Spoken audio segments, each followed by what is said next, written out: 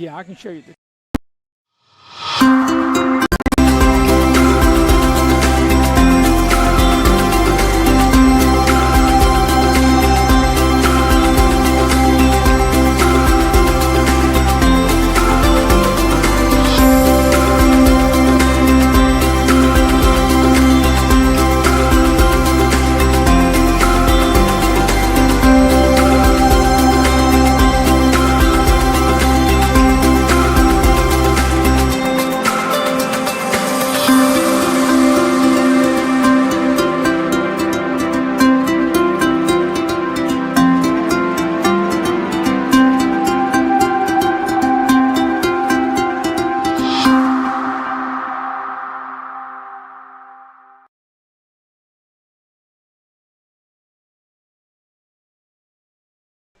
And welcome for a great day of basketball here this afternoon at Shady Spring High School. And that will be only the first one was not at the Armory, was at Park Middle School, which that gym doesn't exist anymore. It's the old Park Middle School. In fact, I know that I did the jerseys for that game back in 1990. That's right. We're talking about Lowry Shoes. You didn't indeed do that. You know, right now we've got sponsors, Jan Care and Chick-fil-A for this game, and then two other sponsors for the next game. But, yeah, I remember now. It was Lowry's. Yes, and the two sponsors for the next game, C. Adam Tony Discount Tires, will be the AA, AAA team in the boys' game, and Mid-State will be the single A, 4A team. But this game has evolved because they've played it at multiple places. They played it at the Park gym, and like I said, that gym doesn't exist anymore because, you know, they got a brand new gym that just opened this year. Right. And at times they have played it at the Armory, right, and it's been played here for the last several years. In fact, I did the game last year. In fact, I remember it was so cold when Eric and I did the game. How cold was it? I'm going to tell you how cold it was. It was colder last April when Eric and I worked this event in April than it was when we did the preseason event that we do in December. It was way warmer in the first week of December than it was the second week of April when we did that last year. Not the case. A little cloudy when I got here, but it's still warm outside, but it's going to heat up inside. Well, it will. And for those who are watching from around the U.S. or maybe past the borders of the United States, it's a cloudy day in the low 60s. Tomorrow it's going to be much, much warmer. We're getting some terrific weather, but inside it's going to be a hot time for sure. And, you know, we're on a schedule here, but not really. This is just one of those where, you know, you just sort of hang loose, enjoy basketball. And that's what we're doing. Well, you know, for you and I, Bill, as we bring the curtain down on basketball, you know, we worked, of course, this entire season, and we were, you know, able to work, you know, the men and women's college at WTech and multiple high school games and things of that nature. And I had an opportunity to be a part of the state tournament as Jim Justice now made his way into the building. And, of course, first of all, we had a Baby Dog sighting. So if you see Baby Dog, you know that Senator Justice is close behind. Oh, yeah. But, you know, for us, as far as this basketball season, 2025-2026, this is it for you and I. You know, and it's funny, speaking of you and I, 1990, isn't that the first time that you and I got together as a team? Yes, we started back in radio at that time, the 90-91 season, and, you know, somebody said we looked like the twins, a frickin' frack, right? Or did they say yin and yang, I believe was the term that was used. Well, I guess so. Yeah, you and I are dressed in our brand new merch. Isn't that what they call merchandise now? It's merch. Haberdash. Yeah, that too. It's called Haberdash. Yeah, we're in our video production Video Haberdash. production. We got the logo thing and the blue on, and it looks pretty neat.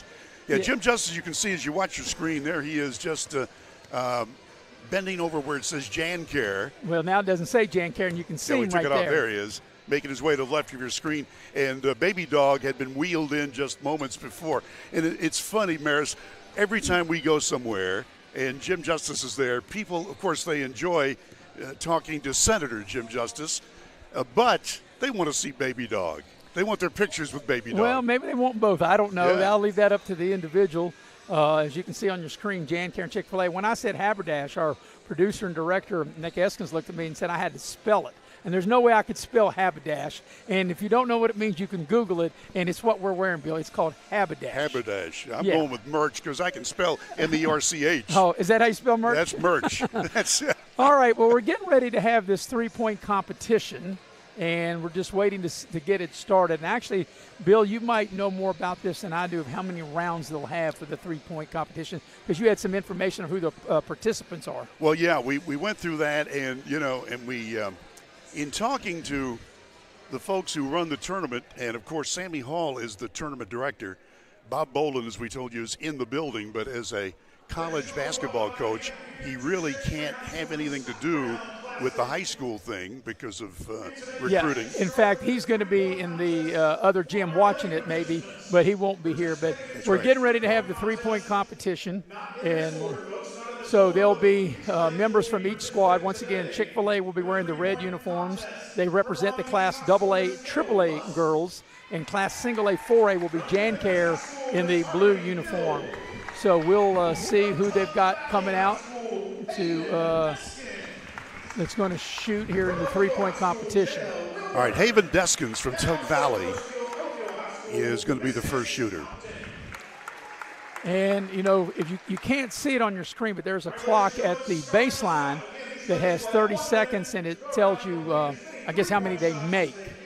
But they got to make as many three-point shots in 30 seconds, and it usually goes, Bill, from the corner to the wing to the top of the lane there between the circles back around. Like you remember the game, because you got to be old as you and I to remember the game Around the World. You remember that? Exactly. Played it, lost a lot. Well, probably not too many kids today maybe even know what Around the World is, but that's kind of like what this is for the three-point competition, and we're ready to get that started. We think there was a horn, but I'm looking for the shooter, and I don't see a shooter. Do you? Yeah, very far. Oh, I see it. Left Yeah, corner. in the corner. I'm being screened out. And there's the first one, which is short. And I think she get a rack of 5 basketballs per location. She had knocked one down. And the shooter again. Casey Compton. And actually, she has a minute. I said 30 seconds, but it's a minute. There's a clock on the baseline that says 30 seconds. And I'm not sure if that's going to be a 30-second shot clock for the game, but they're going by the scoreboard clock, which is a minute. She's made 2 now.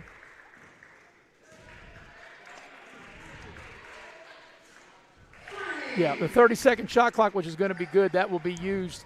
Of course, there's not a shot clock in the regular season in any tournament play in high school, but Bill, for this game, it's a 30-second shot clock. Yeah, she's 5, 6. She likes that corner shot. You think you could take her, Bill? No, but you could. I joke with you about this. Nice start. Nice start by Casey Compton from Oak Hill.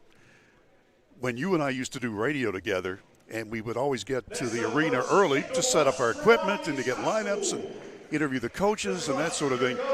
And when we would get finished early, Maris Lowry would take the basketball, and you were really good from 15 to 20 feet. I mean, honestly, you were good. You were ready to go today. Yeah, here's Kendall Lusk. I had a nice chat with her prior to the game. She made 1 so far. Now she's got to be a little quicker. And that's the biggest thing. It's not so much you have to be able to do it quick. Got to be on the fly. Now she has their top of the key there. Knocks it down. Beautiful shot. Nice rotation. Knocks it down. Boom. Yeah, nice. She's made 5. She still has 27 seconds left. Needs a roll. Doesn't get it on that one. She's leaving a little short, and that's what happens, but you get a little tired because you got to hustle around her, and you got to get these shots up in a hurry. It's like Papa's shot, right? She's going to make 1 here. Well, you can see most of them are short. And there it is. That was a splash down. And so far, both participants have made 6.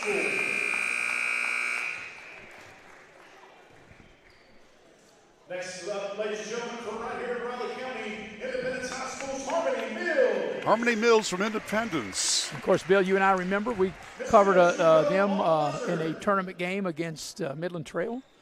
And Mills will dial it up from the corner, and, whoa, tough luck. That ball was in and out. Both shots in and out. She knocks the third one down. Nice rotation on the ball. She spots up here from the wing. And that's what I'm seeing, Bill, through the first 2.5 shooters is leaving them short. These kids did have a chance to warm up earlier, but as you say, Maris, this will wear you out pretty quick. Well, like I said, you gotta get off the shots quick because you're on the clock, and then you're moving around. But so far, only 2 made by Mills. And if you notice, like I said, Bill, look at them. All of them hitting the front of the rim or grazing the rim. All of them coming short. She had a terrific career at Independence. In fact, all-time leading scorer in girls basketball for the Patriots. There's She's able to knock that one down. Knock that one down. That's 4. And she'll end up with 4. Nice job. Next up from the Oak Hill High School Red Devils, Jada Wilburn. Miss Wilburn, you will start on the buzzer. So Wilburn will be the shooter now. Jada Wilburn played at Oak Hill. And had an opportunity to watch her in the regular season. Eric and I called the Oak Hill Beckley game. Wilburn able to knock that one down. Nice rotation, nice spin on the ball there. Rattled that one in, or rattled it out rather. Tough break. That was a little short.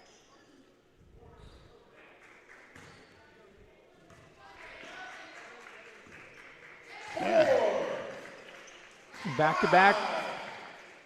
Right now she's in the rhythm. Right now she's tied. She can. Right now with that shot, she's got the lead.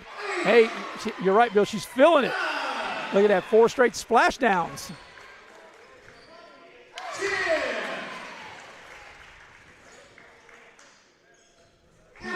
It's 11 made, 12 made, and the final shot. It is won't go, but 12 made. So far, that's the most of any of the shooters as we watch the replay. Courtesy of Little General Stores. She got, as you called it, Bill, she got a little rhythm right there. Splash down. And it was nothing but net. Right down the chute. And this shooter is from Tug Valley. Yeah, this is Haven Deskins. Deskins here.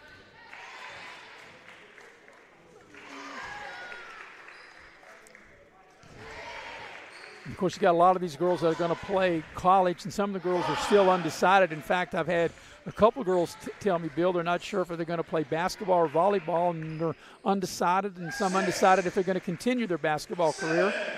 A good-looking stroke right there by the young lady from Tug Valley. There's 8.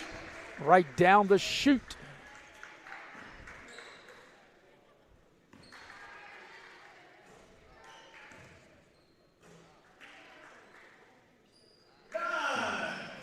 Number 9. She's going to have to hustle. She's got to make at least 3 more to tie in the next 8 seconds. There's one of them.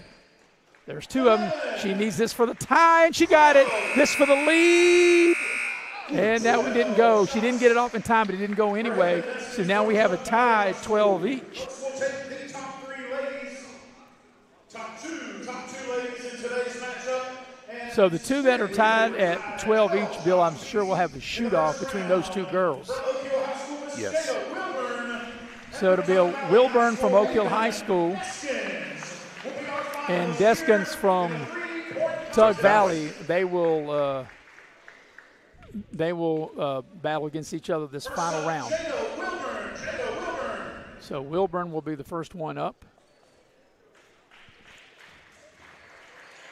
I guess you'd always want to be the second shooter here, Bill. That way you know exactly what you got to do, right? Exactly, yeah. And if you're the first shooter up, you better make a lot, right? Isn't that how that works? You just got to get in the zone and not think about it. That's right. Not overthink it. Right, don't overthink it. Just knock them down, right? Wilburn, there's one. Her miss is a little strong. That looks good, but nope. That one's good. There's 3. This was her spot the last time. And she's very comfortable there at the head of the lane right there. Mm-hmm. Made 3 in a row from there. Like I said, that's her spot. 4 in a row from there. She made 4 of the 5 from the head of the lane right there. There's 8. 9. she's got a realistic chance to get 12 this time as she did the last time. She's got 5 more balls within 13 seconds. Oh, tough break.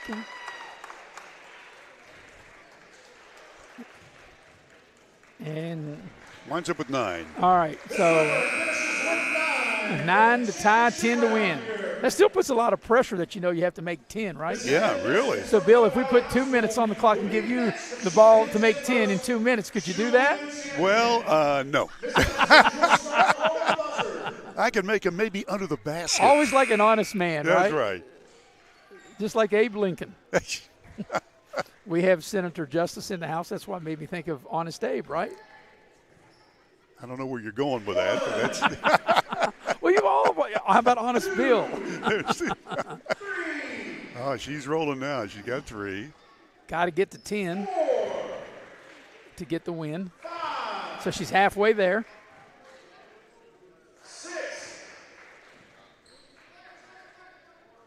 She's got plenty of time. She needs 2 to win.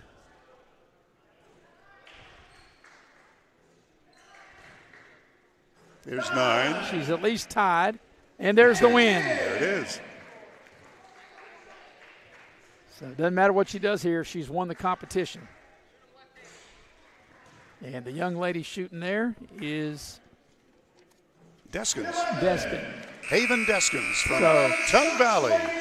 So she will win the 3-point shootout. Here at the Scott Brown Classic from Tug Valley High School, Miss Haven Deskin. They love their Haven basketball there in Deskins. Tug Valley, I'm telling you. Yeah, on the boys' side, they won their 3rd straight Class Single A boys basketball championship.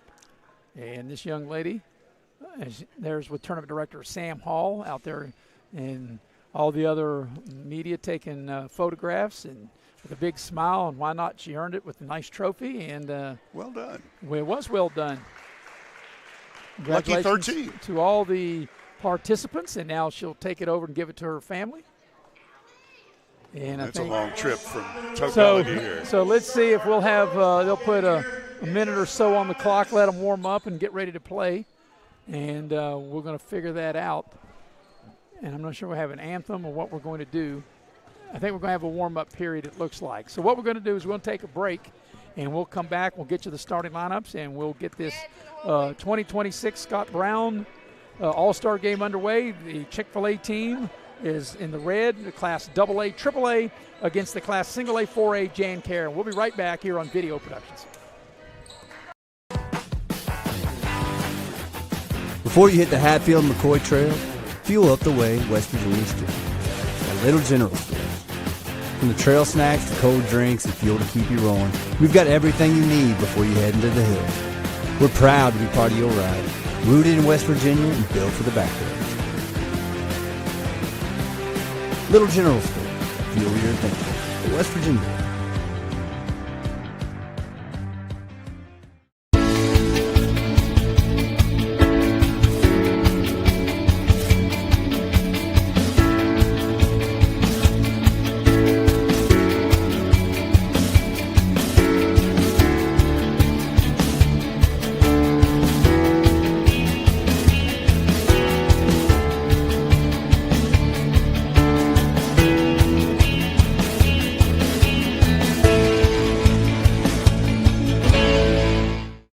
Hey, my name's Paige, and what makes the Chick-fil-A chicken sandwich original to me is the crispiness of the breading and the tenderness of the filet. It's tasty, it's warm, it's total satisfaction. Hi, this is Tanya, and what makes the Chick-fil-A chicken sandwich original to me is that warm bun, the perfectly seasoned chicken, and that pickle. Woo! I love it. There's a taste of my childhood in every bite. We gave a future driver a first look and asked what he thinks makes a good truck. These trucks aren't just for today's drivers, they're for future ones too. There's a compartment here, great leather seats, a bunch of charging ports, has everything pretty much. Now it's your turn. Since I'm too young to do business in the front, I have to do party in the back. Come to Midstate Ford and drive off in a new truck, cool enough to earn backseat approval. Midstate Ford, home of the Big John deals.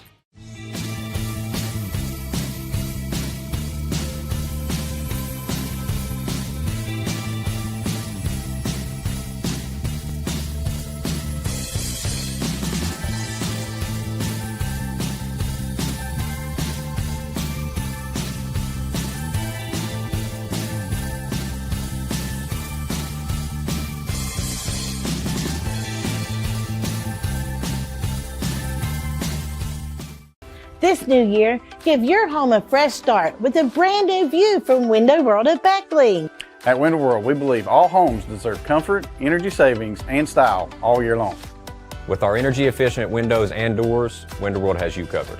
Give your home the view it deserves this year with new windows and doors from Window World of Beckley. New year, new view with energy-efficient windows from Window World of Beckley. Call today, 1-800-WINDOW WORLD. For your free in-home estimate. And we welcome you back to Shady Spring High School with Bill O'Brien. I'm Maris Lowry, the heavy hitter. Mr. Nick Heskins producing and directing. And Alex Fink is on camera here this afternoon for the first of two All-Star games. And Bill, this event has been going on since 1990, as we said in our earlier segment. Now, the girls have not been around as part of this event that long because, as I mentioned in that first segment, and kind of for the people that missed that first segment, when this started back in 1990, the girls' season ran from August to December, and I don't know, for whatever reason, the girls didn't come included until I couldn't tell you how. I don't have that in front of me, but I'd say at least the last 10 years. Yeah, so you're right. And girls basketball is more popular now than it ever has been. Oh, yeah. And we saw that. We just had the three-point shootout, and what a winner we had. Well, and Maris, you were at the state tournament for both the boys and the girls, so you can attest to the fact that, attendance was great. It was on television and radio, and the ratings were great. So, girls basketball is really at its peak. All right, the visiting team will be JanCare, and they are Class A and 4A, and they are coached by John Frisbee, who was the head coach at Riverside. They're assisted by Jamie LeMaster, George Washington. And Bill, you have their starting lineup. Okay, they're going to start Allie Williams from Oak Hill, Bailey Hall from Tug Valley, Lena Frymere from Gilmer County, Danya Burton from Beckley Woodrow Wilson, and Ava Dobbins from Gilmer County. And speaking of the players, the three that you mentioned, Frymere is going to go to Glenville, so right there in her backyard where she's at, because that's where she went to Gilmer County. That's where Glenville is. And then Danya Burton will go to Concord, and Ava Dobbins, who played at Gilmer, she will go to Rio Grande. Now for Chick-fil-A, they are the Class AA, AAA team. They're coached by Senator Jim Justice from Greenbrier East. They went 27-0 and won the girls' Class AAA state title just a little less than a month ago. This is how they will go. Kennedy Stewart, who played at Greenbrier East, she'll be one of the starters. Her sister plays at West Virginia Tech. She will go on to play Kennedy will at West Virginia Wesleyan. Then we'll have Kenya Keener from Grafton. She'll play at Concord. She's a starter. Mary Rushworth, that played at Charleston Catholic, had a chance to see her in the state tournament and against Beckley, a tremendous player. She has not committed to play anywhere in college yet. And one of the starters will be Emma Moore at East Fairmont, and she is not committed anywhere as of now. And rounding out the starting five will be Mackenzie McClure for Greenbrier East. Now, here's what Mackenzie McClure told me, Bill. She said she's not sure if she's going to play basketball or volleyball in college. But if she's going to play basketball, it'll be at School A. If she's going to play at volleyball, it's going to be at School B. And she doesn't know that yet. And I get it. She didn't want to name what those schools are until she finally makes up her mind of what she's going to do. So I get that. So once again, there are your starting lineups as I think the whole squad is being introduced. I mean, you're going to hear broadcasters say, oh, this is a very good player. Today, all of these are very good players. Yes. They're all stars. And they have to be a senior to play in this game. And so this is it for them. For some of these girls, they won't play any more basketball as far as, some of them not going on to play collegiate, and that's okay too. A lot of these, obviously, if you're playing in this game, you had a really good career at the high school level. So, Maris, let's pretend you're a coach, because we've been called coaches when we're on the air We've anyway. been called a lot of things, aren't we? So how do you coach these all-stars? Well, here's what I think you do. If I were coaching, you want to make sure they all play hard, and I don't think that's really an issue. I think all the girls on both sides are going to play hard. You want to hang around, but you want to win the game. And I would say this, maybe to close the half, but definitely to close the game. In the last 4 minutes, we got 10-minute quarters, and actually what they're going to do, they're going to play this like college, and which I like this. It's going to be 10-minute quarters, 30-second shot clock. So they're getting these girls already adapted for college. In the last 4.5 to 5 minutes of that fourth quarter, you want to play not You want to play who's been your best players. You want to have your best players in the game. You want to win the game to try to win the game. I know it's an exhibition and it is fun, but I promise you'll have more fun if you walk out here with a win rather than if you lost. There you go. But let's mention these young ladies by name. Haven Deskins, you've already heard of her. She won the three-point contest. Jada Wilburn from Oak Hill. Allie Reynolds, we already told you about. Casey Compton from Oak Hill. Braylon Farish from Greater Beckley. Bailey Hall, we've already told you about. And Lena Freimeyer from Gilmer County. Maddie Williams from Webster County. Donya Burton, we told you about her from Woodrow. And Ava Dobbins from Gilmer. Yeah, and of course, Dobbins has a twin sister, and of course, Ava Dobbins, she's 6'6", and she was a big part of all the success that Gilmer had, in her high school career. And now the entire squad for the Class AA, AAA, Chick-fil-A being introduced here. Carson Jones is 34. She was out first. Wearing the number 2 from Greenbrier East High School, Kennedy. Can't see the numbers, Bill, because they're really small on the front. Kennedy Stewart, and what a career for the undefeated Greenbrier East Lady Spartans. Number 5 is Kenna Keener. Yeah, and you look at Keener and you look at Stewart. They are teammates here this afternoon, but with Stewart going to West Virginia Wesleyan and Keener going to Concord, they're going to battle against each other, and they're probably going to, outside of today, they're going to get to know each other really well over the next 3 or 4 years. Well, you got that right. There's McKenna McClure, who just came out, number 23 for East. Yeah, McClure and Kennedy Stewart both a big part, obviously, of Greenbrier East's 27-0 season and march on to the title. We're going to have the playing of the national anthem. We'll take a quick break, come back, and put the ball in the air, and that'll be right around the corner here on Video Productions. Access Health, many of our physicians begin their journey here. They trained with us, grew with us, and chose to stay, because Access Health isn't just where their careers began, it's where they found home. Here, caring means more than medicine. It's knowing your patients and being part of their lives. They've grown with Access Health and with the community that welcomed them. What sets Access Health apart isn't just the care we give, it's the people who grow with us and the community we call home. Access Health. When the need grows, so do we. If you're struggling with payroll problems, compliance confusion, or HR headaches, it's time to discover Compliance, the trusted solution for a healthier, stress-free business. With Compliance, you will experience faster, error-free payroll, effortless compliance with labor laws, and expert HR support and guidance. Don't let workplace stress take over. Ask your business if Compliance is right for you. Side effects may include reduced stress, increased efficiency, improved morale, and a strong reliance on compliance. Consult Compliance today. Compliance, because a better business starts with a better you. Hey, grab me one too.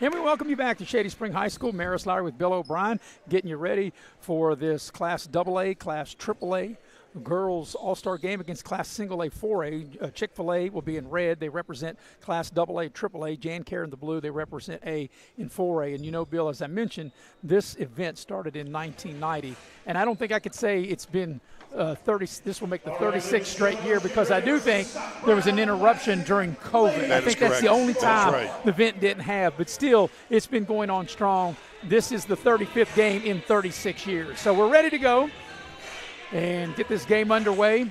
Once again, for Chick-fil-A, they'll be wearing the red uniforms, and Chick-fil-A represents Class AA, AAA. It'll be Stewart, Keener, Rushworth, Moore, and McClure. And for Jan Care in the blue uniforms, it will be Hall, Freimer, Williams, Burton, and Dobbins. It'll be Ava Dobbins in the center circle for Jan Care. And for Chick-fil-A, it'll be Rushworth. And Rushworth played at Charleston Catholic, and Dobbins played at Glenville. And we're ready to get the ball in the air. And by the way, this is college rules, 10-minute quarters, Bill. And for the first time, these girls now have to be more aware of the shot clock that's located on the baseline each end of the floor. No, we're ready to go. First of 2 games today on Video Productions. Glad you're with us. And so here's the first possession. Jan Carey going to the basket to our left. Looks like Chick-fil-A going to play a little zone. And that's something you normally don't see in a regular season, let alone in an all-star game, right, Bill? You see zone as Jan Carey turns it over on their first possession over to Chick-fil-A. You know, that's one of the things that Coach Jim Justice loves to do. He loves to switch defenses, but in an all-star game, it's hard to do. Well, you got a lot of talent out there, so you got all these girls can play, I'm sure, multiple styles of basketball, whatever their coaches ask them to do here. Here's Kennedy Stewart around the screen. Nice pick and roll. Beautiful play. Not able to finish. That was a great pass. But right there, lower, close to the basket on the low block there, Keener not able to finish. This shot put up by Burton won't go. It's knocked out of bounds, and it will stay on the end of Jan Carey. You know, Donya Burton for Woodrow, and you had a chance to call several of her games. She was fighting injuries. Looks like she's good now. Well, she's got a big brace on her leg, and with the ball out of bounds, it's 20 to shoot on the shot clock. Once again, 30-second shot clock. And here's a little short shot of the lane. That shot is put up, and that's no good. That shot put up by Williams of Oak Hill, and back the other way. Here's McClure with it. A lot of contact inside. And that's one of the things, too. We'll have a lot of contact, Bill. If you're going to play in college, you got to learn to play through the contact. As McClure goes down the lane, left it short with the left hand. Rushworth to the basket, has her shot blocked into the hands of McClure, and there's the first basket of the afternoon. McClure able to score. McKenna McClure, second-team All-State. Williams into the lane. Dobbins out high. Spot up 3, and that's too strong. And that 3 that time was put up by Freimeyer. And back the other way comes Chick-fil-A. The 3 won't go. They battle for the loose ball, tipped around, knocked around. Good hustle by McClure. And McClure able to keep the possession alive for Chick-fil-A. Yeah, with that extra effort, it worked. So Kennedy Stewart will put the ball in play.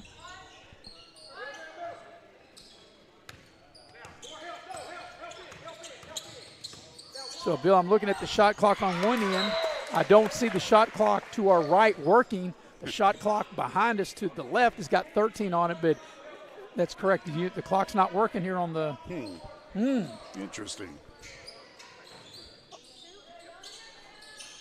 And there's a shot put up, no good. Stewart pulls it down, steps back behind the three-point line, and rattles it in. Kennedy Stewart knocks it down. And the first 5 points of the game belong to Chick-fil-A. Kennedy Stewart, all-time leader for three-point shots at East. Burton attacks the basket and will draw the foul. That's a nice play by Donya Burton. And, you know, she, as you mentioned, Bill, she had battled injuries. But that's the thing that Concord, as we watch the replay, actually the replay of that last three ball by Kennedy Stewart. But what I was talking about Donya Burton, what she just did on that play, her ability to get the ball down the lane off the dribble and get to the rim and draw the foul. Now, her high school career, she makes the first of 2 free throws. You never know what you're going to get from the foul line. You get a nice made shot or you might get an air ball. That's one area, and if Donya Burton was sitting here between us, she would say that's the case, that she makes 1 of 2, and the ball's out of bounds, and it's knocked off of Chick-fil-A, and it'll stay with Jancaire. Jancare's got a really tall center, Ava Dobbins, number 44. She's going to make a difference. Farish for Greater Beckley has checked into the Jancaire lineup. Here's Dobbins with it now over to Williams into the lane. Williams will turn around, and she'll draw the foul. And Williams will get to the free throw line. Allie Williams. And Keener with the foul. I was really impressed when Eric and I did the Beckley-Oak Hill game, Allie Williams, and when she told me she's not going to pursue her college career, she's not going to play college basketball, I was really surprised because I think obviously if she wants to, she has the ability to do that as she makes the first free throw. Now they might be talking about the shot clock that's not working on the right end of the floor. The clock is working the basket in which Jancaire is shooting at, but the shot clock to our right, of which Chick-fil-A is shooting at, is not working. I see tournament director Sam Hall over there going to check it out, or maybe they had it turned around. Maybe they got it turned the wrong way. That's what it was. That's what it was. The reason it didn't work because they had it turned the wrong way. It's not going to work if it's turned the wrong way, right, Bill? I said, I don't think the girls needed the shot clock because they probably got it in their head. They didn't need the clock. They were just shooting it anyway. But I said, it wasn't working, and I noticed it right off, and now I know why it's not working. It was turned the wrong way. As the second free throw is no good. Battle for the loose ball, and Dobbins able to get the rebound, put it up, and it won't go. McClure will come out of there with the rebound. 10-minute quarters. We're playing this like college, which I love this rule, Bill. I wish the men's college game would go to this as Stewart dials up a three. It won't go. Ball's loose in the lane, and Chick-fil-A maintains the possession. So we're 3 minutes into this first quarter. Rushmore dials it up from downtown and knocks it down. I'm going to tell you, when we came into the gym today, the Chick-fil-A team was practicing their shots, and they were nailing them all.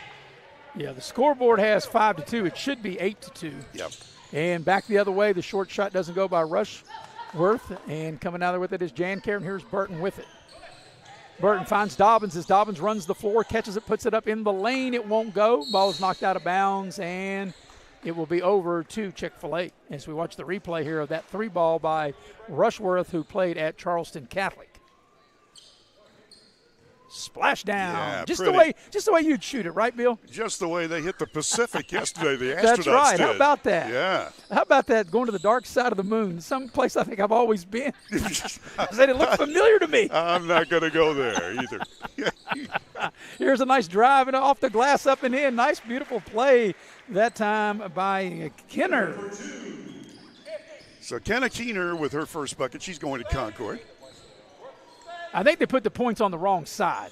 We're having some did. issues at the scorer's table as Dobbins cleans up the miss and puts it back in. It should be 10-4 in favor of Chick-fil-A. We've got a running score here. Here's Stewart with it. Kennedy Stewart off the drive. It should be 10-4. Yeah, And the shot's up, no good. It should be 10-4. That's correct score. I've got the running score. Just letting the coaches know. Here's a turnover. Here is Rushworth trying to go coast to coast into the lane, and she left it short. Janker comes out of there with it. And this is Hall with it. Here's Williams into the lane. They double team her. Hall will drive the baseline, leave it for Dobbins, and Dobbins is double teamed. Finds Burton. She'll dial it up for three, left it short. And McClure will grab the rebound at the 5-minute mark, halfway through quarter number one. Stewart will dial it up for three and knock it down. And that's what Kennedy Stewart does best. She rains a three ball, and that takes the lead to 13-4 as we watch the replay. Kennedy Stewart had 328 threes in her high school career. And we've got a media timeout on the floor with 4:53 remaining opening quarter. Chick-fil-A with a 9-point lead, 13-4. We'll be right back here on Video Productions. Access Health, many of our physicians begin their journey here. They trained with us, grew with us, and chose to stay. Because Access Health isn't just where their careers began, it's where they found home. Here, caring means more than medicine. It's knowing your patients and being part of their lives. They've grown with Access Health and with the community that welcomed them. What sets Access Health apart isn't just the care we give, it's the people who grow with us and the community we call home. Access Health. When the need grows, so do we.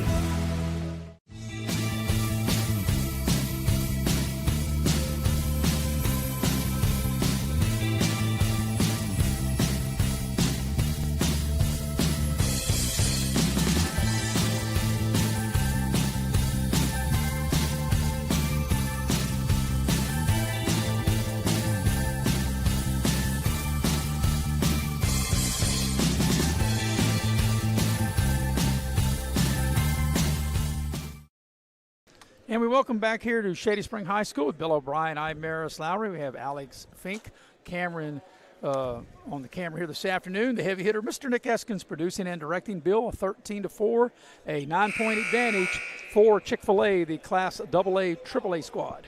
You know, Maris, as you're looking at the screen now, you can see those little blocks of white, and those are coming from the windows over top of the visitors section, so just so you'll know. Yeah, I knew that, but you had to let our audience know that, That's right? That's right, hey. Looked a little weird, but it's just part of playing. Anything like the dark side of the moon? That's what. You got me started on that. I'll tell you my moon joke later. You have a moon joke? I do.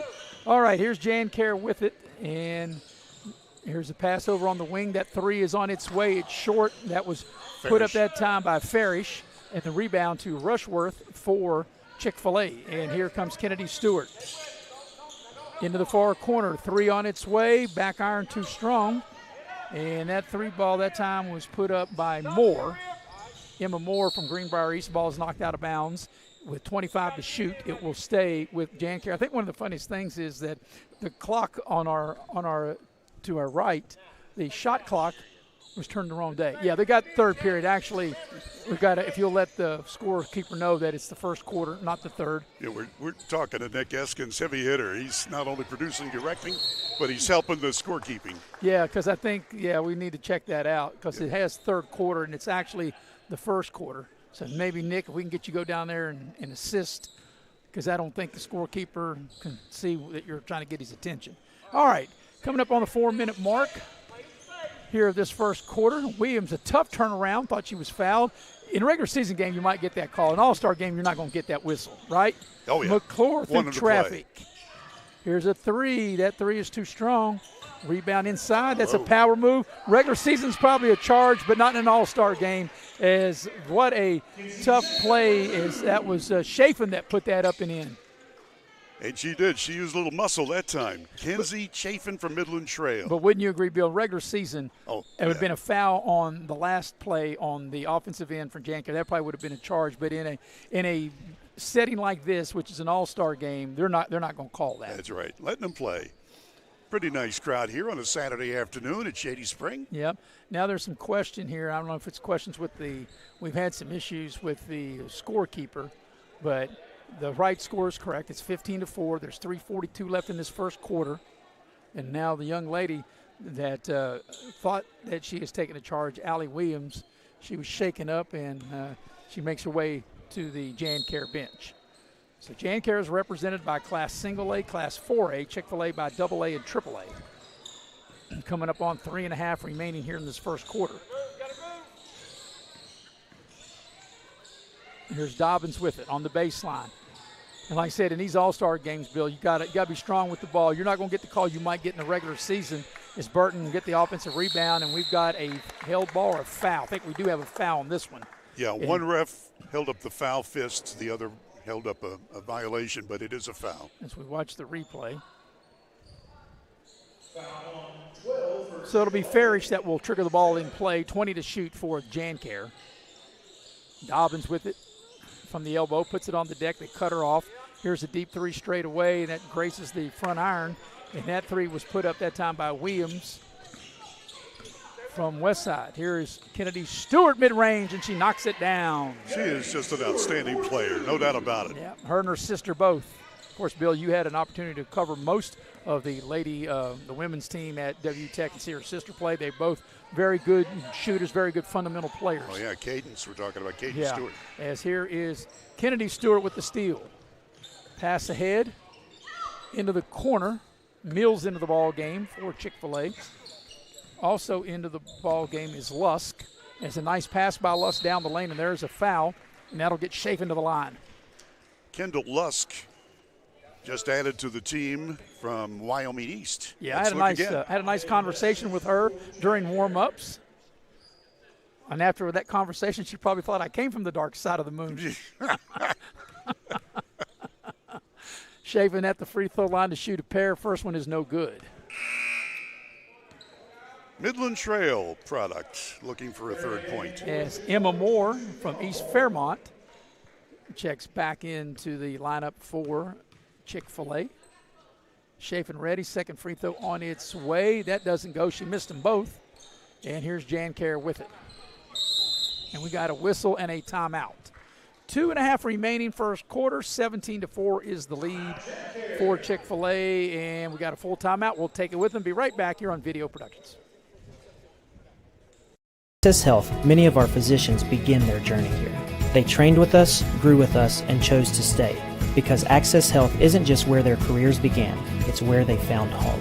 Here, caring means more than medicine. It's knowing your patients and being part of their lives. They've grown with Access Health and with the community that welcomed them. What sets Access Health apart isn't just the care we give, it's the people who grow with us and the community we call home. Access Health.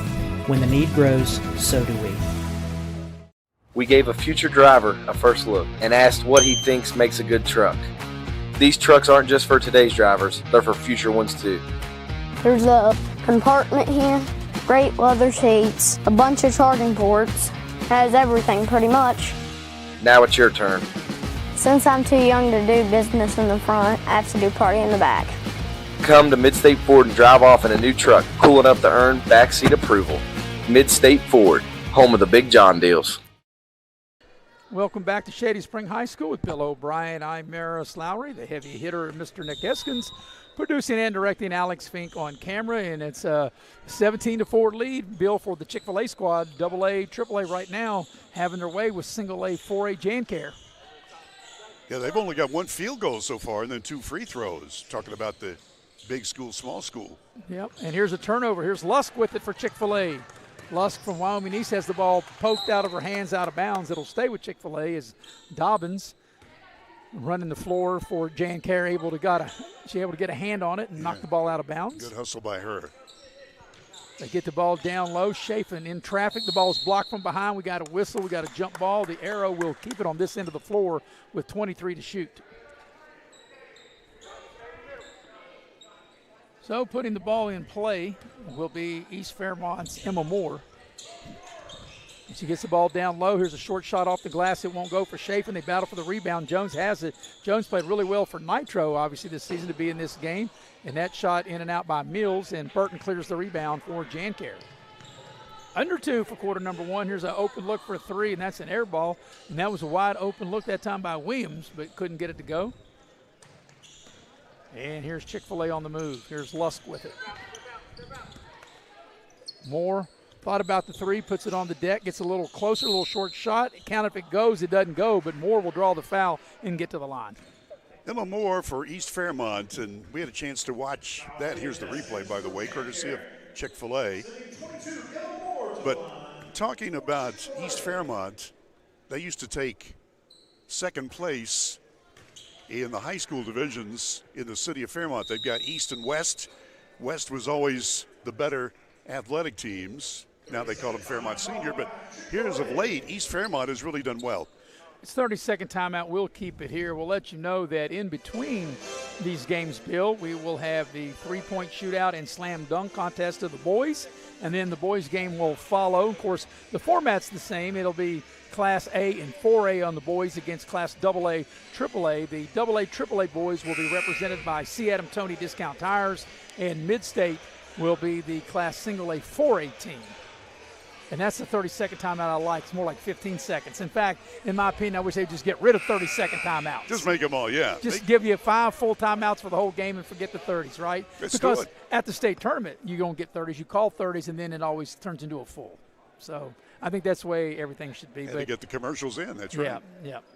So that's my only opinion for this afternoon. How about that? All right. So 1:41 remaining quarter number 1, and Chick-fil-A off to a nice lead here in this Scott Brown Girls All-Star game, and it'll be Moore at the line. And the shot is up and in, but they're going to disallow it, and Chafin got into the lane too soon, and that will disallow the free throw. So far it's all been the Chick-fil-A All-Stars. And one thing too, Bill, neither team has really had to worry about the shot clock because, we're playing college rules and neither team's got a shot clock violation or the clock running down. I mean, they know you got to get the ball up the floor and get a shot like that. Off the glass, no good. That shot won't go. And Burton comes up with a steal. Burton will attack the basket and lay it up and in. And, boy, if you are JanCare, you needed that, right? And if you've watched Beckley basketball, that's Donya Burton. I mean, she is just a great player. Chafin on the drive. They cut her off. Moore around the screen. Moore will drive the lane, loses the ball.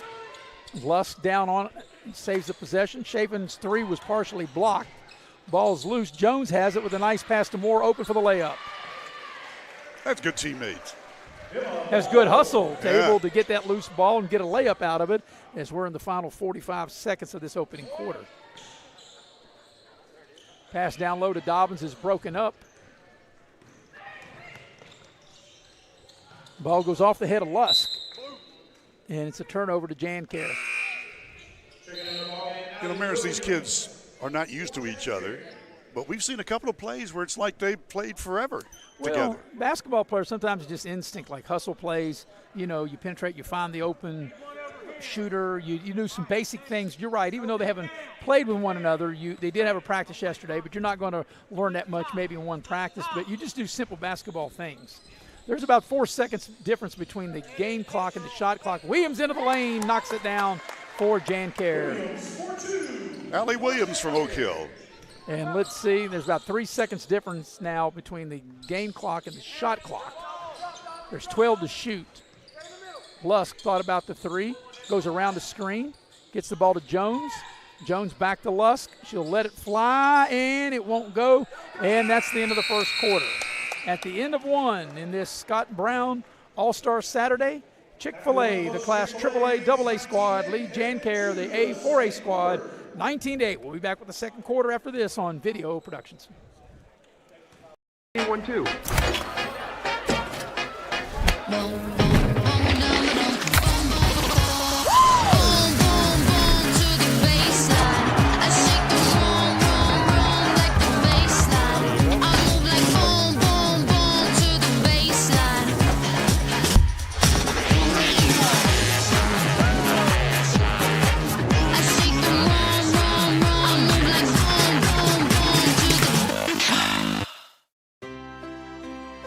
Here we grow again. Pioneer Community Bank is proud to offer a network of banks right here in our communities. By offering you more locations, Pioneer continues to meet all your banking needs where you are. Please stop by our new Harper Road location. We are truly investing in Southern West Virginia. Pioneer Community Bank.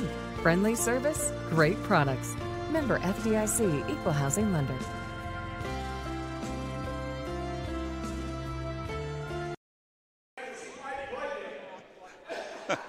And we welcome you back to Shady Spring High School, having some fun here, Bill, as we see the head Beckley girls basketball coach Brian Neighbors across the way on the front row. And Bill, 19-8, the lead for Chick-fil-A. You have some of the individual point scores of that first quarter. Okay, let's take a look at the Jancaire team. And so far, Allie Williams with 3 points, Danya Burton with 3, and Dobbins has 2 points. That's the whole scoring. And for the Chick-fil-A team, Kennedy Stewart with 8 points, 2 long balls, and a 2-pointer. McClure has 2. Rushworth has a long ball for 3. Keener with 2. Moore has 2. Chafin with 2. And that's the scoring. So once again, these are college rules. 30-second shot clock, play by quarters, 10-minute quarters. 19-8 the lead for the Chick-fil-A squad. And Jancaire will have the first possession in quarter number 2. Into the ball game, there's Wilburn of Oak Hill. She has it now. She was one of the participants in the three-point shooting contest. And the young lady with the ball from Tug Valley, that's the one that won it, Deskins, as she turned it over. And here's Mills with it for Chick-fil-A. McClure. Rushworth into the lane, little short shot is up and in. Mary Rushworth from Charleston Catholic now with 5 points. Yeah, like I said, had an opportunity to watch her when Charleston Catholic played Beckley and also at the state tournament as well. Ball's loose. And that's one thing, all-star game, regular season, you want to see hustle down on the floor. Great hustle play by McClure to go down on the floor. And the held ball and the arrow will point it in the direction of Chick-fil-A. And Harmony Mills was diving too. I mean, you just got to love the way they're going after it. Yeah, you know, in the direction of Chick-fil-A is not a bad idea, especially when you're hungry, right? Oh, man, love it. I was there Wednesday. You and I both were there Wednesday. That's right. It's the place to be all the time. Yeah. Except Sunday. And Burton is hurt. I didn't see what happened. She comes over here on the sideline holding her shoulder. I did not see the play. Here's the replay. Let's take a look. I couldn't see right there on the screen. As Rushworth set a screen, and Burton is shaken up. Harmony Mills nailed the shot for Independence. So the shot went in? Yeah. So did they add it on the board? They didn't, because Rushworth made a two-pointer to make it 21-8. If that shot went in, they haven't put it on the board. Was that a 2 or 3? It was a 3. Well, let's see if we can get the replay all the way through. Did they blow it dead though, Bill? Or did that count? I think it counts. Well, we got to find out if that shot counted, because they should have 3 more points. And I think we're going to have to let the scorekeeper know that count that shot counts. So it's now 24-8. Nick, if you want to tell him. 3 more. It's 3 more. It's 24-8. Somebody better tell the scorekeeper. We'll get to it. Here's the inbounds pass, and it's stolen by Chick-fil-A. Now they got it correct. Keener with a nice steal. Meals with a nice pass, trying to get the ball down low. We got a held ball, and this time the arrow will be pointed toward Jancare. And again, Dobbins anticipating the pass. She's the lanky center of the blue team. Dobbins, the Jancare team. Yep, she'll be going to Rio Grande next year. Played at Gilmer County high school ball. Jada Wilburn has it now. And she'll dial up a 3, left it short, grazed the front of the rim. And Chick-fil-A there, what we got? We got a held ball, and Chick-fil-A will keep the possession. Wilburn wearing 15, an Oak Hill Red Devil. Keener there with that rebound, played at Grafton. She'll be playing her college ball at Concord next season. Donya Burton also will be playing at Concord. Stewart with the ball. She'll be playing at West Virginia Wesleyan. Here's McClure with it. Rushworth off the dribble into the lane. 15 to shoot, still plenty of time, and we got a turnover. And that's one thing, like I said, Bill, I said this earlier, the clock is not, I don't think it's gone under 10. I don't think it's not one possession for either of these teams. No, they're ready to play and offense. By the way, it's interesting, these uniforms have the players' names on the back, so that's cool. Well, and it makes it easy for us. Yeah. Well, it does, but I'm sure obviously it's an honor. It's something you can always have, and these girls will get to keep it. And it's big time. Yep. So here we go with Jancare with the possession. And Frymore had it. Now she has it again. Williams off the dribble. They cut her off on the baseline, and Rushworth comes up with a steal. Rushworth on the move. Into the corner. Down low they throw it. Back out. Rushworth on the drive. Off the glass it won't go. And the battle for the loose ball will have another held ball, and that arrow will point toward Jancare. And, you know, there is a lot of contact. We said this on top, that this game was not called like a state tournament game or regular season game. You got to play through some contact. There are some calls that they probably would have gotten in regular season and tournament that they're not going to get here this afternoon. Well, and probably, too, in college, you know, it's a little bit more physical than high school. Wow. Well, now you got to call that. Yeah. As soon as you said a little bit more physical, Dobbins gets ran over from behind. Ouch. Oh, you were really talking a little bit more physical, weren't you? Let's look again. This will rattle your dentures. And I mean, right on you, too. She got plowed over from behind as soon as you said that. They try to get the ball down low, lob it into Dobbins, and the pass is intercepted, and Stewart will run it down. Stewart on the move. Jones has it now. And Keener into the lane. 15 to shoot. Keener with great low post position, and that time you had to call that as Keener went hard to the basket and draws the foul. Anytime you're going to shoot the balls, we watched the replay, Bill, watch the entry pass, got great low post position on the right block. But anytime it affects the shot like that, you have to call it. Kenna Keener, who averaged 21.5 points per game and 13.5 rebounds, the number one scorer in all of Grafton girls basketball history. Gonna extend her basketball career at the campus of beautiful Concord as she knocks them both down. Yeah, that's my old stomping wick. ground. Yeah. And the lead is 26-8. This is the biggest lead of the game. And quite frankly, I'm a little surprised. I mean, I know you got All-Stars. That's a much-needed 3, and that 3 ball is good by Compton. Anytime you get an All-Star team, you think the game's going to be really competitive. As Rushworth back the other way, leaves the 3 ball short. And the ball's out of bounds, a turnover. As we watch this last 3 ball for Jancare, a much-needed 3. That was a couple of feet back behind the three-point arc. So apparently Burton's okay. She'll check into the game, and Dobbins will have a seat. Burton will be going to Concord as well next season. Her dad's sitting over across the way. Yep, sitting over there with Brian Neighbors, Beckley and girls coach. Burton around the screen, down low to Williams. She couldn't handle the pass, and that's a turnover right there, and it'll go back to Chick-fil-A. Glad you're with us here on Video Productions. Maris Lowry with Bill O'Brien, the heavy hitter, Mr. Nick Eskins, producing and directing. Alex Fink on camera here this afternoon. First of 2 All-Star games. Jones with great position down low, spins, lays it in with the left hand. Great low post position by Jones, the Nitro player, and able to lay that up and in. Boy, Carson Jones looked great on that one. And a double dribble. But yeah, great post player is Jones. Yeah, the Jancure team right now, they're just a little bit out of sorts. They'll get it together. Yeah, well, Chick-fil-A's got a lot to do with that. Yeah.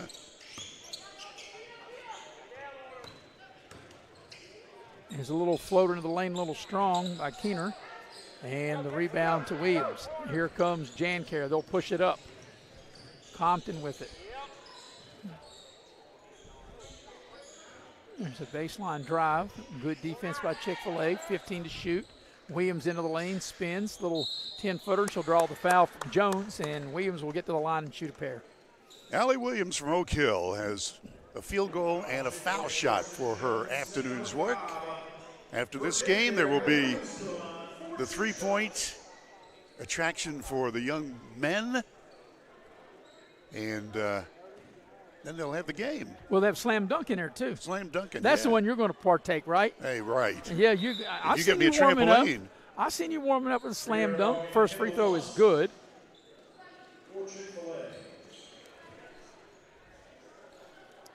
You know, Bill, Chick-fil-A have scored the first 5 points of this game, and they've not looked back. As Williams' second free throw is good. She got them both.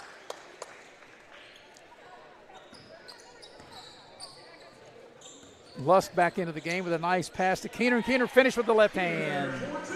That was a nice entry pass by Lusk that led Keener right to the rim, and she's able to finish.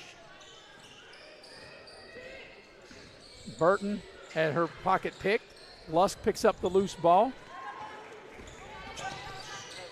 See a lot of contact here in the regular season. I'm sure that would have been a foul, but in a game like this, and especially at the next level, they're not going to call that a foul. As Burton picks up the loose ball, Burton will attack the basket. Burton puts the shot up, and she'll draw the foul and get to the line to shoot a pair. They are indeed letting them play. Well, like I said, it's an all-star game. Everybody, listen, if you're out in this game, right, Bill, you're an all-star. You have to learn to play through the contact. You got to be strong with the ball. That's how you play at the next level. As Donya Burton will get to the free throw line to shoot 2 with 5.5 minutes remaining here in the first half. If you're just joining us, as Burton makes the first of 2, we're playing by college rules, playing quarters, 4 10-minute quarters with a 30-second shot clock. One of the funniest things we had for the first couple possessions, I noticed, I said, the clock's working on one end, it's not working on the other, because they had the clock turned around backwards as Burton makes them both. Oh, man. Got to have a little bit of fun. It's fun, that's right. Here's Kennedy Stewart.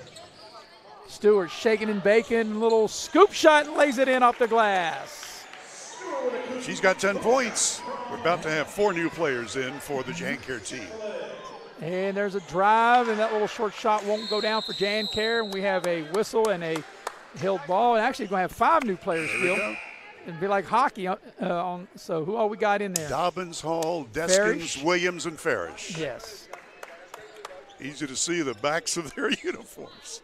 Well, you know, some of the girls, as you are, we're familiar with of teams that we've covered, and some we haven't covered. I recognize most of these girls.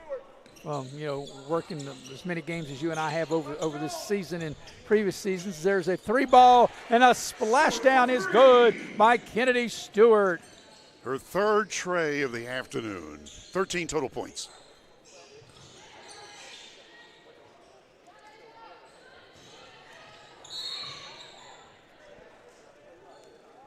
And what do we got here?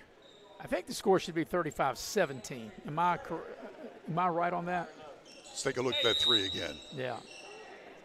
There's a technical foul. I'm not sure what that's about. We'll check the scoring, too. Yeah, there's a immediate timeout. We'll take a break. 4:48 remaining until halftime. And 35. The scoreboard says 35-15. I think it's 35-17. We'll check it out here on Video Productions. We asked the real experts what they think of our Chevys and GMCs, and they didn't hold back. Come here. Come on. I like the noise of it.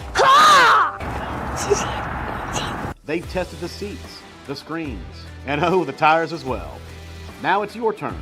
Northside Chevy GMC, approved by kids, loved by everyone. Chevrolet, together let's drive. GMC, we are professional grade. Northside Chevy, where they are right. Ha!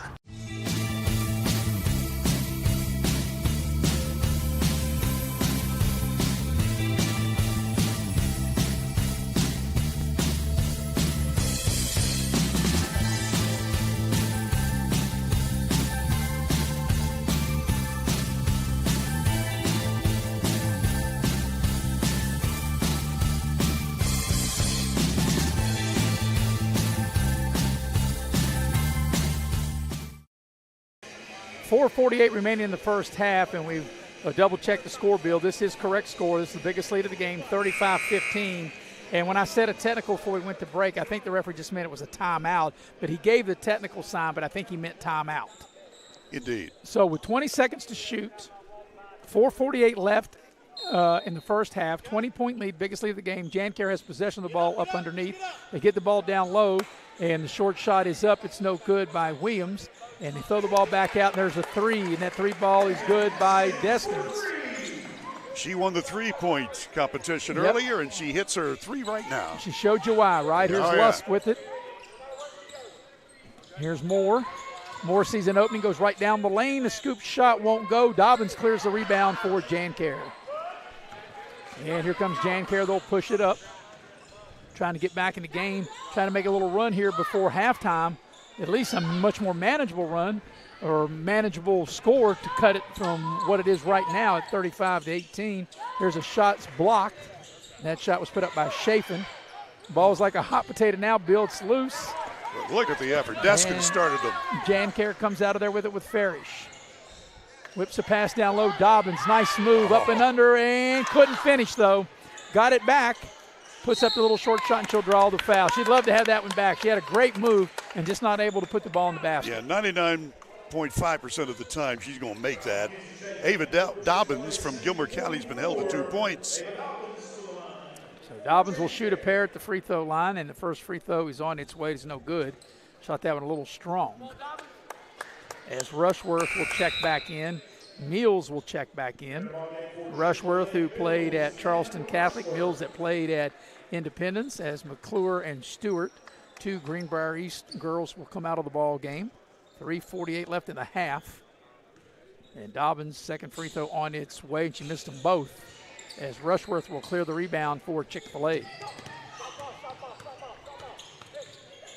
Lusk with an open look will dial up a three and knock it down. And the lead back to 20, which equals the largest lead of this first half. 6 threes have been made by the Chick-fil-A team. Yeah, Chick-fil-A's been really good on both ends of the floor, as Dobbins' shot is short. And here's Lusk with it. Moore on the dribble.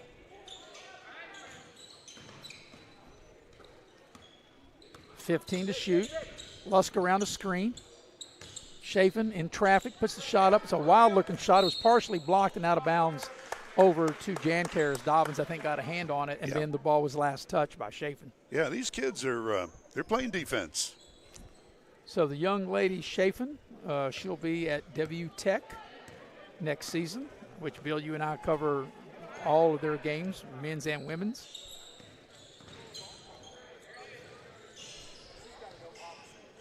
There's a foul on Chick-fil-A. Incidental contact, but Farish, who played at Greater Beckley, she draws the foul. Boy, the Greater Beckley Christian School Lady Crusaders had another terrific year. Yeah, they're over the limit in fouls is Chick-fil-A, so that'll be free throws. So getting to the line will be Farish, and she will shoot a pair with 2:50 remaining here in this first half. Of course, once you get to the 15 foul, that's the college rule. 15 foul, there's no one-on-one, as the free throw's no good. And like I said, Bill, I wish that the men's college game would go to what the women do. I love the quarters. I love the fact there's no more one-on-one, 2 shots on the 5th foul. Second free throw by Farish is no good. She missed them both. And here's Chick-fil-A with the ball and a 20-point lead. Lusk will dial it up from downtown. Rolls around the rim, but won't go. Farish clears the rebound. Pass ahead to Dobbins. Dobbins turns around. Nice pass down low. And catch, shoot, score for Hall from Tug Valley. Bailey Hall, her first point. She'd started the ball game, but has been on the bench a lot. Yeah, you don't see 0 too much. In fact, you can correct me if I'm wrong, Bill. Maybe you know this, maybe you don't. As Rushworth dials up a 16-footer.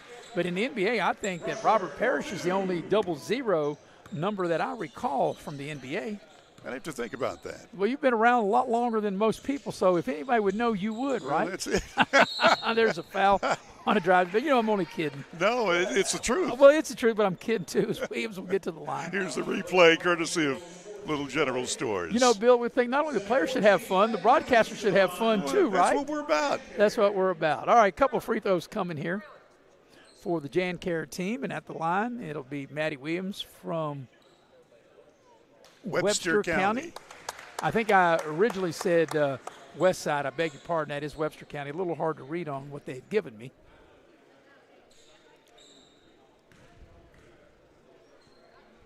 Second free throw on its way is no good. 1 of 2 made. And here's Chick-fil-A as we come down to the final 2 minutes of this first half. Moore will dial it up. That three's partially blocked. Dobbins with that big wingspan able to get out and partially block it, but it goes right in the hands of Chafin, and Chafin draws the foul and will get to the line. Well, Dobbins, she is the tallest player on either team, and she can make a difference so far. She's been pretty well neutralized. Well, a play like that where her length is the free throw's no good. Her length was able to get out and block the shot, but the ball ended up right in the hands of Chafin, who drew the foul. And Chafin's first free throw is no good. She's 0 for 3 so far. And a bunch of substitutes coming. Second free throw is no good, and Dobbins with the rebound. Jan Care is going to put 5 fresh players in. 3 right down the chute. And Deskin shows you why she won the three-point shooting contest. She didn't hesitate. She let it fly, Bill, and right to the bottom of the net. Here's Chafin on the drive into the lane. He's got 2 long balls, Deskin. Rushworth, that will just graze the net, and it's out of bounds, and now we'll make wholesale changes as we watch this last 3 ball. It's Compton in, Wilburn in. Haven Deskins looking good. Williams back into the ball game. Frymeyer back also into the game, and Burton in for Jan Care. So 16-point Chick-fil-A lead. Biggest lead's been 20. Jan Care wanting to finish the half strong, and like I said, try to make it a manageable chance to come back in the second half. Each team with 10 players, and everybody gets to play today. Nice pick and roll. Williams into the lane. The short shot won't go. Battle for the rebound, and we've got a held ball in the arrow. We'll keep it with Jan Care. And they'll put 10 on the shot clock as Stewart will check in. Lusk will have a seat. 10 to shoot for Jan Care as they'll put the ball in up under their own basket. Burton has it. Burton on the baseline, trying to back Stewart down low, puts up a wild-looking shot. It won't go. Got her own rebound. Put it back up and in. Nice play by Donya Burton. And a 6-0 run to cut the 20-point lead to 14. 7 points for Burton. Stewart from downtown, right down the chute. Her 4th long ball. Good-looking shot. Nice stroke. Great rotation on the ball. 16 points. Here's Williams off the dribble to the baseline. Chafin cut her off. Frymeyer will dial up a 3. Won't go. And Stewart with the rebound. Final 25 seconds here of the half. Rushworth catch, able to take it all the way to the bucket and lay it up and in. And she's got 9. Yeah, Stewart led her perfectly, and Rushworth able to finish. Final 10 seconds of the half. And Mills. Jan Care turns it over. And Jan Care has it, and they won't get a shot off, and that will be the end of the first half. So at the break, after 20 minutes of basketball, it's a 45-26 lead for the Chick-fil-A team, which is Class AA, AAA. They lead Jan Care, who represents Class Single A and 4A. We'll take a halftime break and come back and recap on the other side of this break here on Video Productions. Before you hit the Hatfield-McCoy Trail, fuel up the way West Virginia Street at Little General Stores. From the trail snacks to cold drinks and fuel to keep you rolling, we've got everything you need before you head into the hills. We're proud to be part of your ride, rooted in West Virginia and built for the backwoods. Little General Store, fuel your thinking. West Virginia.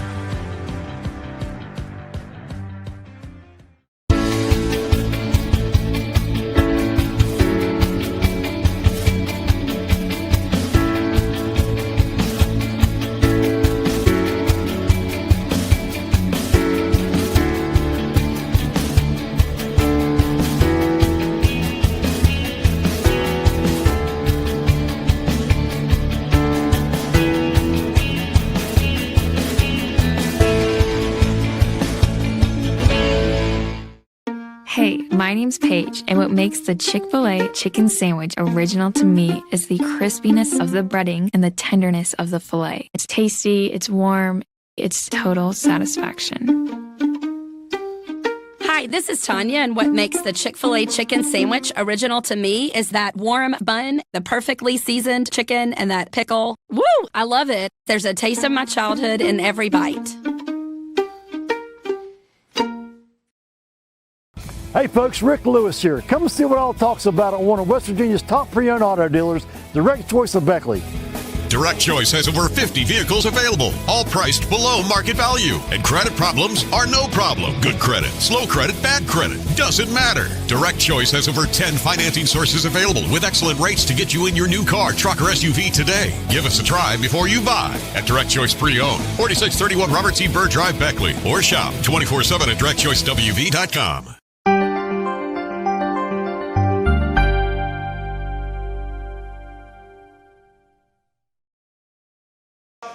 Welcome back to Shady Spring High School with Bill O'Brien. I'm Maris Lowry, the heavy hitter, Mr. Nick Eskins, producing and directing. And we have Alex Fink on camera. At the break, it is the Chick-fil-A team that are represented the Class AA, AAA squad. They have a 45-26 lead on Jan Care, the Single A 4A squad. The biggest lead was 20 in that first half. The lead is 45-26 now, a 19-point advantage for Chick-fil-A. Chick-fil-A, Bill scored the first 5 points of the first quarter. They never looked back. They led 19-8 at the quarter. Like I said, they led by as many as 20, and they lead by 19 now. And we're going to take a break. When we come back, Bill will have the individual point totals for you, and we'll do that on the other side of the break here on Video Productions. Good. We gave a future driver a first look and asked what he thinks makes a good truck. These trucks aren't just for today's drivers, they're for future ones too. There's a compartment here, great leather seats, a bunch of charging ports, has everything pretty much. Now it's your turn. Since I'm too young to do business in the front, I have to do party in the back. Come to Midstate Ford and drive off in a new truck, cool enough to earn backseat approval. Midstate Ford, home of the Big John deals. Before you hit the Hatfield-McCoy Trail, fuel up the way West Virginia Street at Little General Stores. From the trail snacks to cold drinks and fuel to keep you rolling, we've got everything you need before you head into the hills. We're proud to be part of your ride, rooted in West Virginia and built for the backwoods. Little General Store, fuel your thinking. West Virginia. Compliance helped me lose 50 pounds by freeing up tasks like payroll, HR, and bookkeeping. I'm now free to do what I want. With Compliance, you can do what you want to do. Compliance, we've got your back office. Are you ready to turn your passion into a career? At New River Community and Technical College, we've got the programs to get you there. Dive into our food service and event management program. Learn skills from kitchen basics to business budgeting and become seasoned for success. Or if the great outdoors is calling, answer it with our outdoor recreation program. Receive hands-on training that readies you to lead, inspire, and explore. Whatever you're passionate about, we have a path for you. Visit newriver.edu today. Start here. Go anywhere.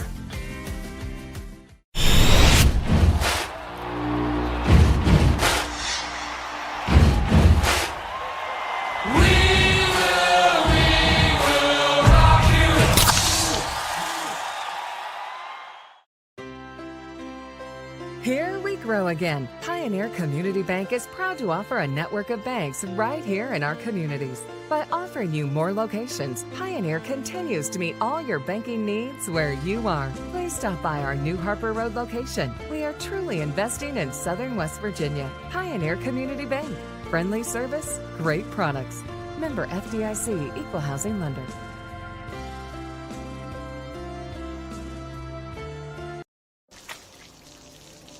I never thought this would happen. When disaster takes control of your life, we got you. Get it back with a single call to the team that shows up fast to make things right. ServPro, like it never even happened. Welcome back to Shady Spring High School. The Chick-fil-A squad, which is the Class AA, AAA team, they lead the Jan-Clair squad, the Class A, 4A, as you can see on your screen there, 45-26. Biggest lead was 20. The lead's 19 here at the break. And, Bill, you have all the numbers of the first half. And these are official now, and they actually jive with what I've got, too, which is a miracle. Here we go for the leading Chick-fil-A team, coached by Jim Justice. That's the AA and AAA squads combined. Kennedy Stewart has had a fabulous game. She's hit 6 out of 7 from the floor and has 16 total points. 4 of those were long balls and 2 two-pointers. McClure had 2. Rushworth scored 9. Keener has 6. Jones with 2. Lusk has 3. Mills with 3. Moore has 2. Chafin has 2. And that's the scoring. Everybody who played got in the scoring column for the Chick-fil-A squad. For Jan-Clair, here's the way they go. And these are official. Danya Burton with 7 points leads the way. Deskins hit 2 long balls for 6 points. Allie Williams has 5. Compton with 3. Dobbins has been held to 2. And Maddie Williams has scored a point. Here are the official team totals for the team that is leading right now. 18 field goals out of 42 shots. That is 43% for Chick-fil-A. 7 of 18 from three-point land. That's 39%. And only 2 of 7 foul shooting for 29%. 27 rebounds, by the way, compared to their opponent's 23 rebounds. Let's take a look at the team total shooting for the Jan-Clair team. They had 8 field goals out of 33 shots. That's only 24%. 3 of 11 from downtown, 27%. And only 7 of 14 foul shooting. That is 50%. And one other problem, they've had 15 turnovers, meeting the Jan-Clair team. That's one of the reasons that the Chick-fil-A squad has a large lead here at intermission. Chick-fil-A outscored Jan-Clair 19-8, as you heard in the first quarter. And Chick-fil-A outscored Jan-Clair 26-18 in the second quarter. So right. There you go. That's the Little General Scott Brown Classic halftime stats. We'll take one more break, come back and get you ready for the second half here on Video Productions. Before you hit the Hatfield-McCoy Trail, fuel up the way West Virginians do. At Little General Stores. From the trail snacks to cold drinks and fuel to keep you rolling, we've got everything you need before you head into the hills. We're proud to be part of your ride, rooted in West Virginia and built for the backwoods. Little General Store, fuel your adventure. West Virginia.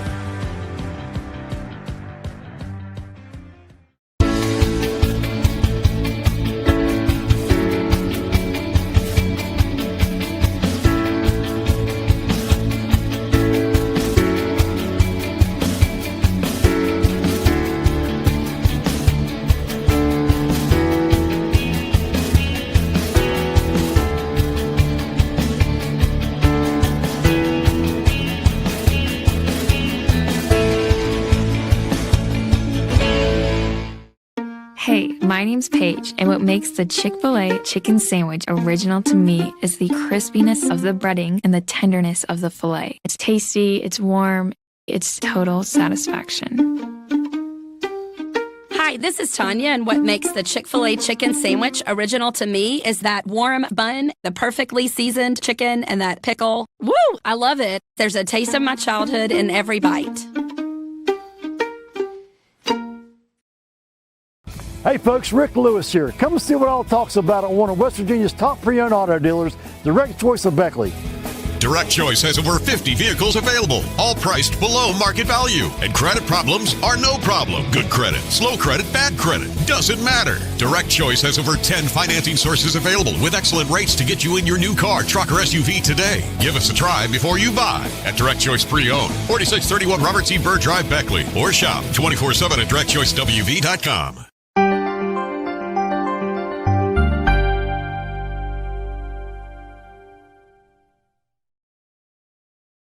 And we welcome you back, Shady Spring High School with Bill O'Brien. I'm Maris Lowry, the heavy hitter. Mr. Nick Eskins producing and directing, doing a fabulous job as always. Alex Fink on camera. 45-26 the lead for Chick-fil-A. Chick-fil-A represents Class AA, AAA, and JanCare Class Single A, 4A. Biggest lead was 20, and that was in that first half. And of course, we're ready to start half number 2 right here.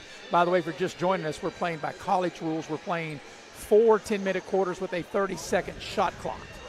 So ready to start half number 2, and it will be Chick-fil-A will have the first possession, Bill, as we get ready to start second half. And actually the crowd continuing to come in. The boys game will follow this, and actually pretty good crowd here on the Saturday afternoon. Really is. And for such a beautiful day, temperature in the mid-60s, but inside, basketball prevails, and here's Maris Lowry. All right, second half action. Here's McClure with it around the screen. McClure on a nice pick and roll. Rushworth into the lane. A little short shot won't go. They battle for the rebound, and Chick-fil-A will keep it alive. Here's Moore. Moore from East Fairmont will hand the ball to Kennedy Stewart from Greenbrier East. Stewart, a big part of that 27-0 Class AAA Girls State Championship team for Greenbrier East.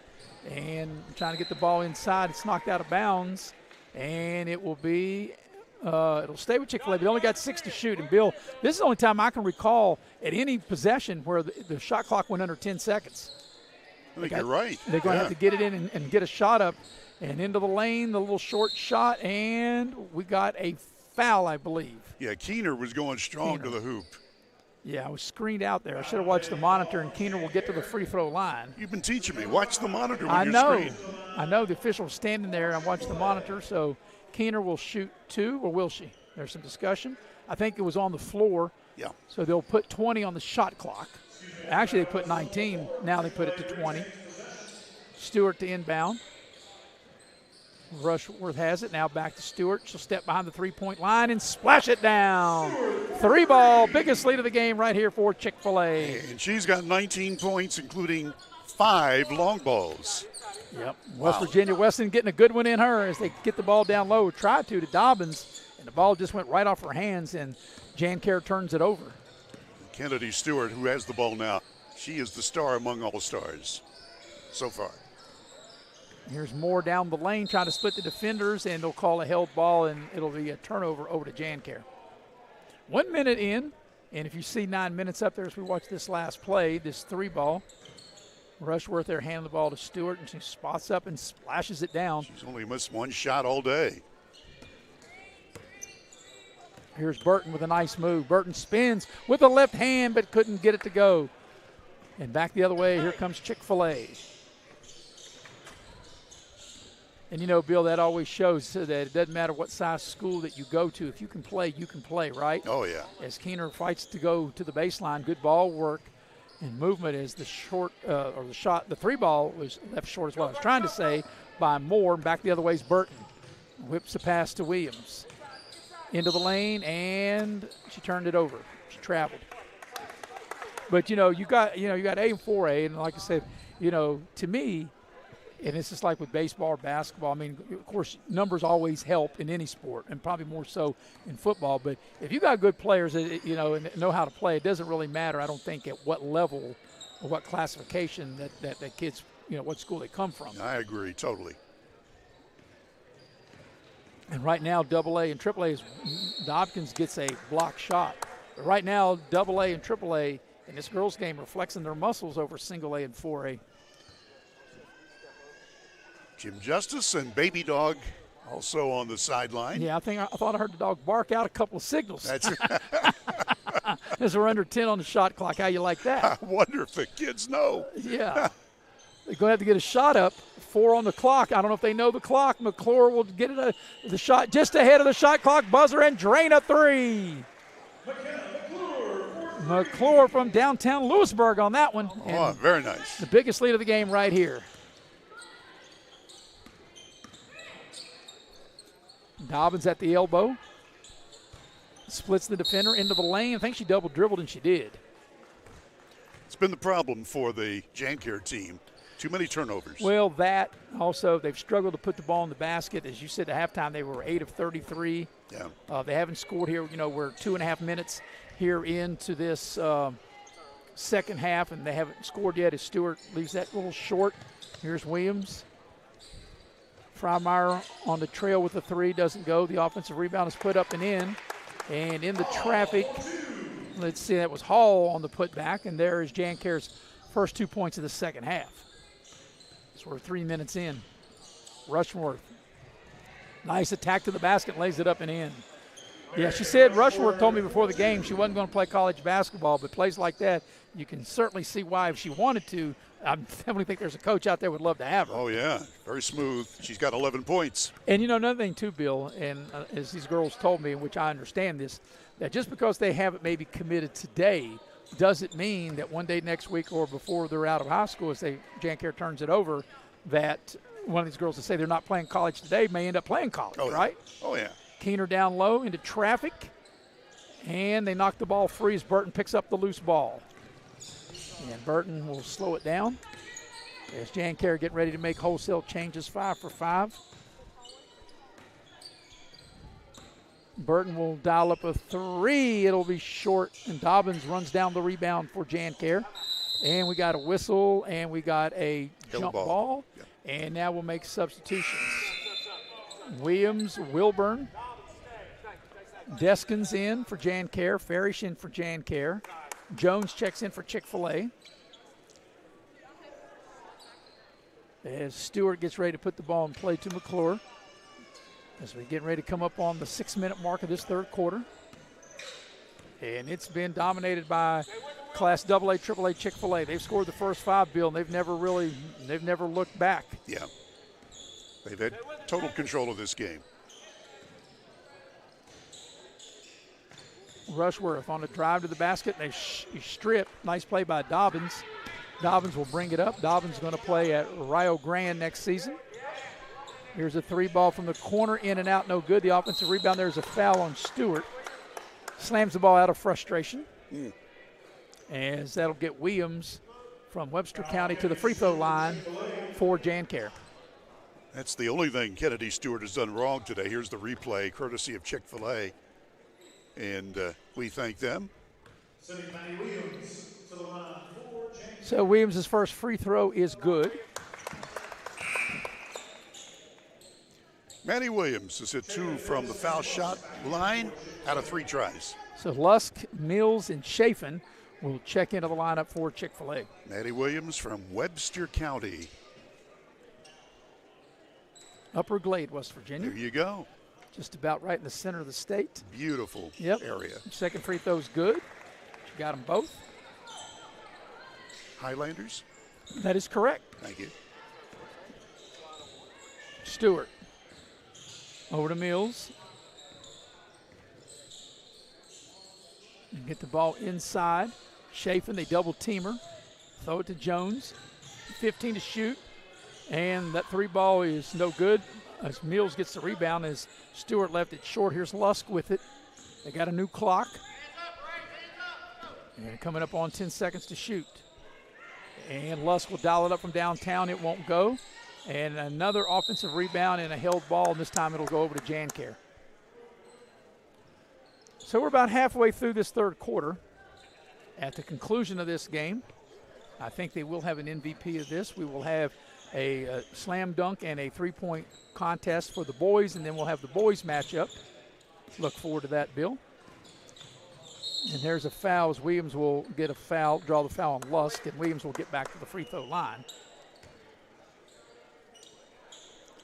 You know, we mentioned about the refereeing. And, you know, they've done a really good job, I think. You know, this is an all-star game.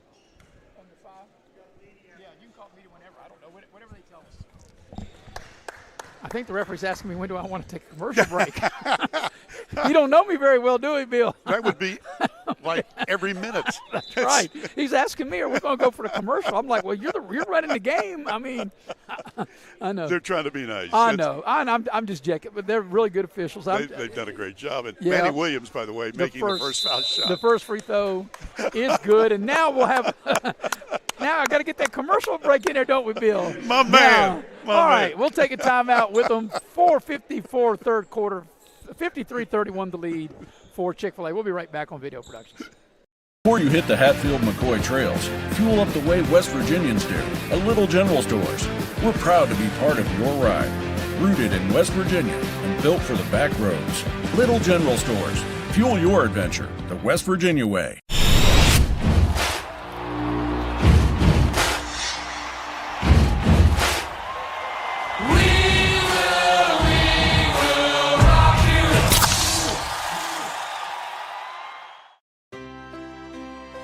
Here we grow again. Pioneer Community Bank is proud to offer a network of banks right here in our communities. By offering you more locations, Pioneer continues to meet all your banking needs where you are. Please stop by our new Harper Road location. We are truly investing in Southern West Virginia. Pioneer Community Bank.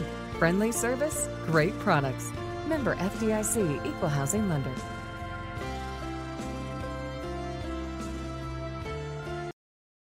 And we welcome you back to Shady Spring High School. And boy, we're having fun, Bill. You know, it's not just the players having fun.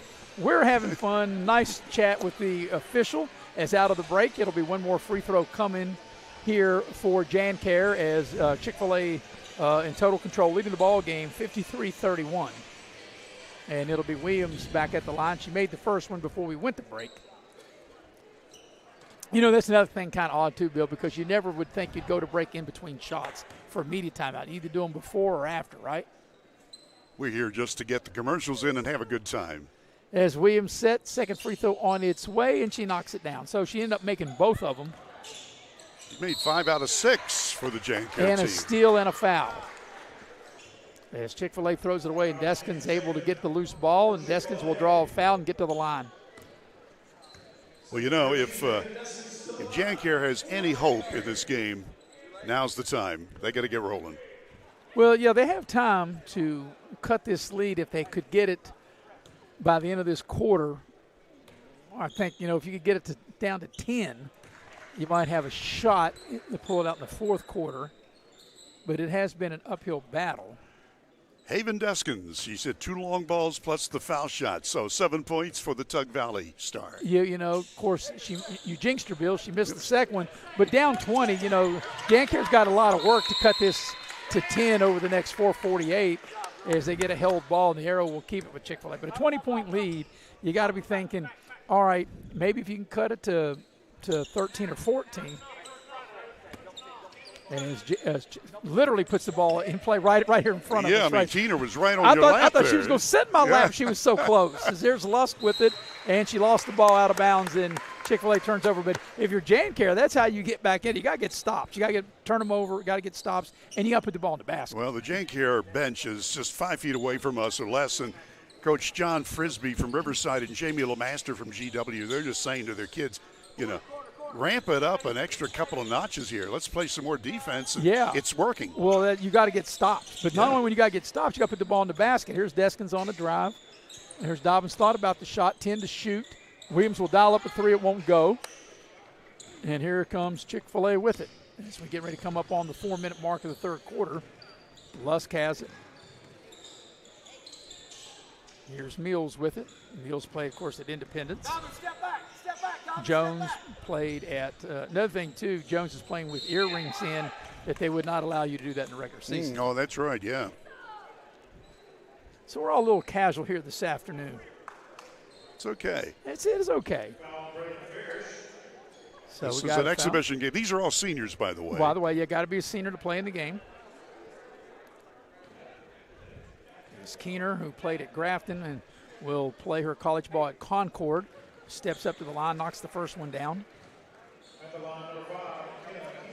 She's got 7 points. As we told you, she averaged better than 21 per game this past year and over 13 rebounds. And she knocks them both down.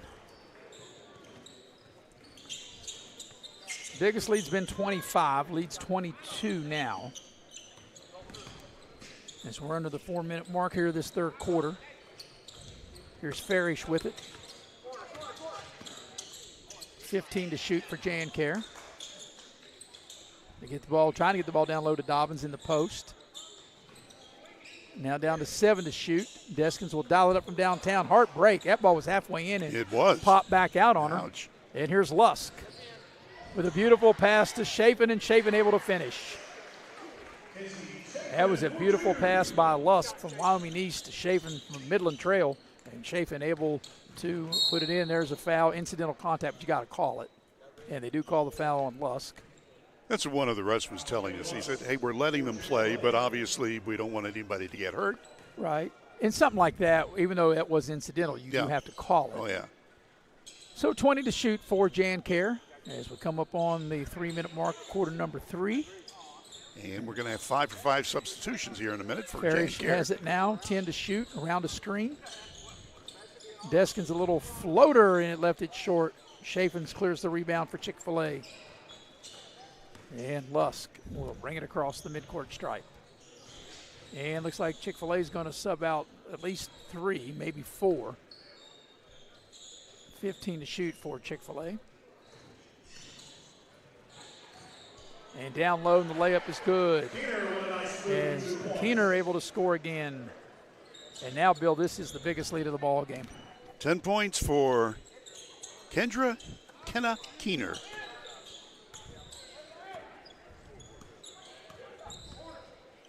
There's a 3 that's blocked.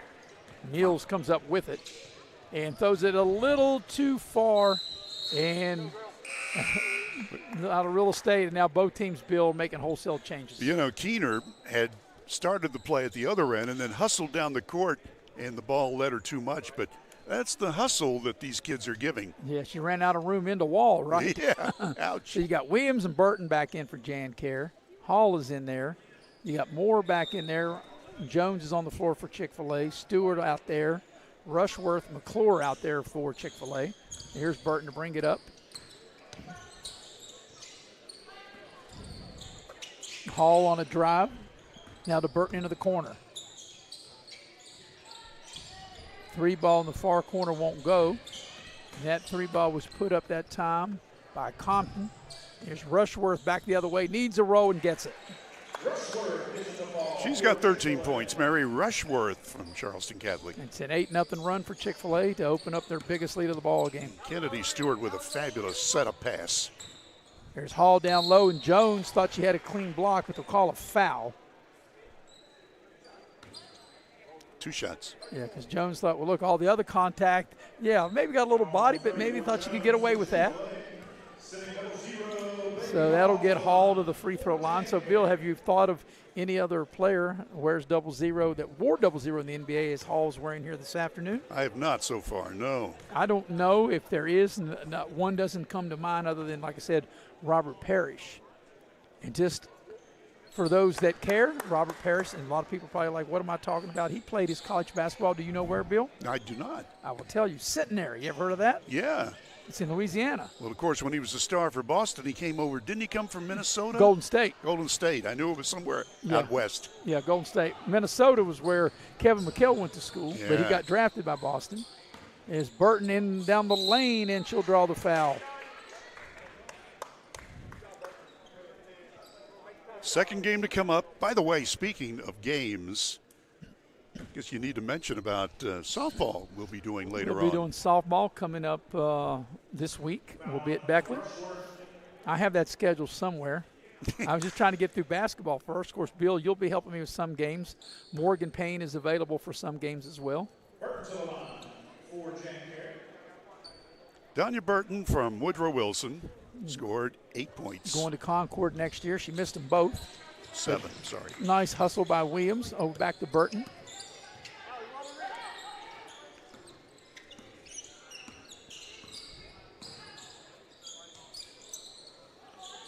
So got plenty of time on the shot clock with 18 to shoot. And a little fall away by Freimeyer doesn't go. It's out of bounds as we just go under a minute for the third. And it's out of bounds over to Chick-fil-A.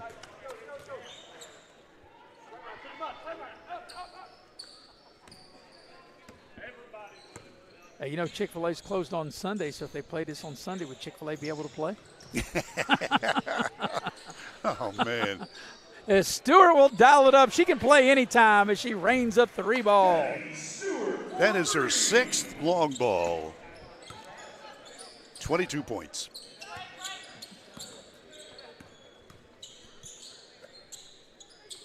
Biggest lead of the game here at 30 is the final 30 seconds of the third. There's a 3 put up, and Feiermeyer put it up, doesn't go. Williams with it, little mid-range shot. She'll draw a foul and get to the line. Well, we can't say enough good things about Kennedy Stewart for the Chick-fil-A team, the Greenbrier East All-Stater, first-team All-State, and co-captain. Wow, what a game she's had. What a career she's had. Oh, yeah. As Williams knocks down the first of 2. She is now Allie Williams, 4 out of 5 foul shooting and 6 points. Second free throw on its way is good. She got them both. Final 20 seconds of the third quarter. Last shot time for Chick-fil-A, because the game clock is in sync with the shot clock. Jones in the post. Puts the shot up, and it goes down. Carson Jones, her second bucket. She's got that move down pat. And count it if it goes, and that 3 ball won't go, and that's the end of the third quarter. It's a 30-point lead for JanCare, for Chick-fil-A rather, the AA, AAA squad. 66-36. Back with the fourth quarter after this on Video Productions. We asked the real experts what they think of our Chevys and GMCs, and they didn't hold back. Come here. Come on. I like the noise of it. They tested the seats, the screens, and the tires as well. Now it's your turn. Northside Chevy GMC, approved by kids, loved by everyone. Chevrolet, together let's drive. GMC, we are professional grade. Northside Chevy, where they are right.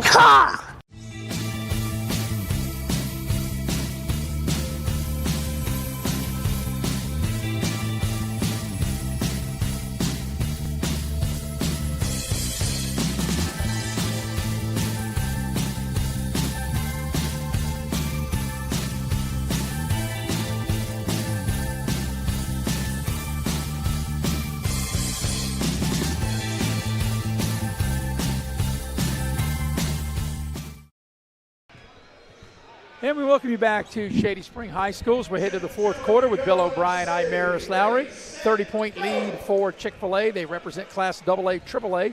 They lead JanCare, as I said, 66-36. JanCare single A and 4A. And Bill, one more quarter to go, and then after this, we will have the 3-point competition for the boys, slam dunk competition, and then we'll have the boys game. And it'll be the C. Adam Tony squad. They will represent Class AA, AAA. At Mid-State Automotive, they will represent Class Single A and 4A. Rick Green will be the head coach, coming off of a state championship year for George Washington. He'll be the head coach of the Single A, 4A squad. And Bluefield's Tony Webster will be the head coach of the AA, AAA. Kids got some. So I would imagine, Bill, not sure because we weren't told, but if they played the girls' game here by college rules, I imagine we'll play the boys' game by college rules. And, of course, that's a little different. That's 20-minute halves. And that's probably what we'll do since we're playing the girls' games by college rules. You know, we only had one time where a shot was put up as the time was ready to expire for the shot clock, and it was a made 3 by Stewart. But we've not had a shot clock violation here this afternoon through the first 3 quarters. So as we start the fourth quarter, it'll be JanCare with possession. So nice crowd on hand as they continue to make their way here to Shady Spring High School. This is a nice spring day. And is it actually officially spring yet? I don't think it is. Yeah. Yeah, that was what, March 21st? Oh, was it? Yeah. That shows you what I know. I have so much basketballs, that shot is no good. Between the girls and boys tournament, and when you're there, as that ball stowed away, when you're there the whole time, Bill, it could have been 80 degrees outside or 20 degrees outside, and you would know. I would know the difference because I was in the building the whole time, and all you do is get up, eat breakfast, you go to the games, you go eat lunch, you come back, you go to the games, you go to the hotel across the street, you go to bed, and you get up, you do it all over again. As Burton drives to the basket, shot's a little strong, as Chafin gets the rebound, and then Burton tries to come in and steal it, and the arrow will keep it with Chick-fil-A. So I'm almost about a month late on spring, huh? Well, yeah. But it is a perfect spring day today. Yes, it is. Yes. Even warmer tomorrow. Here's Lusk with it, and she gets tied up, and Jan Kerr will get the turnover. Allie Williams stepped in there and made a nice play. These kids haven't quit. Donya Burton's going to inbound right in front of you. Put the ball in play and get the ball in to Hall.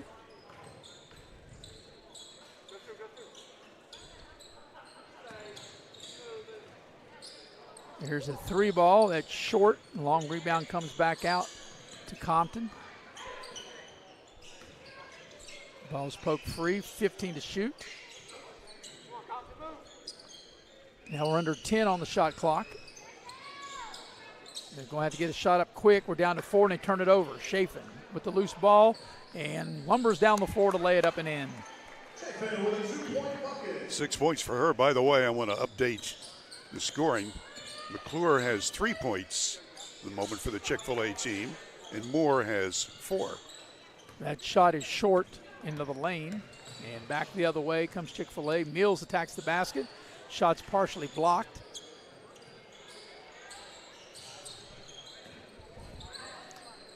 Hall finds Williams down low. Williams into the lane. She'll draw the foul. She'll get to the line to shoot a pair.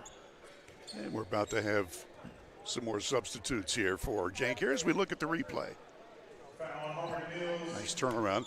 And again, we thank Little General Stores, celebrating 50 years of serving Southern West Virginia. Great folks. Allie Williams' first free throw is good, and now the substitutions will be allowed to check in for Jan Kerr. Allie Williams has hit Wilburn, Dobbins. 6 out of 7 foul shots so far. Deskins in, Farish in, and Williams her second free throw. And it is no good. Dobbins has the rebound, and then we have a held ball. Put the whammy on her, huh? That's what you did, Bill. I did it. The announcer's jinx. And on the arrow, the ball will be in the possession of Chick-fil-A. 1 Williams out, 1 in for Jan Kerr. Maddie Williams substitutes for Allie. Chick-fil-A scored the first 5 points of this game. They've never looked back. They led 19-8 at the quarter, 45-26 at the break. As that shot is good, that's a 2 ball. For Kendall Lusk. Lusk knocks it down from Wyoming East. 66-36 at the end of the 3, and they have this 70-37 lead here, which is the biggest lead of the ball game. Lusk trying to knock down another one, and she does. Lusk drains a 3 ball. 8 for her. Dobbins behind the defense, able to catch, shoot, and score. 44, Ava Dobbins for 2. Ava Dobbins going to Rio Grande. That's how you say it. I know it is Rio. It is Rio. I should know better than that. And there's a foul, and that will get Keener to the free throw line. Speaking of Rio Grande, I did one of their games against WVU Tech earlier this season, and I mentioned about Bevo Francis, who had scored over 100 points on more than one occasion. And the head coach for Rio sent me a booklet with all of the information about Rio Grande and Bevo Francis, who actually saved the school from folding. They went ahead for his senior year, and they played all of their games on the road so they could get income to keep the school afloat. And what year would that have been? That would have been in the early 50s. Yes. Like 1952. There's a wild shot and a foul. Rushworth will commit the foul. Deskins will get to the line. So you were talking about the dark side of the moon earlier. Yes. So you realized that somebody tried to build a restaurant on the moon, but it failed because there was no atmosphere. Am I supposed to laugh at that, Bill? You better. That's the best I can do, man. That's the best I can do. Well, they said they're going to send people to Mars. You might be on that spaceship. After that, huh? Yeah, you might be on that spaceship on your way to Mars. Deskins gets 1 out of 2 and has 8 points. Are we having fun yet? Well, since this game is out of hand, yeah, we'll pull out the old material. Here's McClure. She'll dial up a 3. It's blocked by Dobbins. And here's Dobbins in the open floor. Dobbins had control, then she lost control. Deskins will pick it up, scoop it up, won't go. Dobbins is blocked by Jones from behind. Farish will dial it up from downtown. It's short, long rebound. Here's Williams into the lane. Little floater too strong. Stewart with the rebound. Baseball pass ahead. Stewart trying to hit McClure. You can figure how many times that they attempted that through the course of the season for Greenbrier East, and I'm sure they were more successful throughout the course of the season than they were on that particular play. No doubt about it. I mean, Kennedy Stewart, averaged almost 17 points a game for the undefeated state champion Greenbrier East Lady Spartans, but as a point guard, she can do so much. Well, if you're starting a team, that's not a bad place to start, is it? Absolutely. I think there was a song that was the name of that, A Country Star. Not a bad place to start. You don't sing it. No, I wouldn't think of it. Real fine place to start, by the way, and I'm going to think of who sung it. You should know it, Bill. Yeah, right. You should.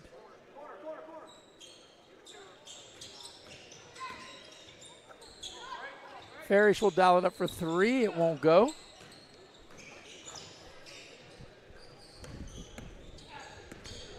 Here's Stewart with it.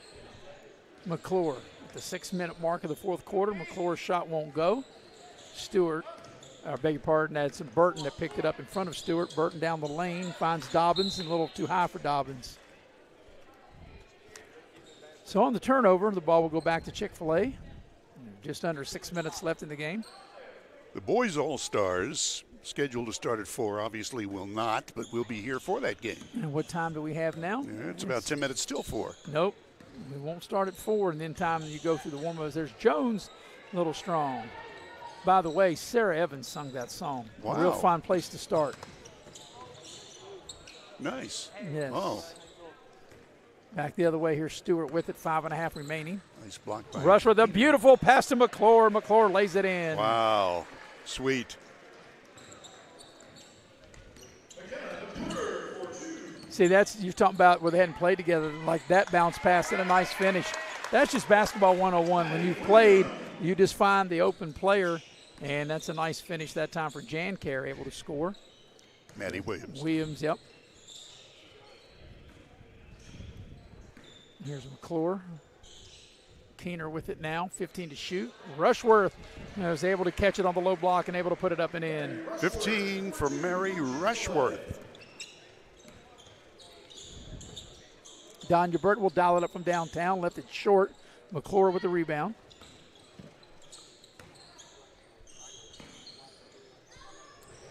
Keener ahead of the pack, puts the short shot up, it won't go. Deskins back the other way, 4.5 remaining in the ball game. Dobbins runs the floor, ball's poked away, and over to Stewart. Rushworth down in the post. Throws the ball back out. Stewart thought about the 3, gets to the free throw line, and got the roll. And we got a timeout on the floor with 4:17 left in the ball game, and it's 80-42 in favor of Chick-fil-A, the AA, AAA squad. Leads Jan Kerr, the single A, 4A squad. We'll take a break. We'll be right back here on Video Productions. Before you hit the Hatfield-McCoy trails, fuel up the way West Virginians do at Little General Stores. We're proud to be part of your ride. Rooted in West Virginia and built for the back roads. Little General Stores. Fuel your adventure the West Virginia way.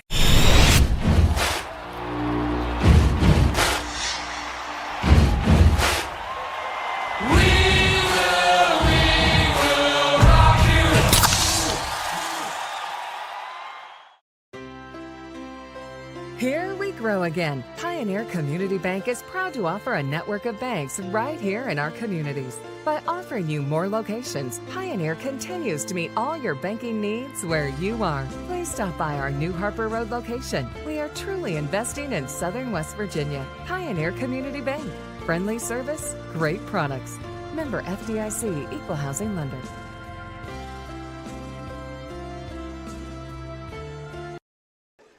.4:17 remaining in the ball game, and it's been dominated by Chick-fil-A as they lead 80-42. And, you know, Bill, we've been talking about the dark side of the moon pretty much all afternoon in accordance with what's going on with the space program. And, you know, there's a lot of people find out when they come into this gym, which is a great gym, by the way, but the way it was built, nobody, and I mean nobody, gets a signal in here, and you think you're on the dark side of the moon when you're in this gym when it comes to trying to get a signal out on your cell phone, as there's a 3 rattled in by Williams. Wow. That was her second field goal of the day. Here's Moore back the other way with a 3 ball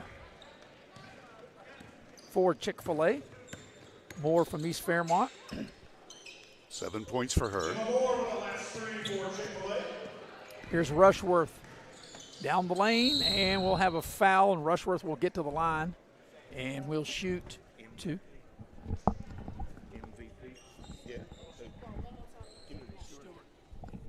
Yeah, they want to know who the MVP was, and you and I think on cue said the same one, and it's not official yet, but we know who we feel should be. Man, she scored 24 points. She's only missed 3 shots all day. Well, if you're going to say that, you might as well say who's going to be, right? It's Kennedy Stewart. Yeah, you and I both think that's the case. I think the audience could hear us off mic. Well, yeah, they came by and asked, did the tournament director, Sam Hall, and I mean, you know, if you watch the game, you're at home, if you watch the entire game, as Rushworth makes, she didn't make either one of them, but they had the ball back. But Stewart had quite an afternoon for the Chick-fil-A squad, the Class AA, AAA team.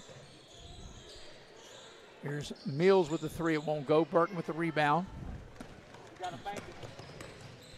Burton will spot up, dial up a 3. It won't go.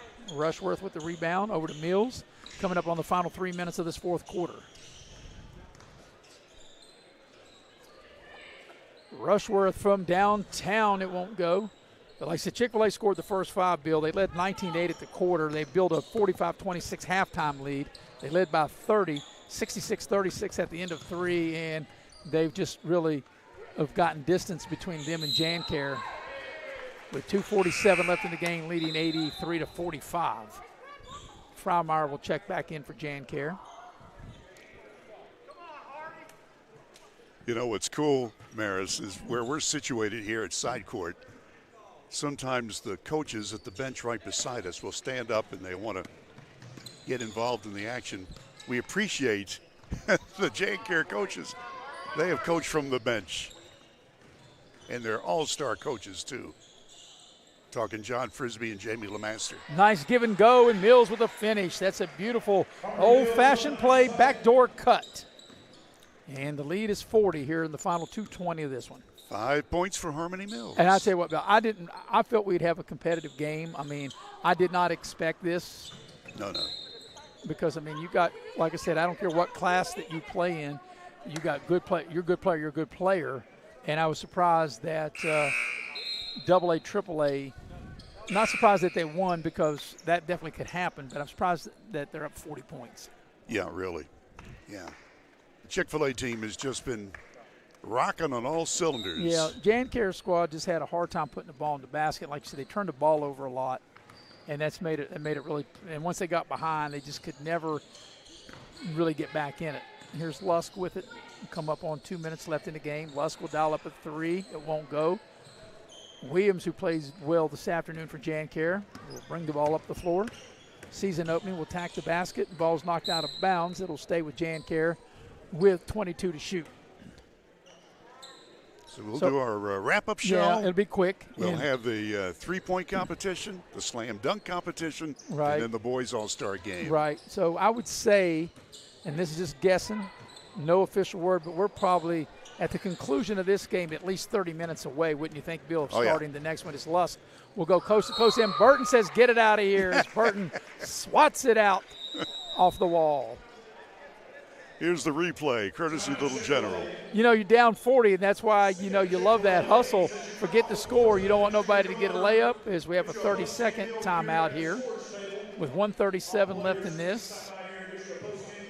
So Coach Jim Justice leading the Chick-fil-A squad to a very convincing victory, and as he gets a picture with his high school stars there, Stewart and McClure.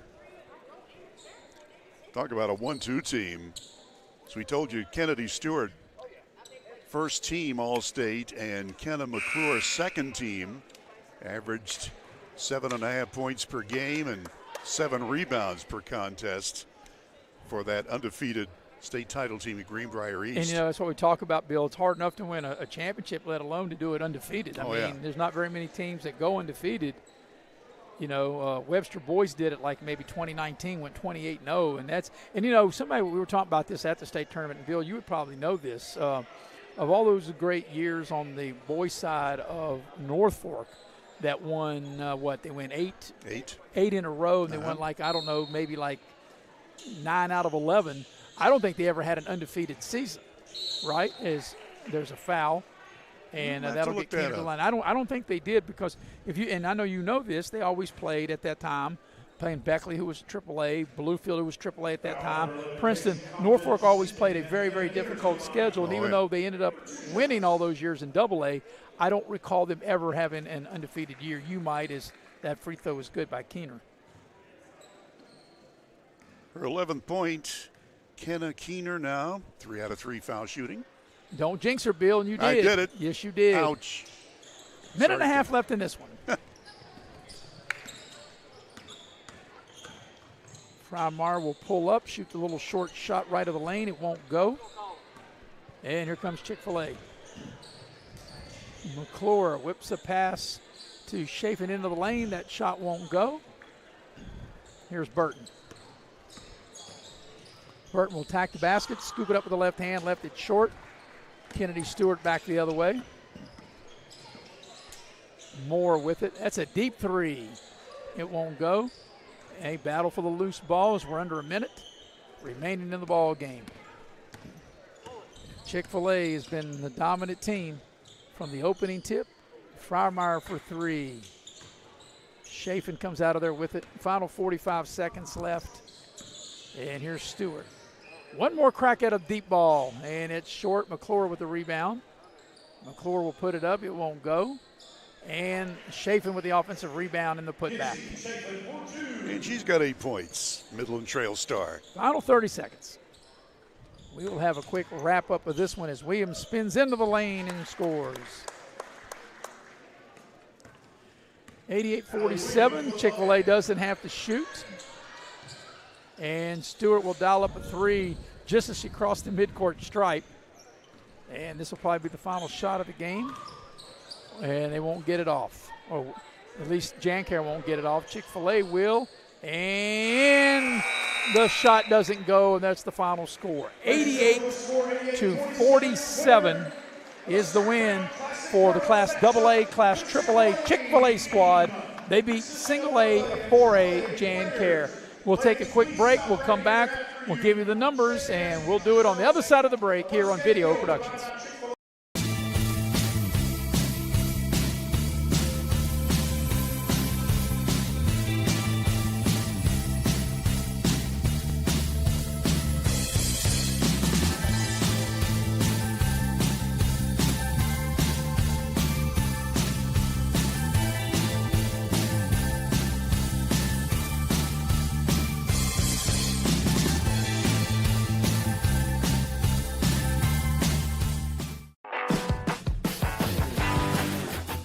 Before you hit the Hatfield-McCoy Trail, fuel up the way West Virginia Street at Little General Stores. From the trail snacks to cold drinks and fuel to keep you rolling, we've got everything you need before you head into the hills. We're proud to be part of your ride, rooted in West Virginia and built for the back roads. Little General Store, fuel your adventure for West Virginia. Hey, my name's Paige, and what makes the Chick-fil-A chicken sandwich original to me is the crispiness of the breading and the tenderness of the filet. It's tasty, it's warm, it's total satisfaction.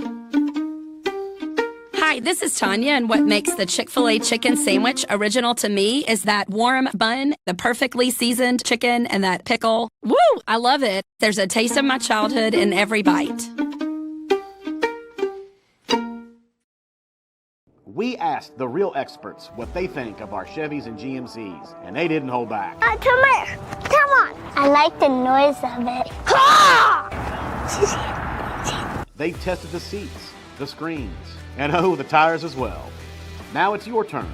Northside Chevy GMC, approved by kids, loved by everyone. Chevrolet, together let's drive. GMC, we are professional grade. Northside Levy, where they are right.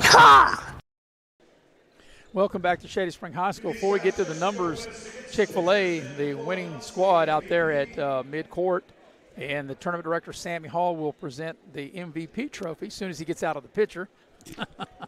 They had to tell him back out as there's Coach Jim Justice in the squad, as it was a dominant performance here this afternoon by Chick-fil-A, 88-47. And the MVP, Kennedy Stewart from Greenbrier East. 24 points, 5 assists. And there you can see Sam Hall, the tournament director, presenting this Scott Brown Classic to the winning team, Chick-fil-A, and the game's most valuable player, well-deserved by the young lady, Kennedy Stewart, be playing at West Virginia Wesleyan next year. But Chick-fil-A, Bill, they dominated the game. They scored the first 5 points. They never looked back. They led 19-8 at the quarter. They led 45-26 at the break. 66-36 at the end of 3, and they win the ball game going away 88-47. And Bill, you have all the numbers as they bring Baby Dog out to be a part of the festivities. And Baby Dog's got the best job in the world. Yeah. You know? So they're going to take a photograph of the two teams, and while they're doing that, Bill, you have the final individual and team totals. And these are official for the Jancare team. They wound up with 2 in double figures. Allie Williams scored 10 points. Maddie Williams also with 10 points. Bailey Hall had 5. Casey Compton with 3. Haven Deskins scored 8. Danya Burton with 7. And Ava Dobbins was held to 4 points.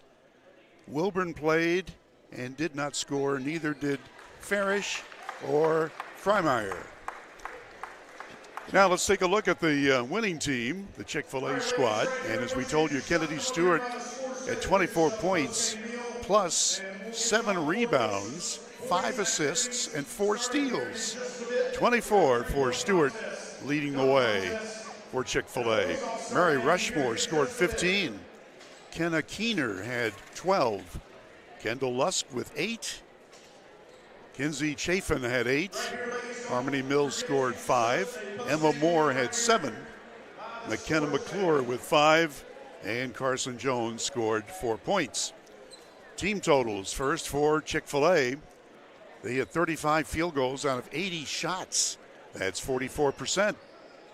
12 of 33 from downtown. That's 36%. And 6 of 15 from the charity stripe, 40%. For Jancare, they made 13 field goals out of 69 shots. That's only 19%. 19% from the floor. 4 of 30 from long range. That's only 13%. And 17 of 30 from the charity stripe, 57%. Not only that, but Jancare had 28 turnovers in the ball game. And let's take a look at rebounding. That's also important. That was the one area that both teams were pretty much the same. Jancare had 49 team rebounds and Chick-fil-A had 51. So anyway, the longest lead, 41 points, which was the final score. 5 points starting off the game by Chick-fil-A, and they were never headed. They led 19-8 after 1. They led at halftime 45-26. They led by 30 at the end of the third quarter. And in fact, in the second half, Jancare only scored 21 total points. And meantime, Chick-fil-A scored 43.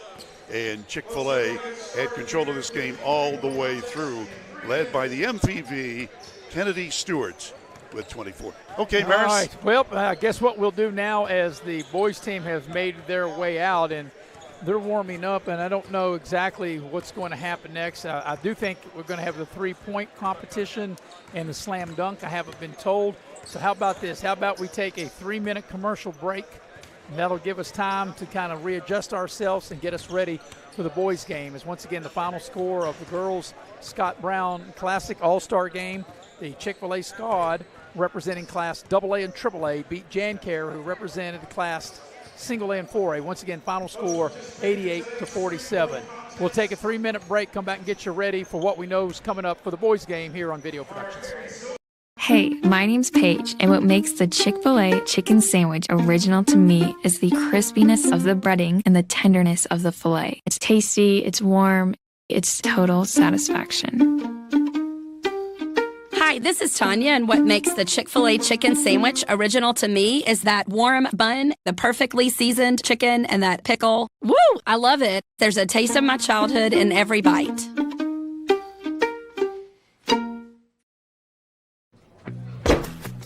Take care of this by the end of the day. Sure, I'll take care of that. Done. It's that easy with compliance. Compliance. We've got your back office. Hey folks, Rick Lewis here. Come see what all talks about at one of West Virginia's top pre-owned auto dealers, Direct Choice of Beckley. Direct Choice has over 50 vehicles available, all priced below market value. And credit problems are no problem. Good credit, slow credit, bad credit, doesn't matter. Direct Choice has over 10 financing sources available with excellent rates to get you in your new car, truck, or SUV today. Give us a try before you buy at Direct Choice Pre-Owned, 4631 Robert C. Byrd Drive, Beckley, or shop 24/7 at directchoicewv.com. Here we grow again. Pioneer Community Bank is proud to offer a network of banks right here in our communities. By offering you more locations, Pioneer continues to meet all your banking needs where you are. Please stop by our new Harper Road location. We are truly investing in Southern West Virginia. Pioneer Community Bank. Friendly service, great products. Member FDIC, Equal Housing Lender.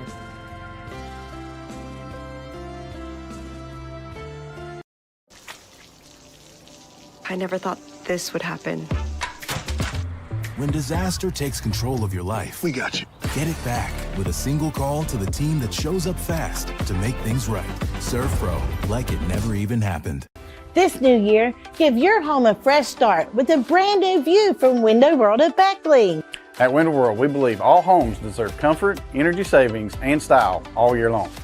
With our energy-efficient windows and doors, Window World has you covered. Give your home the view it deserves this year with new windows and doors from Window World at Beckley. New year, new view with energy-efficient windows from Window World at Beckley. Call today, 1-800-WINDOW WORLD for your free in-home estimate.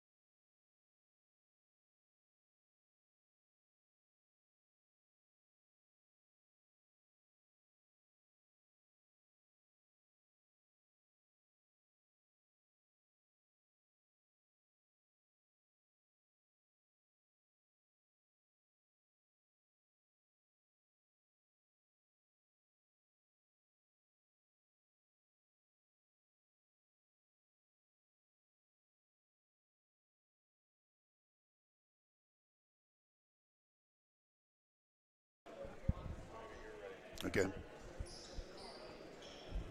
You will start on the buzzer. All right, Bill, I guess I made it back just in time, ready to start the three-point competition. And this is Harry Silvas from Parkersburg South. And he's going to play at Glenville State next year for Coach Bob Bolin. 2, 3. He's got it going, doesn't he? 4. He's in the zone. See, you jinxed him. 5. He's good. 6, 7, 8, 9. Wow. 10, 11, 12,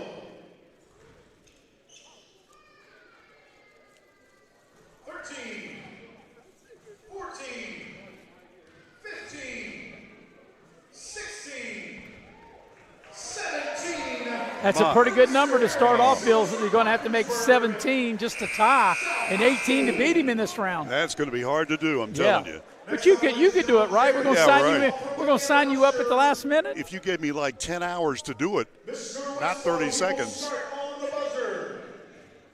So who we got now, Bill? Jaron Westfall from Buchanan Upshur.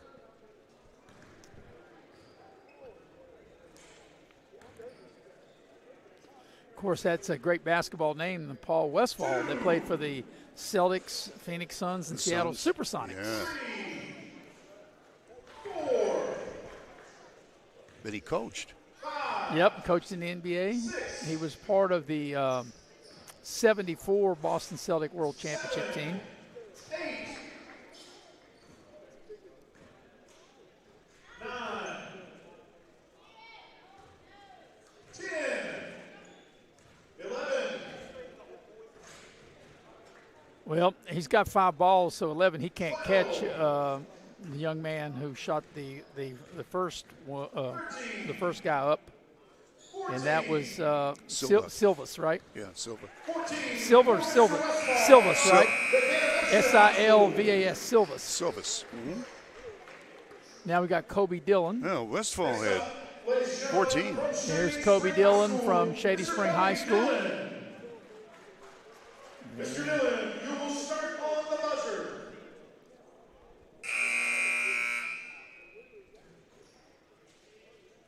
One, 2, 3.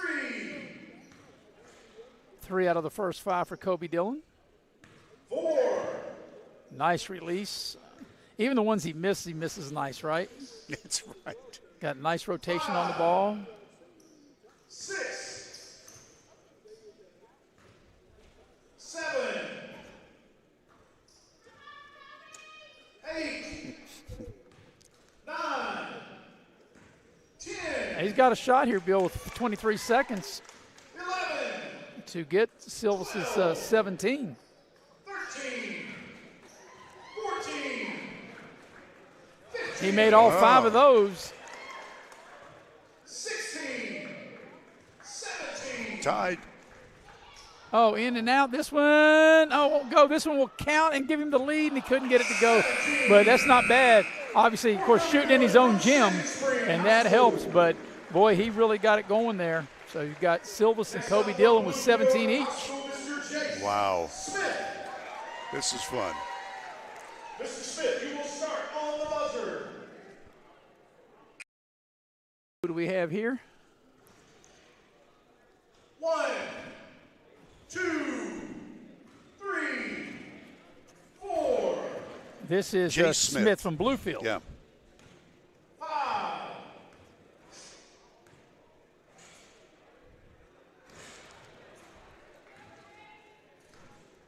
6, 7, 8, 9. He's heating up. 11, 12,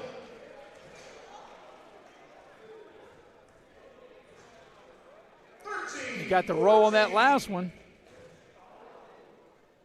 15, He's going to fall just short. 15, Well, you know, if you can make 15 shooting with these guys, that's still not bad, is it? Oh, yeah. Of course, his head coach, Tony Webster, will be the head coach of the game. Mr. Arthur, you will go on the buzzer. And who do we got now, Bill? Ashton Arthur from Independence. Arthur dialing it up from downtown. 1, 2. He went over 1,000 points in his high school career this season. 4-year starter at Coal City there, Independence. 4, 5.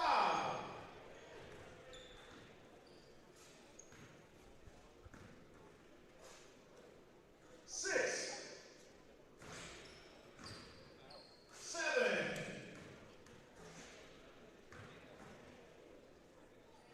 8, 9,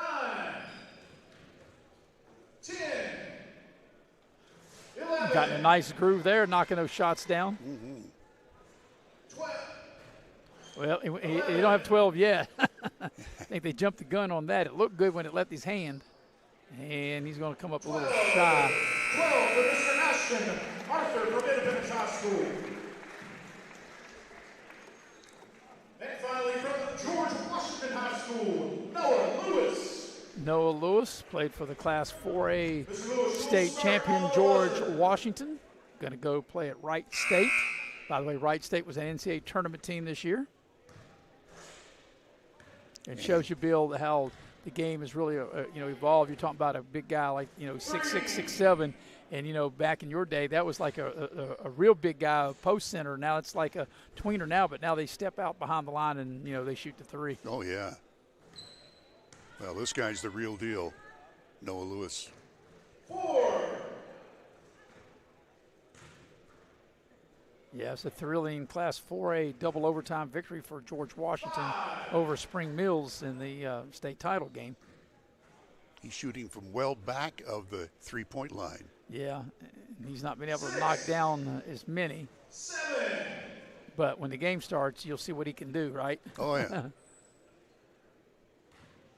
8, 9, 10, 11. Got a little groove now. 11 for Noah Lewis. So Dylan and Silvas, both with 17. Yeah, Silvas from Parkersburg South. Silvas going to play at Glenville State for Coach Bob Boland. And Kobe Dillon will play at Concord. So they'll be seeing one another over the next several years. And so it's down to these two. 1, Each had 17 in the first round. 2, 3, 4, 5, 6, 7. That's where Silvas was really, he's good all over the floor, but he was really good from the wing side and very straight away. He's made 8 of his last 10. 12. And this spot on the floor where he's shooting from now, that seems to be his spot. 14, 15, 16. Wow. So one more will tie his first round score, and there it is. 18, 19, 20. My heavens. So 20. So Kobe Dillon knows he's got to get 21 to win. 20 to tie and extend it, and 21 for the win as we watch the Chick-fil-A instant replay. Splashdown. So Silvas knocking it down. Here's Kobe Dillon. 1, 2, There's 3. 4, 5, 6, 7,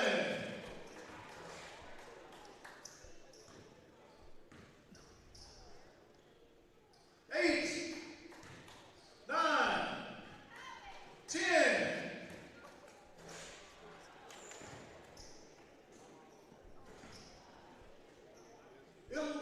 Oh, that was tough break. It's going to be tough now for Kobe Dillon to catch him. 13. I don't think he can. I don't think he has enough. There's enough balls in the racks, or in that rack, to win. 14. No. He's going to come up a little short. Silvas is going to win. 16. So it's 20-16, right? In the final. That is correct. Silvas had 20. Kobe Dillon had 16. Harry Silvas. Nicely done. Harry Silvas. Scott Brown Classic Boys 3-point champion. Presenting Mr. Silvas trophy here, Sam Hall, ladies and gentlemen. So I do believe we're going to have a slam dunk, or at least they had that in the past. Slam dunk. We'll see if they continue to do it. Scott Brown Classic dunk. Sammy Hall, the tournament director there. And he does a fabulous job. Midstate Automotive. And, you know, we can't say enough good about the sponsors, Midstate Automotive and C. Adam Tony Discount Tires. And, of course, the first game featured Jan Care Ambulance and Chick-fil-A. You know, these folks really go out of their way to support high school athletics, not only today, but all year long and for many years. And we thank them so much for doing this. And, of course, the title sponsor, our friends at Little General Stores, serving this region for 50 years. Of course, in Mid-State will be wearing the navy blue uniforms trimmed in white. They'll represent Class Single A, Class 4A. Rick Green, their head coach. Of course, like I said, George Washington just won the 4A boys basketball championship in spectacular fashion. A double overtime win over Spring Mills. And then for the AA, AAA team, the C. Adam Tony team, they'll be wearing gray. They're coached by Tony Webster of Bluefield. And Bluefield, of course, made the state tournament. So I guess we'll have a little bit of warm-up, and then we are going to have a slam dunk competition. This is the one you really want in, right, Bill? Oh, yeah. If you give me a ladder and gave me some vitamins. Well, I thought you'd have some spring in your shoes, definitely in your socks. You're wearing Pepsi socks. I'm wearing my Pepsi-Cola socks. Right, so you got to have a little spring in them. And I do have my spring-type shoes on. So we'll get ready to have the slam dunk contest. And no question that Noah Wright will be a part of that. Wright's in it. Smith of Bluefield is in it. Who else do we have in it, Bill?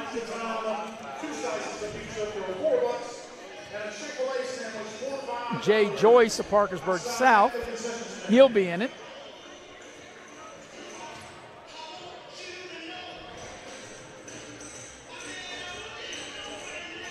So maybe if we can take it off the screen there, the C. Adam Tony Mid-State, so we can see the whole floor. If we can, there we go. Mr. Nick Eskins, the heavy hitter. Always on his game.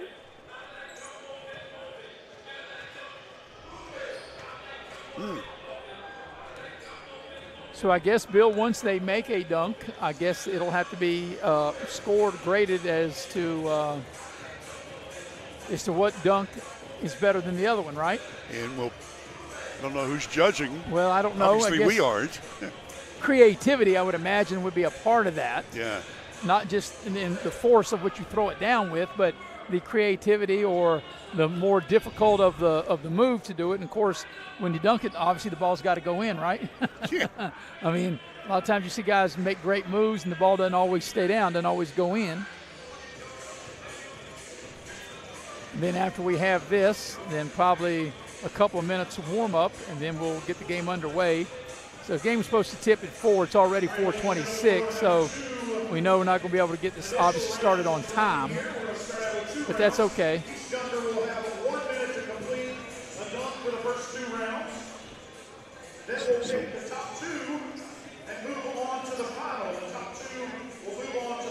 It's going to take a while, so they're saying 2 rounds plus.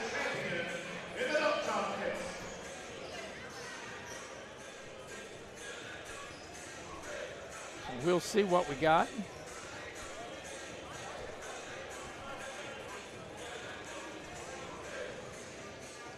If you tuned in late, we've already had the girls all-star game on the Little General Scott Brown Classic. And Chick-fil-A had no problem with the Jancare All-Stars, 88-47, mainly because of superior shooting, taking care of the ball a little bit better, and having Kennedy Stewart, who was the MVP from Greenbrier East, and put all that together, and it was a long day for Jancare, although those kids never quit. So here we go with the first dunker. And let's see who that's going to be. I believe that's going to be Joyce from Parkersburg South. Nice stuff there. Let's hear it, folks. Josh Joyce from Parkersburg South.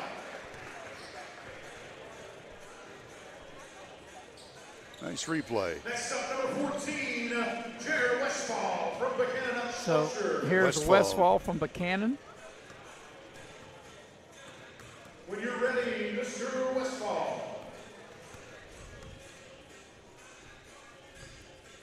And he just went up and curled it and threw it down.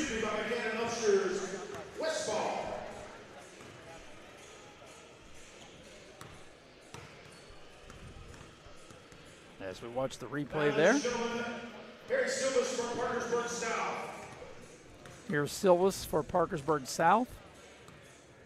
He won the three-point competition, and he'll go up, and he misses the dunk.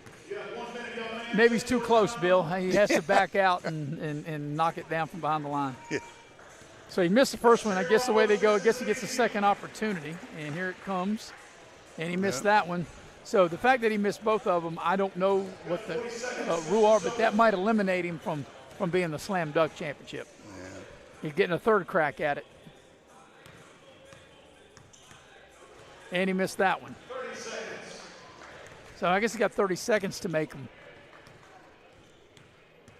Yeah, as we see the clock up on the right-hand, top right-hand of our screen.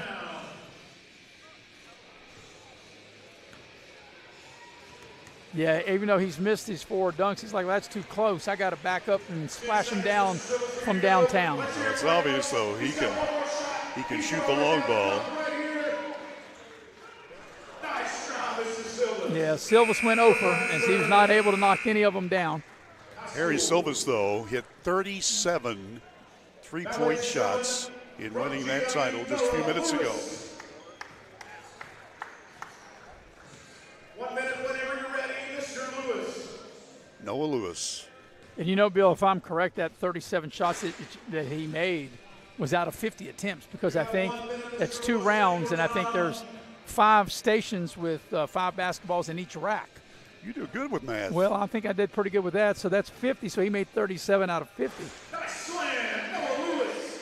course, Noah Lewis, he's going to Wright State. And for those who don't know where that is, that's in Ohio. It's in the Dayton area. Okay. And they made the NCAA tournament this past year. They went out in the first round. And here's Smith from Bluefield now. And he's going to lob it up and try to windmill it home. And hit the back iron and not able to connect. So as I say, he's got a little creativity to his dunk. And here he comes again. That's going to be the difference. And he goes to try there, the little bounce, and goes up. And that time he windmills it home. So obviously that goes for him, but does the miss, obviously that would probably go against him as we watch the C. Adam Toney Discount Tire replay. Mr. Joyce from Parkersburg South. So here's Joyce from Parkersburg South.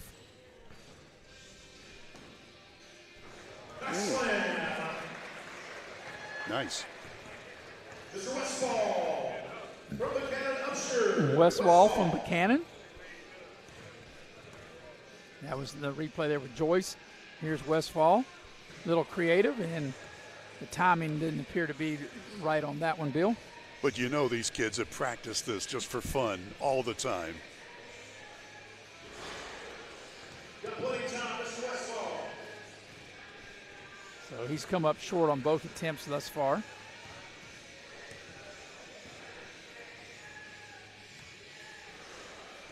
And not able to connect on that. 30 seconds, young man. Let's hear it for you, folks. Jared Westfall from Buchanan Upshur.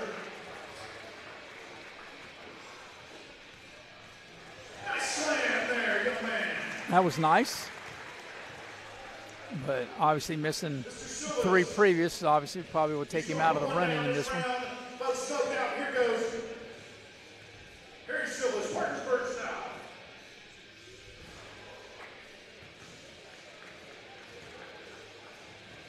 As we have Silvas now from Parkersburg South.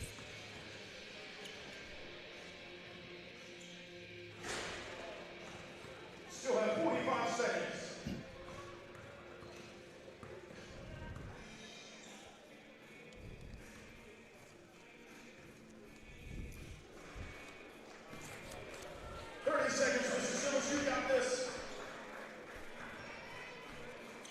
You know, Bill, in this game that we're getting ready to have, not only do we have basketball players, but we'll have a college football player as Preston Clary representing Beckley.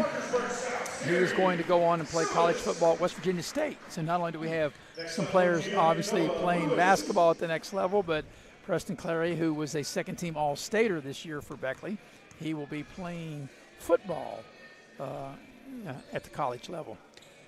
He probably could have had his choice. He's equally good at both sports. He is, and I think if he was here, he would tell you that probably he was a very good basketball player. I think he was better at football. And I think the reason I say that, Bill, I think because he can be more multi-position, they can play him on either side of the ball. He was a really good receiver, and they can play him receiver, and they can also play him, in the defensive backfield. Back, yeah. Right. Oh, yeah. So I think that's what gave football probably a little bit more of a nod for him to play football, maybe as opposed to play basketball. Makes sense. Second round here, and Lewis missing. You know, it's great, though. All of these guys coming, and a lot of them had quite a trip. We were mentioning the ladies in the first game. You know, we had a couple of representatives from Tug Valley, which is near Williamson. Well, you know, you look at this 4A squad, you got Buchanan of Upshur. That's a good 2.5 hour trip from Buchanan to Shady. Parkersburg South, definitely a 2.5 hour trip. Outside of that on 4A, Riverside, from Riverside to here, a little more than an hour. And you look at AA, AAA, you're talking about Midland Trail, Greenbrier East right up the road, Bluefield right down the road, Independence across the county, Summers County. So, you got Malcolm Brown, South Charleston. You got James Monroe. South Charleston Capital, that's probably the furthest from there. Like I said, you got Midland Trail. But basically, you're right, Bill, really outside of, Buchanan, Parkersburg South, those are the two longest distances that players had to travel to come here to, to play in this game. Jay Smith, very creative.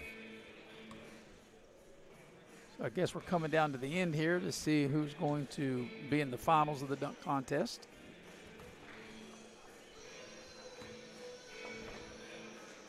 Folks, real quick, make your way out to the concession stand. 2 for $4 slices of pizza. You can see there the bottom left-hand corner of your screen, that was Sam Hall, the director, coming over and telling the PA man. Rob Lynch, the PA guy here. Yeah, Rob does a great job. He does a fabulous job. 2 finalists for the dunk contest from Parkersburg South High School, Tosh Joyce, and from Bluefield High School, Jay Smith. So it's down to Joyce from Parkersburg South and Smith from Bluefield down to the finals of the slam dunk contest. That's off the wall, and that timing was not timed out right. I guess when he threw the ball off the walls, he does it again here. That's getting real creative. But I guess, too, Bill, at this juncture, I guess, obviously if you're in the slam dunk contest, you can just go dunk it. I think in order to maybe put yourself above the next guy is you have to come up with some type of creativity, right? I think that's the key, yeah. I mean, when you dunk it, you just straight dunk. Well, if I dunk it, the only thing I'm going to dunk is like donuts or something. That's about the only thing I'm going to dunk. And I don't even eat donuts. So how you like that? I wouldn't even be dunking donuts. I might dunk some chocolate chip cookies. That'd be about it. That'd be the closest thing I'm going to dunk to. Ouch. Big power slam attempt there by Mr. Smith. You have plenty of time, young man. But after the slam dunk contest here, we'll have a quick break, and then we'll get the starters, and then we'll get this game underway as Mid-State Automotive will be the A4A squad, and C. Tony Discount Tires will be the AA 3A squad.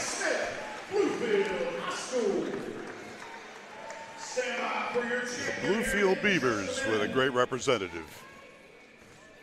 Tony Webster's done a nice job with that program. Yeah, they made the state tournament. They upset James Monroe in the region to punch their ticket to the state tournament.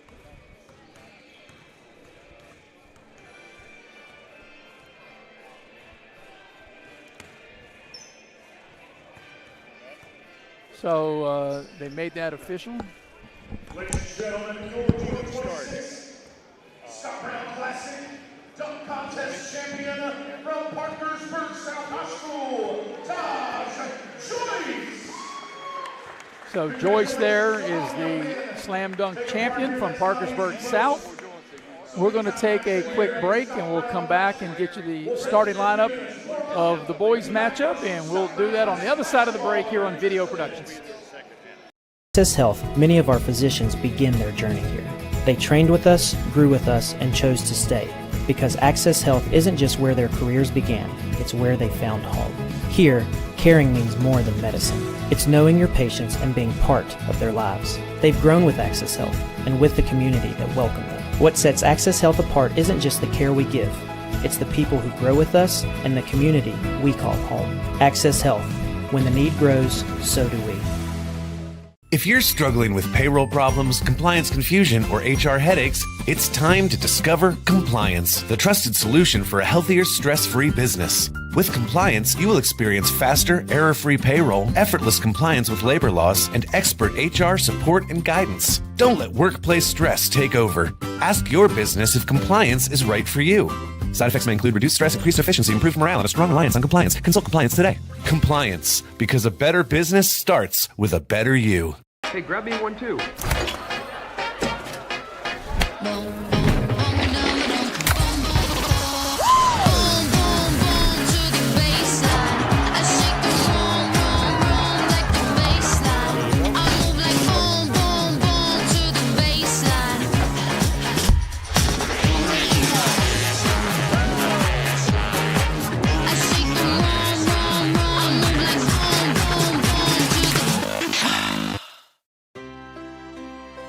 Here we grow again. Pioneer Community Bank is proud to offer a network of banks right here in our communities. By offering you more locations, Pioneer continues to meet all your banking needs where you are. Please stop by our new Harper Road location. We are truly investing in Southern West Virginia. Pioneer Community Bank.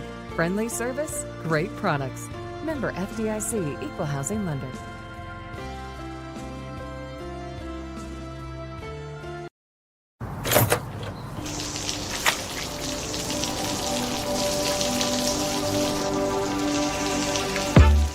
I never thought this would happen.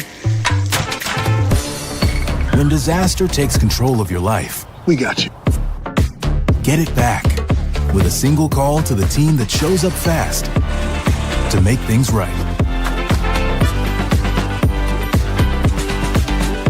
ServPro, like it never even happened.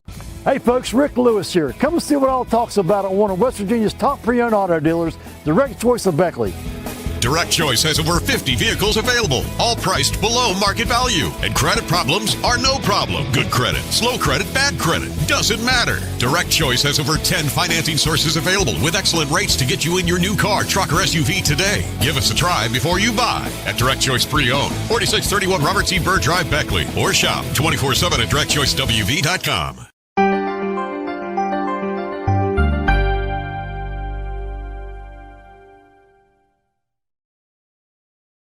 And we welcome you back to Shady Spring High School with Bill O'Brien. I'm Maris Lowry, the heavy hitter, Mr. Nick Eskins, producing and directing. Alex Fink on camera, getting you ready for the boys all-star matchup. This is the 36th year, actually 35. They didn't have it the COVID year, but it started back in 1990, and here we are 36 years later, and we're still having this great event. And Class AA and AAA are C. Adam Toney Discount Tires. Their head coach was Bluefield's coach Tony Webster, and for their starters, here's Bill. Okay, thanks very much, and we're going to start with Brody Hambrick, who played so well for Greenbrier East. Kobe Dillon, Shady Springs star. Jay Smith, you just saw him from Bluefield. He won the slam dunk competition. Actually, he did not. It was no, he was runner-up. Oh, I'm sorry. I looked away and. Yeah, he was runner-up. I beg your pardon. So then Joyce won that. That is correct. Taj Joyce won that. So Smith, the runner-up in the slam dunk. Ryan Mann from James Monroe. And Deshad Williams from Capital out of Charleston. So there are the starters for Tony Webster, C. Adam Toney Discount Tires, AA, AAA team. Now for the single A, 4A Mid-State Automotive Squad. Here's Maris. Thank you very much, Bill. Of course, Rick Green, the head coach there, coming off of a state title run with George Washington, where they beat Spring Mills in double overtime to win his 4th state championship. And this is how they will go. They are the Mid-State Automotive Class Single A 4A team. Taj Joyce, as Bill told you, he won the slam dunk contest. Noah Lewis, who played at George Washington, by the way, Joyce played at Parkersburg South. Noah Lewis from George Washington, he's going to attend Wright State. Of course, Wright State made the NCAA tournament this past year, and that's where Noah Lewis will be going. Harry Silvas from Parkersburg South, he'll be going to Glenville to play for Coach Bob Bolin. It'll be Jaron Westfall from Buchanan of Upshur, and Preston Clary will get the start. We talked about this earlier. Preston Clary will be playing football at West Virginia State. So that will be the lineups. The C. Adam Toney Discount Tire team, Class AA, AAA, will wear gray, and in blue will be the Mid-State Automotive team. And we're having the entire squads, Bill, being introduced by the PA public address announcer Rob Lynch, and we're moments away from getting this started. So 0 is Peyton Bales from Midland Trail. Number 1 is Brody Hambrick from Greenbrier East. Number 2 is Kobe Dillon from Shady Spring. Number 10 is Rick Dunford from Bluefield. 11 is Ashton Arthur from Independence. 12 is Jay Smith from Bluefield. 14 is Grayson Pars from Bluefield. There's a 13 in there too, Bill. Did you get him? I did not get him. Brown. Roby Brown from Summers County. 22 is Malcolm Brown from South Charleston. 33, Ryan Mann from James Monroe. And number 5 is Deshad Williams from Capital. So there's the entire squad there being introduced. And as Bill has given you the starting lineup, now we'll be having the Class Single A 4A squad, the Mid-State Automotive squad. First up, number 3 from Parkersburg South High School, Taj Joyce. Taj Joyce, number 3. Number 4 from Riverside, Joshua. Riverside's number 4, Josh Brock. Riverside had a nice team this year. Noah Lewis, you've seen him in the preliminaries. GW star. Eli Gunter from Greater Beckley Christian. Well, they had a great year. Harry Silvas, Parkersburg South sharpshooter. Beckley's Lucas Rainey is number 12. He's an outside shot threat. Yeah, you know, Bill, I'm surprised he wasn't in the three-point shootout as well as he shot the 3 ball for Beckley this year. Yeah, that was his star attraction. Number 13 is Tyler Maddox from GW, Charleston. 14, Jaron Westfall from Buchanan Upshur. 21 is Brent Connolly from Oak Hill. And 22 is Woodrow Wilson's Preston Clary. All right, so we're ready for basketball. The officials are all set. We're all set. And this will be like a college game, Bill. It'll be 20-minute halves, 30-second shot clock. On the 7-team foul, you shoot 1 and 1. When you get to 10-team fouls, the double bonus, you shoot 2. So there's no, there's no time like the present to acclimate your players to the next level, and that's what we're doing here this afternoon. That's what we're doing. By the way, if you didn't know, we mentioned this in the first game. The Little General Scott Brown Classic started in 1990 when Coach Bob Bolin got together with sports writer Scott Brown, who has since passed away tragically, but what a great guy he was and a very talented sports writer. And so they named the tournament after Scott Brown, and Little General is the title sponsor. Here's Maris Lowry with the play-by-play. Ready to get started here. Noah Lewis in the center circle. And let's see who that is jumping for C. Adam Toney. That will be Brody Hamrick. And the tip is controlled by the automotive group from Mid-State, and they'll have first possession. Out into man-to-man is C. Adam Toney. C. Adam Toney, like I said, wearing the gray. Silva's open, dials up a three, and he can't knock that one down. He won the three-point shootout, but he missed that first three, and here's Kobe Dillon. Here's Smith from Bluefield, shaking and baking. And Hamrick head of the lane. 13 to shoot.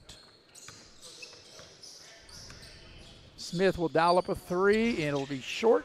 And the rebound to Westfall for the A4A squad. Silva's a deep three, and it won't go as Clary runs down the rebound in the near corner.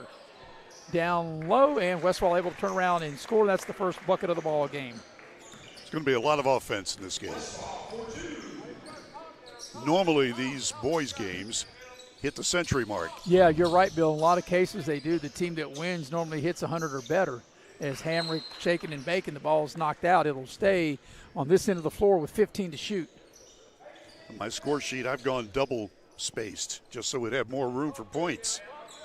Here's Kobe Dillon. Got to be aware of the clock. 10 to shoot. Dillon on the drive down the lane, tacks the basket, and the ball's knocked out of bounds. It'll stay here, but only 6 to shoot for the C. Adam Toney squad as Smith will put it in play. Got to get it in. Got to get up a quick shot. Ball comes out to Kobe Dillon. Got another shot down. Shot clock's at 4. Smith's going to have to shoot it. He'll drive. Will he get the shot off in time? He won't, and that's a shot clock violation. You know, Bill, we went the entire girls' game and did not have a shot clock violation. And here in the first minute and a half of the boys' game, we have a shot clock violation. I think they just didn't know the clock. I agree. They're not used to it. It's funny, though, you know, here we just brought that point out, and how many points they're going to score, and here they've got a shot clock violation. Yeah, one of the funny things is they'll tell about as Wright gets it, and man on him, and Wright backs him out. Behind the back dribble for the big fella. Kobe Dillon swipes it free, but it's picked up, though, by Joyce, and Joyce will pull up. 15-footer won't go. Smith clears the rebound, but in that first game, they had turned the clock around on this end, the shot clock, and we thought there was a problem with the clock. Yeah, it was turned around as that shot is put up by Capitals Williams, and it's short. I just thought that was funny. I was like, the clock's not working on this end, the shot clock, and there was a reason why. One of the officials, I don't think, really realized they were going to use the shot clock, and he turned it around. Well, he told me he turned it around because he thought that was, you're right, that shot clock was not going to be in the ball game. Yeah. Well, you know, we've got a good pace of this game, but we've not had but one shot made as both teams are shooting it cold here in the first 2.5 minutes of this game. Hamrick will dial it up for 3. It won't go. Lewis with the rebound. Like I say, playing by college rules, 20-minute halves, 30-second shot clock. Lewis from 3, and it won't go. Back iron, long rebound. Joyce will dial it up from downtown and hit. Joyce for 3. And Bill, if you remember, the girls' game started off 5-0 for Chick-fil-A. Exactly. Here's Kobe Dillon in traffic. Williams off the dribble. 15 to shoot. Kobe Dillon downtown, left it short. And the ball comes right to Silvas. Here's Westfall. Into the lane. Westfall spins. Lewis on a drive. Pull up. Little short shot won't go. Kobe Dillon with the rebound. Kobe Dillon on the move. Smith dials up a 3, and it won't go as Westfall clears the rebound. Good looks for the C. Adam Toney team. Bill just not able to knock it down. Yeah, they'll get rolling. Beautiful pass, and Lewis can't finish. Maybe not. He makes that 99 times out of 100. Kobe Dillon's block from behind. What a great play that was, but it's saved right into Brody Hamrick's hands, and Hamrick will draw the foul and get to the line. Brody Hamrick, one of the standouts for Greenbrier East this year, as the Spartans had another good year. Coach Patton. Also was a tremendous quarterback on the football team at Greenbrier East. First free throw is good. And finally, the C. Adam Toney Class AA, AAA squad is on the board. Second free throw for Hamrick on its way, and he got them both.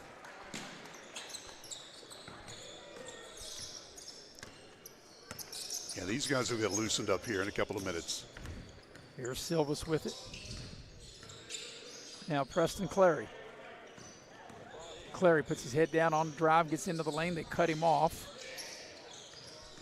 Joyce lost it down the lane. Here's Kobe Dillon with it. Got numbers. Kobe Dillon goes in, puts the shot up. It won't go. Smith on the follow-up won't go. Smith has it back in traffic, and he turns it over. Golden opportunity that time for C. Adam Toney's squad, and they couldn't get it to go. And wow! What a wild circus shot by Joyce, able to finish as the pass was a little off of the mark, but what a great athletic play for that bucket. Heavy hitters got to save that one so we can have that as a replay. Here's Williams on the drive from Capital over to Hamrick.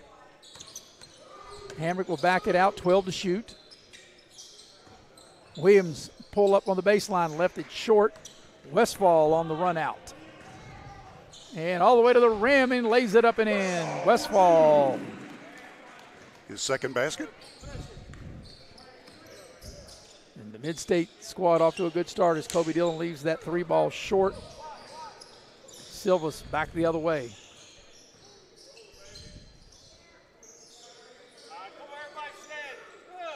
Joyce from the corner, too strong. Good hustle for that offensive rebound to keep it alive by Preston Clary. Got 10 to shoot.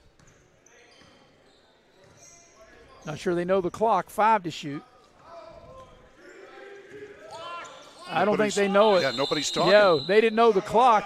And how about that, Bill? We did not have a shot clock violation at all in the girls' game. We've already had 2 here in the first 5 minutes and some change here of this game as both teams make wholesale changes.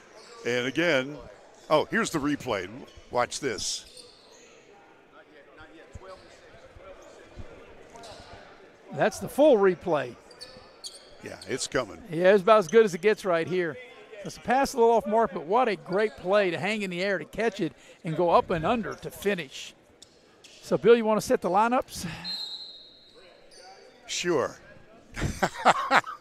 Well, here's Malcolm Brown. I know that. And you got Ashton Arthur into the ball game. He's got it now, and he'll dial up a 3. It won't go. And it'll be Conley that runs the rebound down. Conley played Oak Hill, had a chance to watch multiple games that he played. Here's a shot from the corner, and let's see who took that shot. That was Rainey. He played it Beckley, and he misses that 3 ball. Run out too strong. We got a lot of action, just not a lot of made baskets as Conley will dial it up from downtown and rain a 3. And the biggest lead of the game here at 10 points as we're 6 minutes in. Brown on the attack, finds Dunford. 17 to shoot. Here's Brown from South Charleston. 3 launched. That is no good. Battle for the rebound. Rainey had it for a minute, lost it. And now here comes Mid-State with it. And that's Josh Brock. Brock played at Riverside.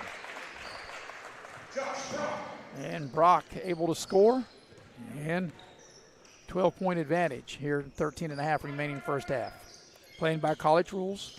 2 20-minute halves and 30-second shot clock.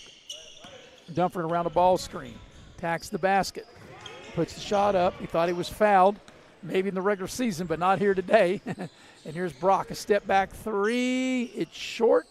They battle for the rebound, and what do we got? We have a held ball, and the arrow will turn it over to C. Adam Toney. But C. Adam Toney, the AA, AAA Bill, they got to get some offense going as they've dug themselves a 12-point hole. Yeah, they have, and their only points have come with 2 foul shots from Hamrick. Yeah, they don't have a field goal yet. Yeah. We've coming off. We played 7 minutes. Is Arthur trying to change that, and he can't. He left it short. And here comes the Mid-State team on the attack. Tyler Maddox from GW, 13. Here's Brock with it. And the ball is knocked out of bounds, and it's a turnover as Preston Clary will check back in to the Mid-State lineup. Really, the uniforms don't have very much of a color distinction there.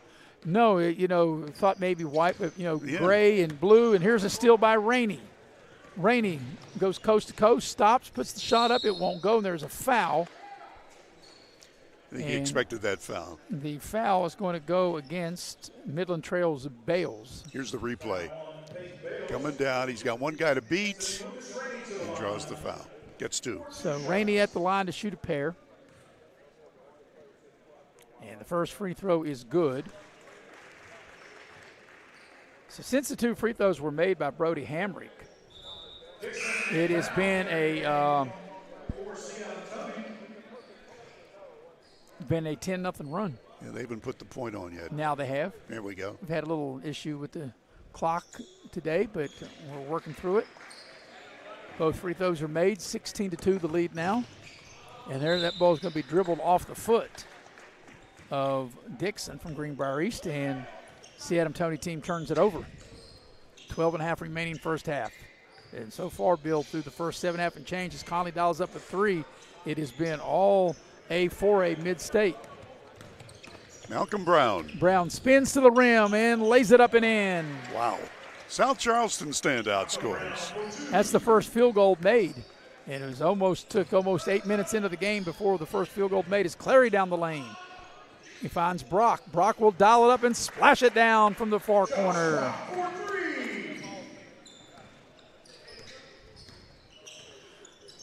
Well, at the rate you're talking about maybe hitting 100, at the rate that the Mid-State team is shooting, they might get there. Yeah. As Brown will dial up a three. He's got back-to-back field goals.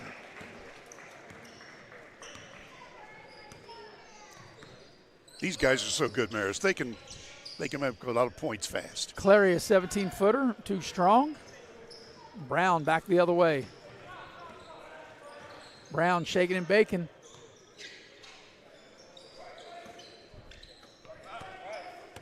Here's Bales with it. Plenty of time on the shot clock. Into the lane and a nice finish. The big fella able to put that in, and that is, I can't quite see. Grayson Pars from Bluefield. Yeah, that's a little light on my sheet there. I remember seeing him play at the state tournament. It's Conley into the lane, able to score. His second basket. Oak Hill star. Here's Pars with it, 15-footer, and back iron's no good. Rainey with the rebound for Mid-State. Rainey brings it up. There's a three in the corner, good, a splash down. That three is by Gunner. Greater Beckley Christian School star. Yep, they were runner-up in Class Single A. Is Brown trying to get the roll? He won't. Pars will put it back up, make the shot, and draw the foul. Grayson Pars perfectly positioned as we look at the replay, courtesy of Mid-State Automotive. And that'll get us to a timeout. 10:23 remaining first half. 24-11 the lead for Mid-State. We'll have a free throw by Pars. We come back on the other side of the break here on Video Productions. Take care of this by the end of the day. Sure, I'll take care of that. Done. It's that easy with compliance. Compliance. We've got your back office.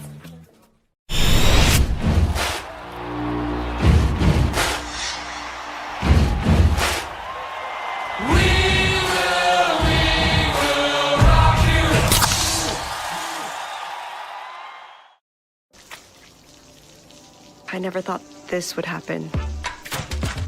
When disaster takes control of your life, we got you. Get it back with a single call to the team that shows up fast to make things right. Serve Pro, like it never even happened. We're back here at Shady Spring High School with Bill O'Brien. I'm Maris Lowry. 24-11 the lead for the Mid-State squad. They represent Class Single A, 4A. C. Adam Toney team, AA, AAA. And out of the timeout, Pars will step up to the line. Bill, he'll try to polish off a three-point play. And the free throw is good, and he does polish off a three-point play. 5 quick points for the ball game. And I'm not sure what we got. We had a quick substitution. Pars out of the game.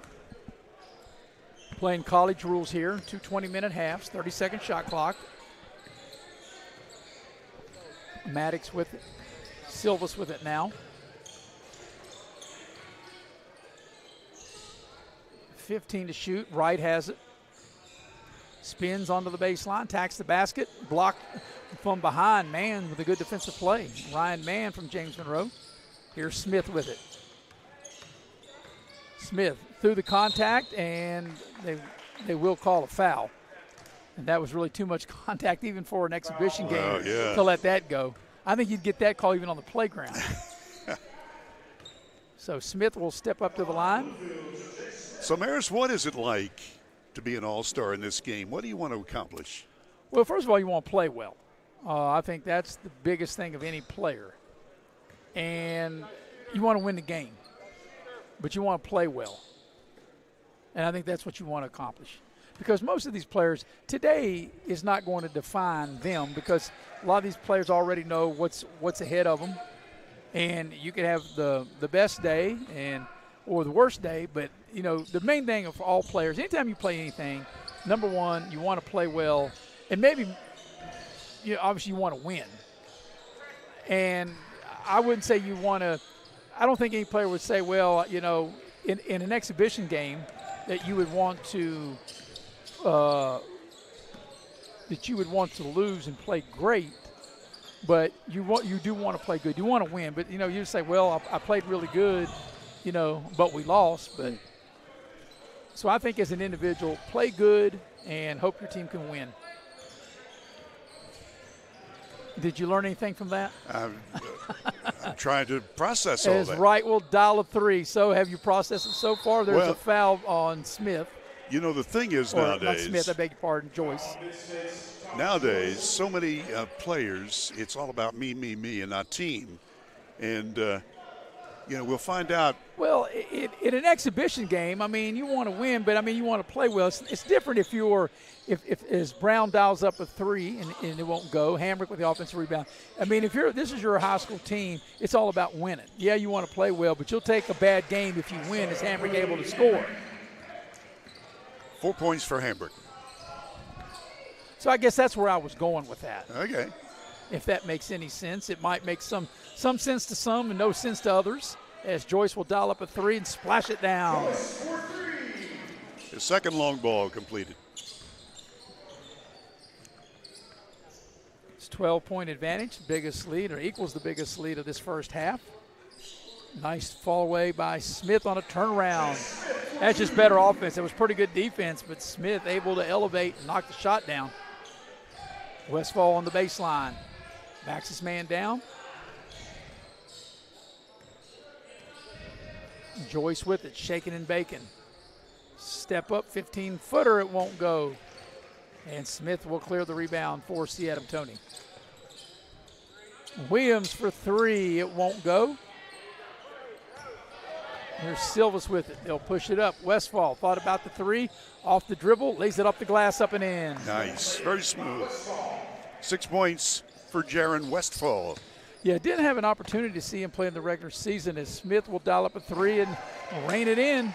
You know, he played at Buchanan and never had an opportunity to see Buchanan the regular season. They didn't make the state tournament, so therefore never got an opportunity to see Westfall until here this afternoon. Yeah, he's a good-looking player. Yeah, here's Wright with 18 to shoot. Little fall away. Doesn't knock it down, out of bounds over to C. Adam Toney as Clary and Rainey. The two Beckley guys. Yep, two mates from Beckley. And let's see. Dumford, Arthur, Pars, Bales, and Dixon. Complete wholesale changes for C. Adam Toney. They've cut it to single digits with 7:19 left in the half. And a chance to cut even more into the lead here, Bill.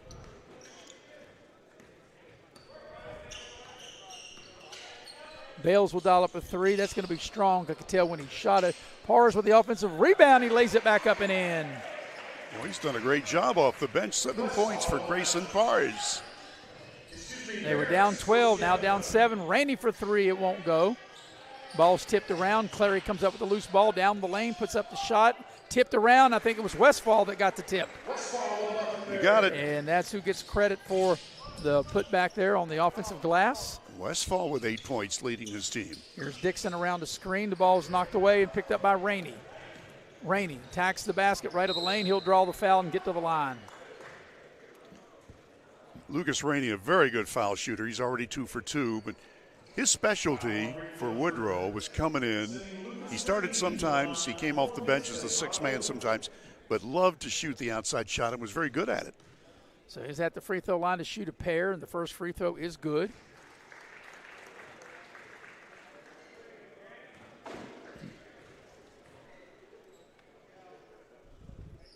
Second free throw is also good.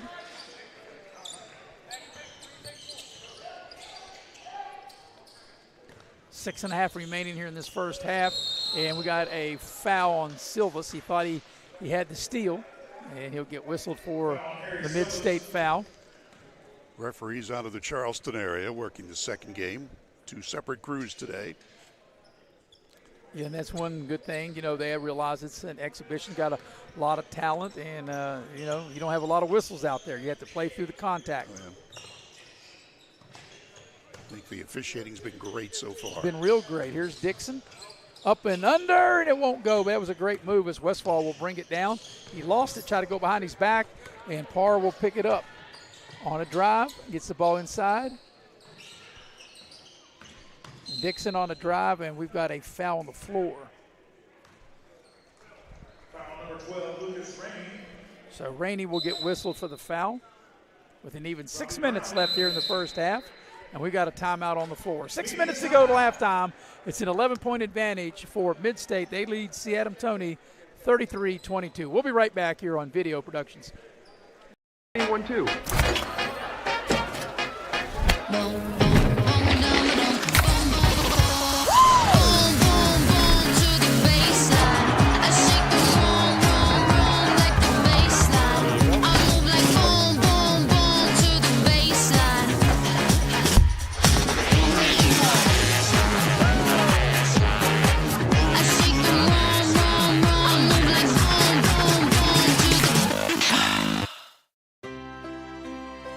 Here we grow again. Pioneer Community Bank is proud to offer a network of banks right here in our communities. By offering you more locations, Pioneer continues to meet all your banking needs where you are. Please stop by our new Harper Road location. We are truly investing in Southern West Virginia. Pioneer Community Bank. Friendly service, great products.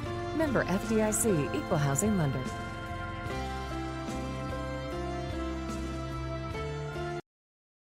With Bill O'Brien, I'm Maris Lowry, the heavy hitter, Mr. Nick Eskins, producing and directing, and Alex Fink on camera. And Bill, we got 6 minutes remaining in the first half, and the Class Single A 4A Mid-State Ford leads the AA, AAA Seattle Tony Discount Tire team by 11 at 33-22. Well, the Mid-State Automotive team got off to a 5-0 start. They had a 16-2 lead early on before Seattle Tony got rolling. So, you know, with all the talent, here we go. We're going to see a lot of scoring. Yeah, I said 12 points was the biggest lead. Actually, it was 14, as you just pointed that out.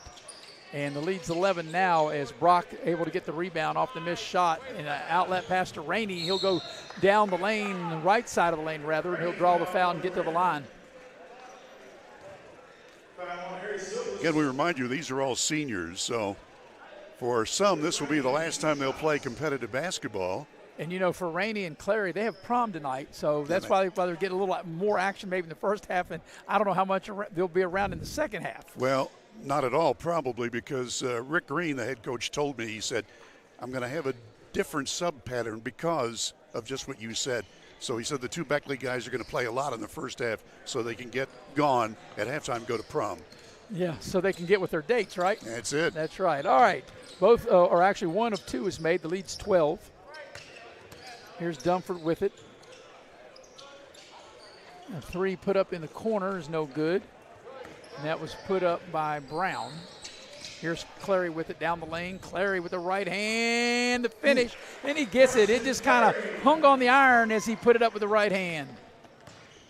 And this now equals the largest lead of the game at 14.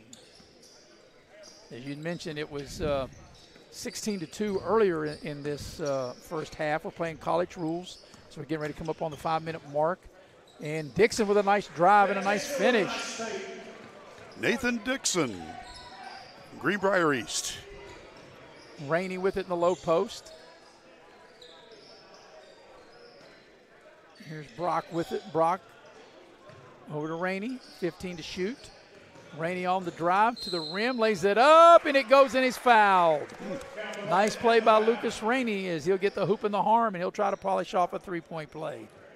His first field goal, but he's been at the line several times where he's made 5 out of 6. Taking the lead to 14 and trying to make it a 15-point advantage. If Rainey can polish off the three-point play, knock the free throw down, and the free throw is good.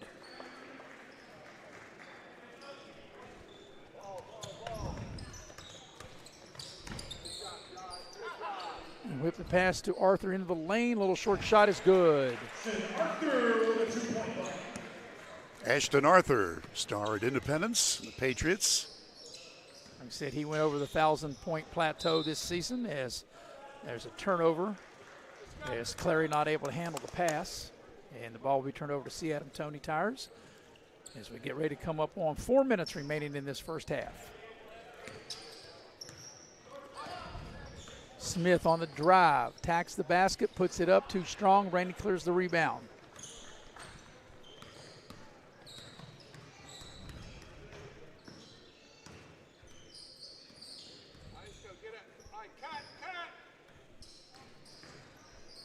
Got plenty of time on the shot clock. Rainey into the lane, little floater, left it short. Got it back, puts it back up, won't go. He had a couple of good looks at it, did Rainey, and just couldn't knock it down. And here's Arthur in the front court. Roby Brown wearing 13 on his gray outfit is in there. Here's Dixon on the move, and he's stripped. He's stripped by Gunner. And Gunner will attack the basket off the glass, left it short. Smith with the rebound. Smith to Dunford. Dunford goes in, and Brock with a slam with a rejection. Wow. And what do we got? They stopped the play. Is actually the pass, as we watch the replay, Dunford really had to go a wider angle build to get the pass, and that allowed Brock to get back into play and able to swat it. As Ryan Mann checks back into the lineup for C. Adam Tony, also Deshaun Williams back in. Tremendous play by Brock. So the lead's 13. Here's Clary with it over to Conley. Conley on the drive, spins. Back to Clary.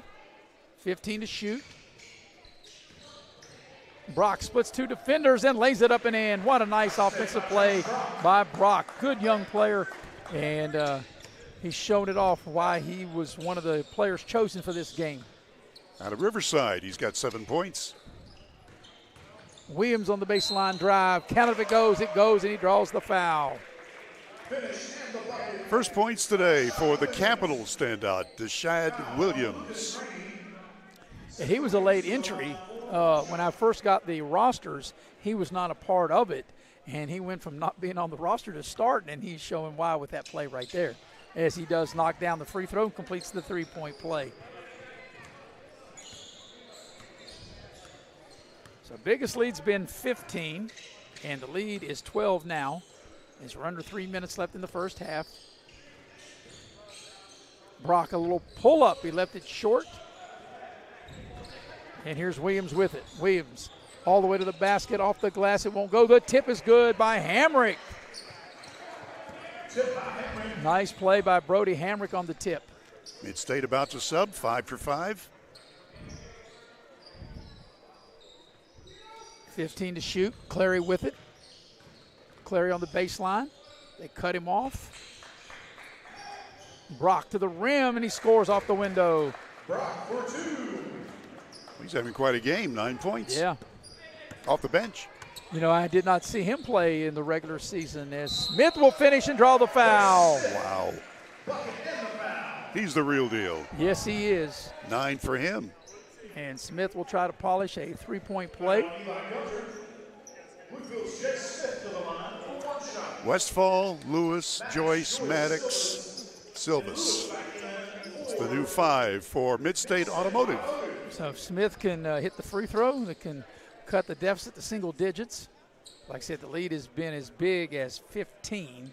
It's 10 now with just under a second, under 2 minutes left here in the first half. So whatever they're getting situated, I guess they got it situated. And Smith will see if he can knock down the free throw. And the free throw is good. So trimmed the lead to 9. As Silvas races the ball up the floor. And Joyce thought about the three. Silvas will dial it up from downtown. In and out, it won't go. Ryan Mann with the rebound. So far, Silvas has been held scoreless. Yeah, he won the three-point shootout. But Smith, he's been the main offensive plug here for Seattle Tony. And it's a tough shot, but he scores in the lane, a fall away. He's got 12 points. Here's Lewis with it. What a comeback, huh? Yeah, like I said, down as many as 16. Lewis will dial up from downtown and hit. His first points of the day. Back to a double-digit lead. 10 points. As we're coming up on the final minute of this first half. Here's Brown from South Charleston, a little scoop, and it's swatted with 55 seconds remaining here in the first half. 12 to shoot. Silvas, yep. Yeah. He's got some hops on that one. Really? So Seattle Tony will inbound the ball. They have 12 to shoot with 55 seconds left in the half and a 10-point advantage for Mid-State. Malcolm Brown. Brown checks the clock, spins into the lane, 10-foot fall away, and he missed it badly. And here's Westfall with it. If they go fast, they can go 2 for 1. And into the lane, and a scoop shot is good. Joyce. And he's got 10 points. Taj Joyce. Final 30 seconds of the half. Smith for 3, and got it. What a first half. He's had 15 for him. It's his third tray. Last shot time of the half. Here's Westfall with it. Lewis, and he dribbled the ball off his foot, and so now the last shot of the half can go to Seattle Tony and Bill have a chance to get a little closer. It's going to be this way all day. I mean, there's just so much talent on both sides. It's going to be close. So the shot clock and game clock are right about at the same, maybe a half a second difference. 5 seconds on the clock. They got to check the clock and get the shot off. And I don't think they will, and they will not, and that will end the first half. So at the break, it'll be the Class Single A 4A Mid-State team. They will take a 48-39 lead to the locker room over Class AA 3A Seattle Tony team. We'll take a break. We'll come back. We'll recap the first half here on Video Productions. Before you hit the Hatfield-McCoy Trail, fuel up the way West Virginia's do. At Little General Store. From the trail snacks to cold drinks and fuel to keep you rolling, we've got everything you need before you head into the hills. We're proud to be part of your ride, rooted in West Virginia and built for the backwoods. Little General Store, fuel your adventure for West Virginia.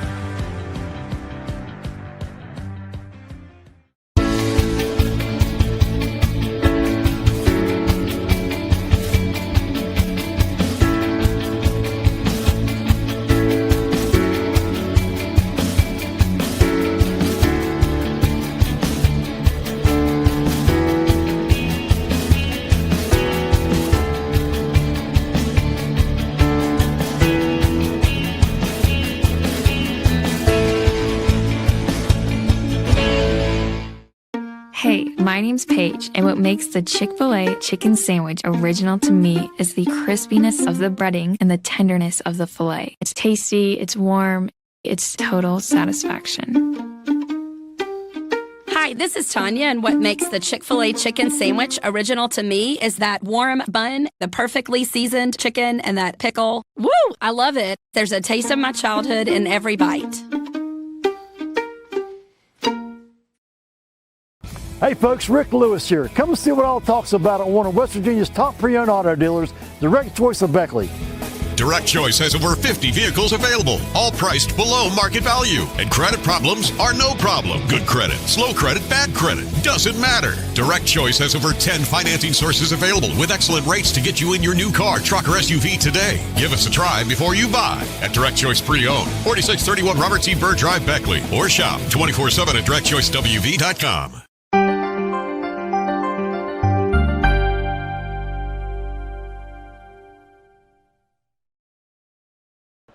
Back here at Shady Spring High School, we're having a condensed halftime. Look at that big word I just used, Bill, condensed. I know what that means. It's a short halftime. Milk.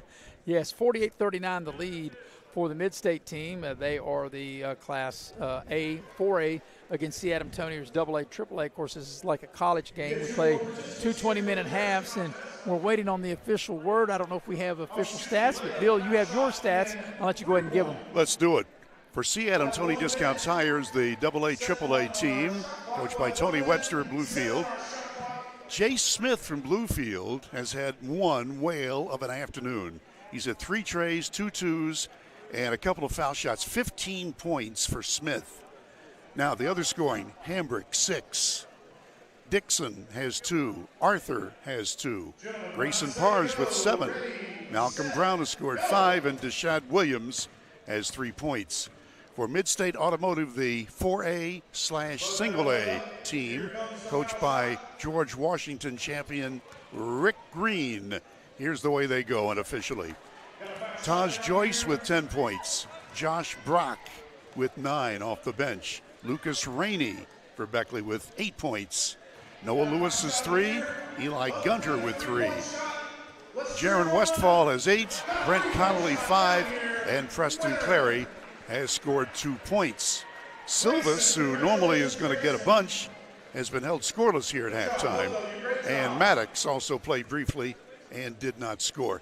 Now the team totals. All right, team totals. Each team took exactly 42 shots. So that's hard to believe that both teams took the same amount of shots, but they did, the official stats.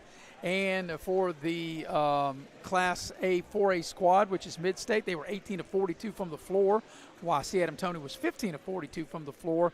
And downtown was 6 of 17 was Mid-State, while C. Adam Tony team just 3 of 18 from downtown. From the line, each team were 6 of 7 from the line. So it's hard to believe, Bill. Both teams were exactly 6 of 7 from the line.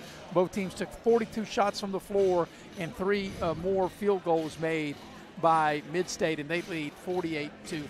We're going to take a quick break, come back, get you ready for the second half here on Video Productions.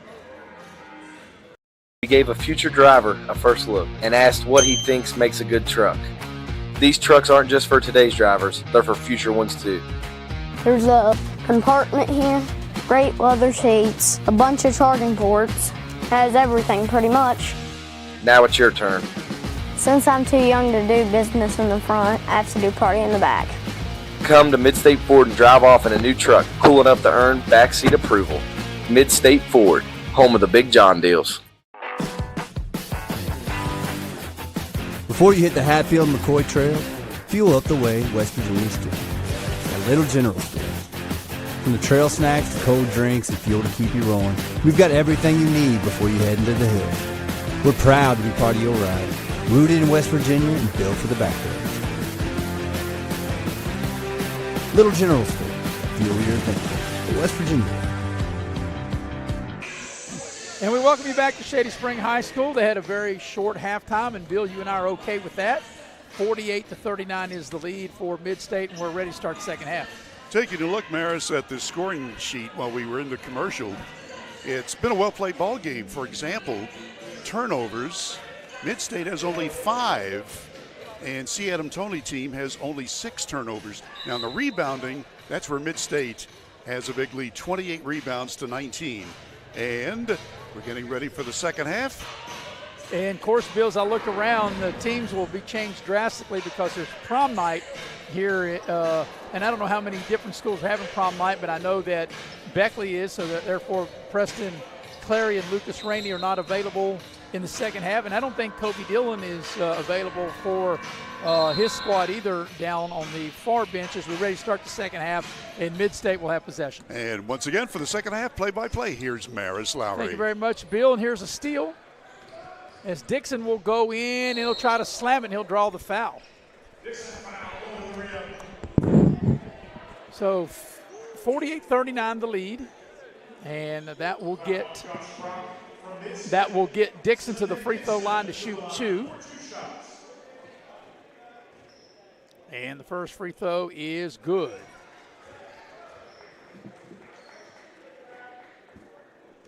So that'll cut it to 48-40. And the second free throw, in and out and back in again. So they've trimmed the lead to 7. And here is Brock with it for Mid-State. Tacks the basket, puts the shot up, won't go. Conley with the offensive rebound. Westfall will dial it up for 3. It won't go. And here comes C. Adam Toney. Brown, chance to cut into the lead more.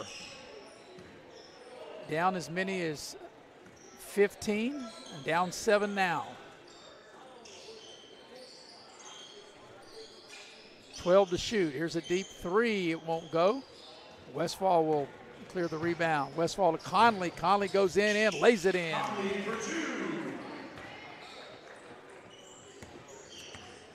Minute into the second half, 9-point lead. Here's Brown, and he let the 3 ball short. Westfall with outlet pass to Brock. Brock attacks the basket, lays it up and in. So back-to-back run-out layups for Mid-State in the lead, 52-41. Once again, we play by college rules, 2 20-minute halves, 30-second shot clock. There's a nice shot by Dixon.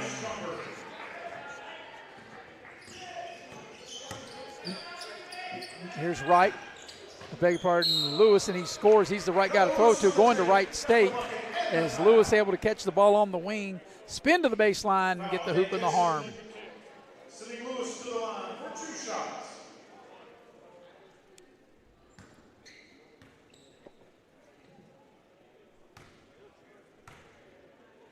And Noah Lewis's free throw is up and in and out. It looked like it was halfway down. It rattled out on him. Here's Bales in the front court. Pars has it into the lane. Pars spins, tacks the basket, lays it up, in and out. Heartbreak as Conley with the rebound.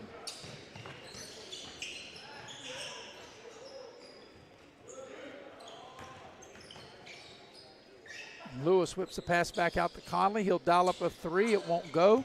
Westfall with the rebound. 3 ball up, no good. That 3 ball in the near corner by Dunford. Or beg your pardon. That 3 ball was put up by Gunner, and it wouldn't go. Dunford has it now. Here's Brown with it. Brown shaking and baking down the lane. They cut him off. 10 to shoot. They got to go. 6 to shoot. I'm not sure they know the clock.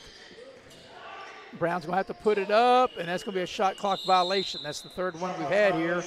And checking into the ball game for C. Adam Toney. We've got a new player, will be Brown, checking in.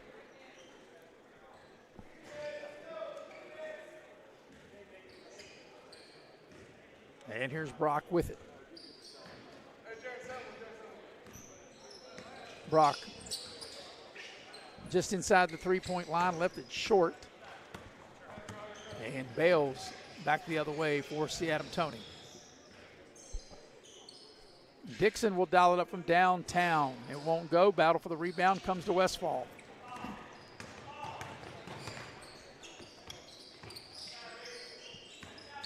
Lewis on the baseline drive, steps in, lays it up and in. Noah Lewis for 2. Nice play by Noah Lewis. Lead at 13. 16 and a half remaining here in the second half. Brown into the lane. Little fall away is good. Malcolm Brown, nice turnaround. Malcolm Brown able to score. Lewis for Mid-State to the baseline. They cut him off. Brock dials it up straight away. 3, it won't go. And Brown with the rebound for C. Adam Toney. Here's Dunford in the corner, off the dribble. Brown attacks the basket, puts it up, scores. Nice play again by Malcolm Brown.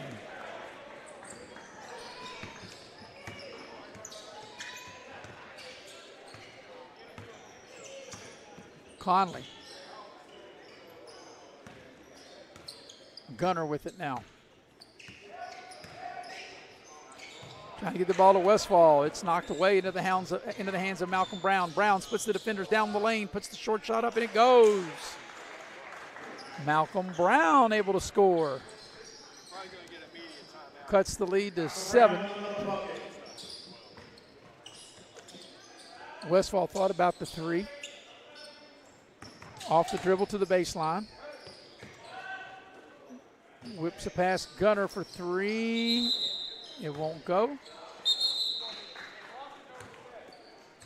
And let's see if we're going to have a timeout. I think we may. Nope, no timeout, just going to make wholesale changes. Mann back into the game, Hamrick back into the game, Arthur back in the game, Williams and Smith. Joyce in, Silvas in. Brock stays out there. Here's Williams on the baseline. And Lewis comes up with the steal. Gets the ball over to Joyce. Now Mann gets it back for Seatum Toney.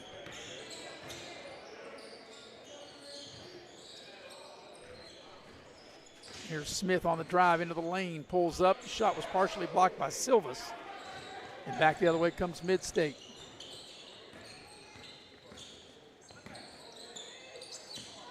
Joyce on the drive. Off the glass, up and in. Todd Joyce able to score. 14.5 remaining. Hamrick for 3. Needs a roll, won't get it. And here comes Mid-State. Mid-State, they've scored the first 5, and they've led all the way as Joyce able to dial up a 3 and knock it down.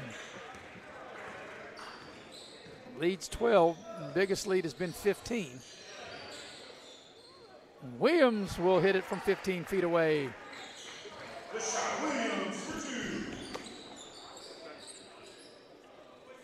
Here's Silvas with it.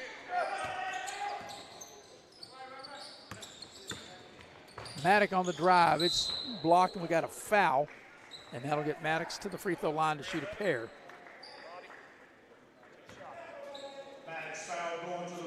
So Tyler Maddox will shoot 2. 13:48 remaining here in the second half. 10-point lead. And Maddox at the line to shoot a pair. First free throw is good.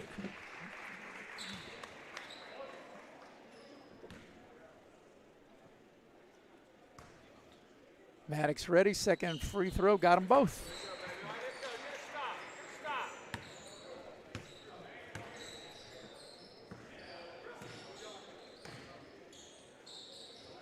Here's Seatum Toney's Williams. Arthur with it now.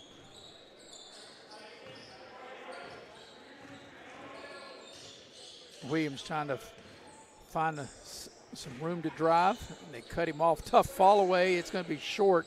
And that was a really good defensive play by the big fella, Lewis. And here's Joyce with it. He'll spot up. 3 ball on its way, and he'll knock it down. And this will equal the largest lead of the game. The ball knocked out right here at midcourt. So this 15-point lead as we watch this latest 3 ball by Joyce. As Pars will check back into the game for Seatum Toney. But this 15-point advantage equals the biggest lead of the ball game. As we're coming up on the 13-minute mark of the second half. Williams with 15 to shoot. Smith with it now. Smith shaking and baking down the lane, off the glass. Actually didn't use the glass, able to score. It looked like he was going to go to the glass. And great body control for Smith for Bluefield, able to score. Joyce from the baseline puts up the shot, it won't go. Smith with the rebound. Smith lost the dribble. Brock picks it up. Brock into the lane, splits the defender, and he'll draw the foul. 12:23 remaining here in the second half. And a 13-point lead for Mid-State, the Class Single A 4A All-Star squad. As Conley will check back into the lineup. Conley in, Brock out. 25 to shoot. And Maddox to put it in play. Lewis has it. Whips a pass over his head.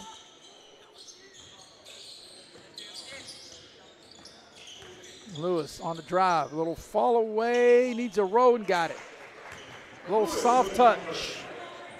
Noah Lewis able to score. Brody Hamrick on the drive on the baseline. As we go under 12 for this second half. Smith, fall away three. A splashdown right down the chute. Maddox around the screen, gets to the baseline. Throws the ball back way out high to Lewis with 18 to shoot.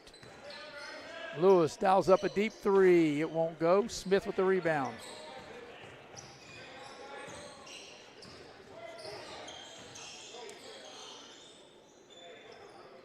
Hamrick with a three. And it doesn't go. Here's Lewis with it. Lewis spins down the lane, puts the shot up. It won't go, but he'll draw the foul, and that'll get Lewis to the line. Timeout on the floor. 11-12 remaining here in this second half. 68-56 is the lead. And we'll take a break. We'll be right back as Mid-State 4A in control right here on Video Productions. 1-2.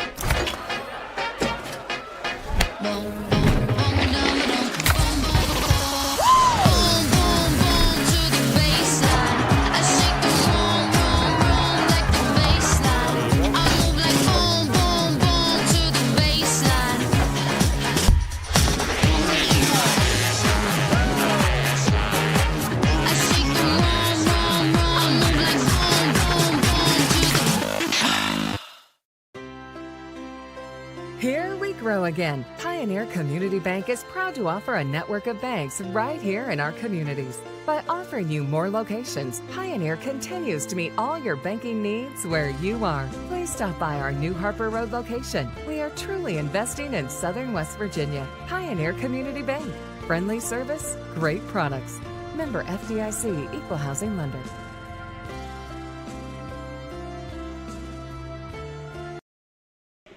.11 minutes and 12 seconds remaining in this game, and it's a 68-56 lead for Mid-State, the single A Class 4A squad, leading C. Adam Toney, the AA, AAA squad.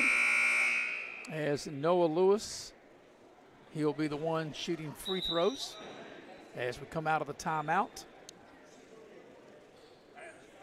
So this is played like a college game, 2 20-minute halves, and we haven't really had to worry about the foul situation. You know, you shoot 1 and 1 on the 7th foul. On the 10th foul, the double bonus.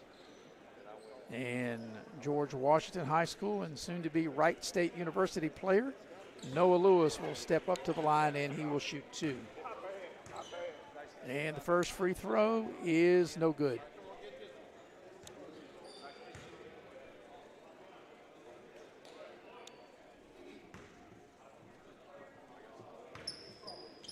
Lewis ready, second free throw on its way, and he got that when he makes 1 of 2. As Gunner will check into the ball game for Mid-State.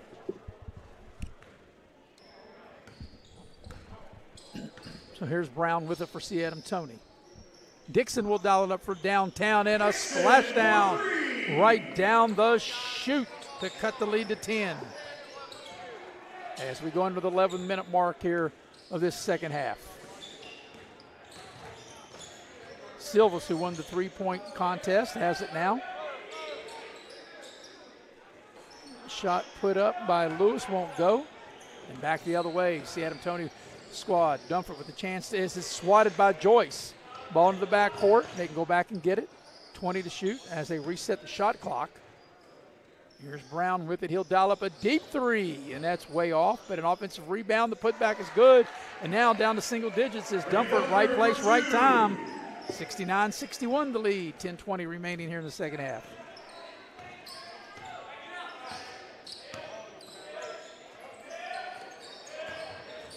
Lewis to the baseline, whips the pass to Conley in the corner, and Conley splashes down a 3-ball. Nice pass by Lewis to find Conley open. Brown, crossover dribble. Arthur dials it up from 3, and he'll hit. Arthur with a splash down. The deficit back to 8. Almost exact identical play with the exact identical result. Lewis, a pass over to Conley, and Conley knocks it down.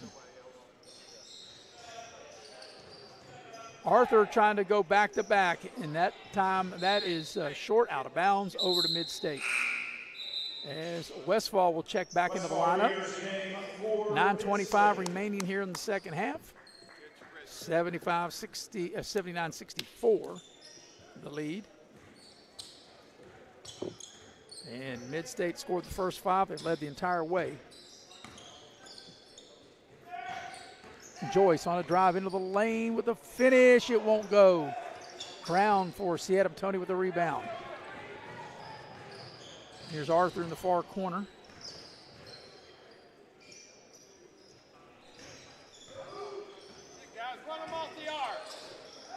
Dixon with it now.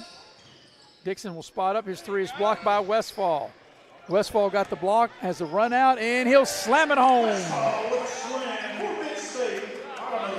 Nice play, Westfall. He got the block on one end, and he's able to finish the play with a slam on the other. Dixon on the baseline drive. Whips a pass out, and that's going to be over everybody, and that'll be a turnover. So 8.5 remaining in this one, and a 13-point lead. Biggest lead's been 16. As Mid-State will inbound side out across the way. Conley with it. Nice cut into the lane to Gunner. Westfall finds Conley. Joyce with it down the lane. Joyce attacks the basket. It counts, and he's fouled.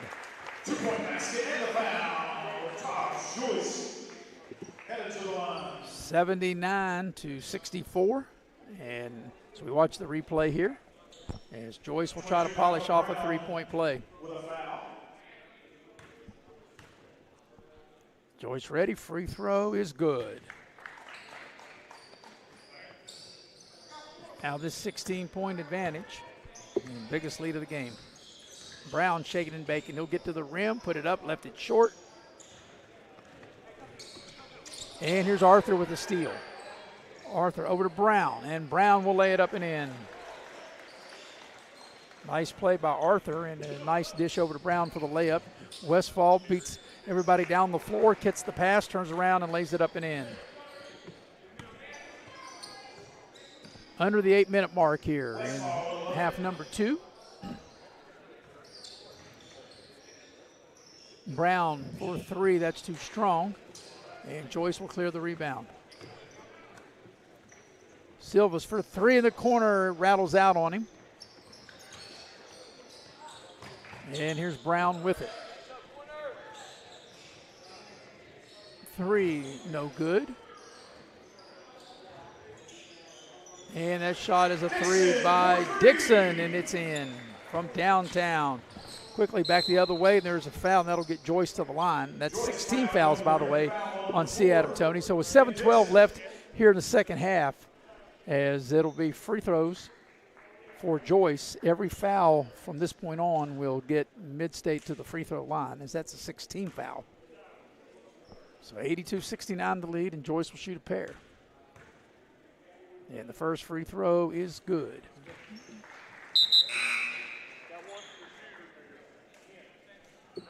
So we got wholesale changes.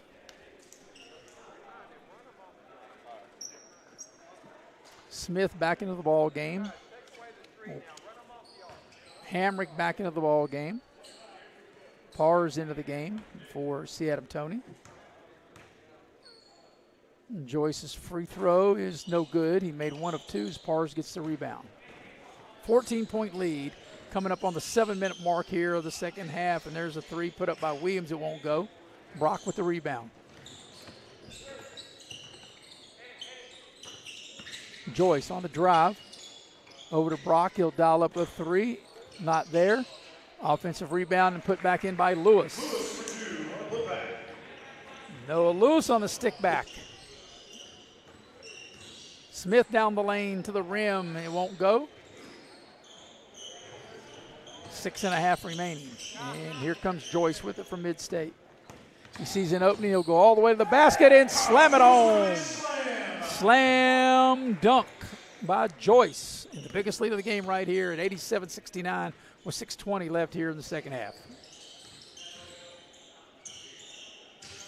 Williams shaking and baking. Stops. Cut him off. 14 to shoot. Down the lane, Hamrick can't get it to go. We got a whistle and a foul. And that'll get Brody Hamrick to the free throw line. As they'll get Westfall with the foul. Westfall send Brody Hamrick to the line for 2 shots.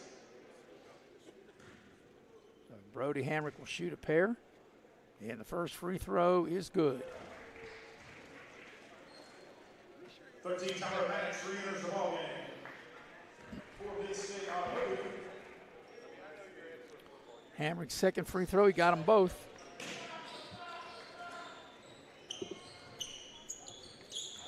Six minutes left in this one.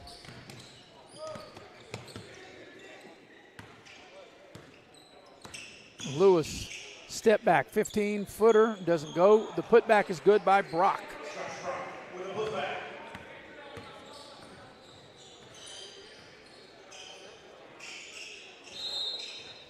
We got a foul on the play. Call a foul on Noah Lewis. And we have a timeout. Timeout on the floor, 5:43 remaining in the ball game. 89-71 the lead for Mid-State over Seattle Tony. We'll be right back here on Video Productions. Before you hit the Hatfield-McCoy trails, fuel up the way West Virginians do at Little General Stores. We're proud to be part of your ride. Rooted in West Virginia and built for the back roads. Little General Stores. Fuel your adventure the West Virginia way.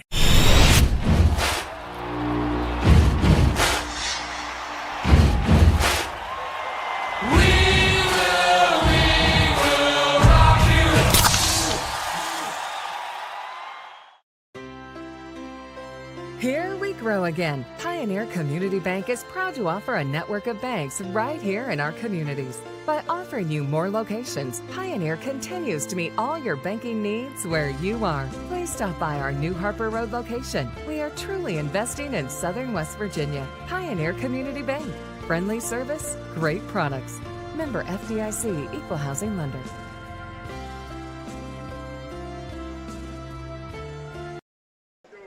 .543 remaining in the ball game, and the Class Single A 4A Mid-State squad lead the Class AA 3A Seattle Tony squad 89-71.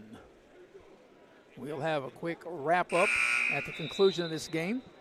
In our earlier game, the girls game, that went to Chick-fil-A squad. They were the AA AAA squad. They beat Jancare, who was a 4A, and that was 88-47. Kennedy Stewart was named the game's most valuable player from Greenbrier East. All right, ball comes into Smith for Seattle Tony. Smith down the lane, puts the shot up, it won't go. Noah Lewis with the rebound, 5.5 remaining in the ball game. Noah Lewis will bring it up. Westfall will dial up a three, and is short.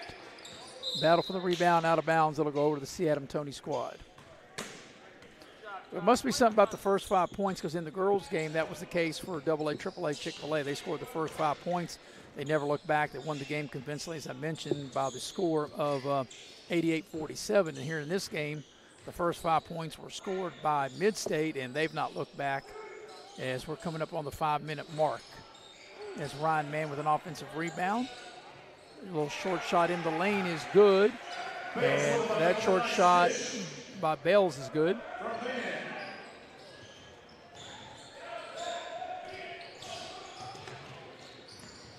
They whip a pass down low to Brock, and he is fouled by Williams, and that'll get Brock to the line to shoot two. We'll have softball coming up on Wednesday. And we will be at Beckley Woodrow Wilson High School for the action on Wednesday. That's a 4 o'clock game. We'll be on at 3:50 for that first pitch. as the free throw is good for Brock, and they've hit the 90-point plateau. 90-73. Second free throw is good as well. 91-73. Wednesday's softball game will be the first of 5 as Williams puts up a 3. It won't go. That 3 by Williams again won't go. So we'll be at Beckley Woodrow Wilson on Wednesday and next Saturday. Wednesday's game's at 4 o'clock. Next Saturday's game's at 1 o'clock, of course, weather permitting. But understand by the weather, it's supposed to be really nice next week. We hope so. So it'll be 9 to shoot for C. Adam Toney. And Smith has it, down 18, 91-73. I don't know if he knows the clock. If he's going to get the shot off, Hamrick's got to shoot it. They just get it off to beat the shot clock, and it was a air ball, so that should have been a shot clock violation, but they play on. Exhibition game here, but playing by the college rules. Silva will back it out. Drive to the basket, and Hamrick fouled him. So Silva will get to the line and shoot 2 with exactly 4 minutes left here in the ball game and an 18-point lead. Silvas was the winner of the 3-point shootout. And his teammate Joyce was the winner of the slam dunk competition as the first free throw is good. Hey, Dixon re-enters the game for Seattle Toney.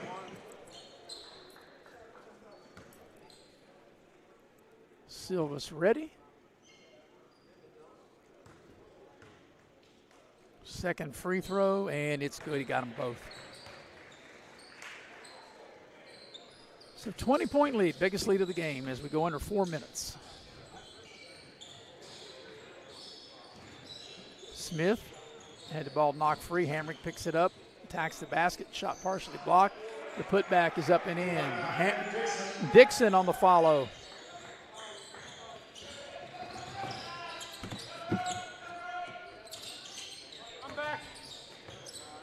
And there's a foul on Williams as he just grabs Lewis. As Lewis was making his way to the basket.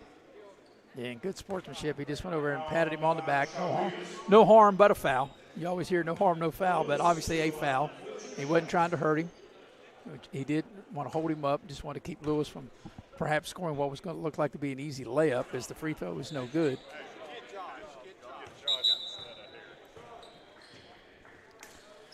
So Lewis left the first free throw short.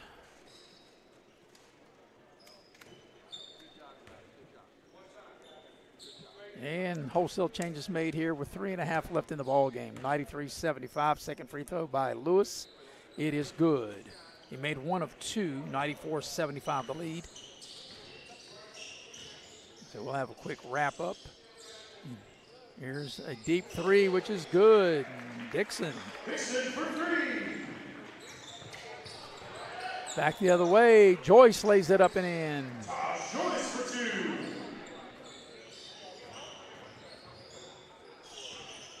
Should be 96-78. They have 94-78. Should be 96. We've had issues with the scoring all day. Now they got it correct.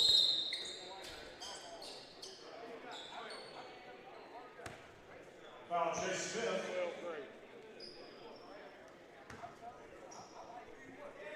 So 24 to shoot for Mid-State as the ball comes into Lewis. Gunner with it. Nice pass, and Lewis able to finish it. That was a beautiful pass. And the lead back to 20 at 98-78. Smith into the lane with the left hand. It won't go. So on this possession, Mid-State trying to hit the century mark. As they have 98 with 2.5 to go. Lewis whips a pass inside. Conley all by himself, and he can't get it to go. He missed it with the left hand. He was all by himself. Smith down the lane, scores with the left hand.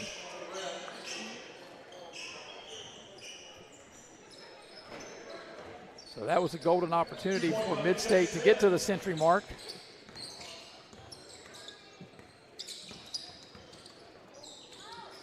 Westfall with it. Coming up on 2 minutes remaining. Westfall behind the back. 7 to shoot. They're going to have to hurry up and get the shot off. 5 to shoot. And Lewis will dial it up, and he was fouled. They won't call it at this juncture of the game. That was clearly a foul play up right in front of me. And I'm not blaming the refs, I understand, in the situation as Hamrick delivers a 3. And we got a timeout on the floor, or just a rolling timeout, I guess, to get players into the game with 1:42 left in it. Well, for the 36th year, this has been another successful event. This Scott Brown All-Star Game started back in 1990. Played the game back in May then, and it was at Park Junior High. That gym doesn't exist anymore. We got a new facility there at Park. And 36 years later, still playing it as Brock attacks the basket, and there's the century mark. 100-83. Minute and a half remaining. Brown into the lane, puts up the short shot. It won't go. Tipped around. The rebound comes out to Mid-State. Silvas has it, finds Joyce. Joyce to the baseline.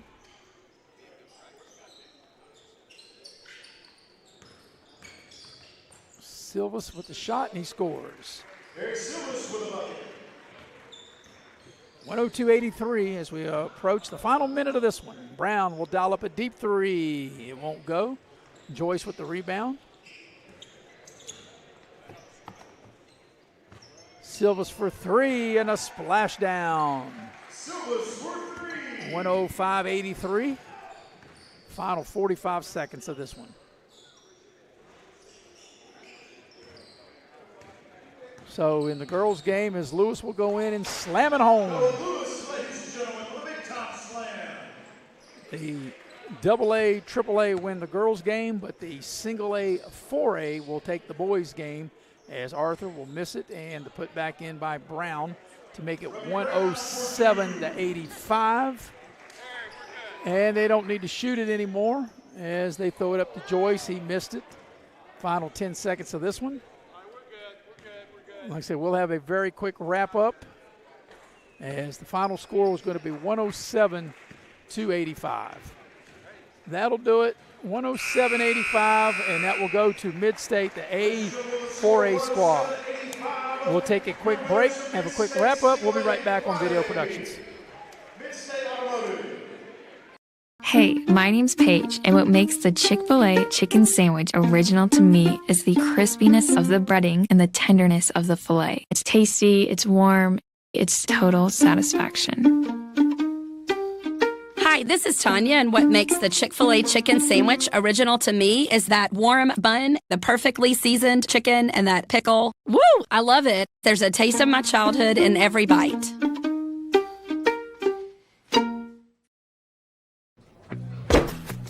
Take care of this by the end of the day. Sure, I'll take care of that. Done. It's that easy with compliance. Compliance, we've got your back office. Well, that'll wrap it up here at Shady Spring High School as the Mid-State Ford, the A and 4A squad beat the AA, AAA C. Adam Toney squad 107-85. We do not have total points available, so that'll do it from here. We appreciate everybody that helped us with the preparation of the broadcast. Appreciate Sam Hall, the tournament director, Bill O'Brien, who worked with me, and then he had to run. And actually, I got some quick stats. I'll give you some individual point totals. And let's see. Todd Joyce had 26, Josh Brock 17, Noah Lewis 17, 13 for Brent Conley, and 12 for Jordan Westfall. Those were the double-digit scores for Mid-State. For C. Adam Toney, let's see, they had 11 points by Brody Hamrick, 17 by Nate Dixon, 21 by Jay Smith, and 13 by Malcolm Brown. That'll do it from Shady Spring High School. For our entire crew, for the heavy hitter, Mr. Nick Eskins, for Alex Fink, for Bill O'Brien, I'm Maris Lowry. Final score, 107-85. Mid-State wins it. Good night, everybody.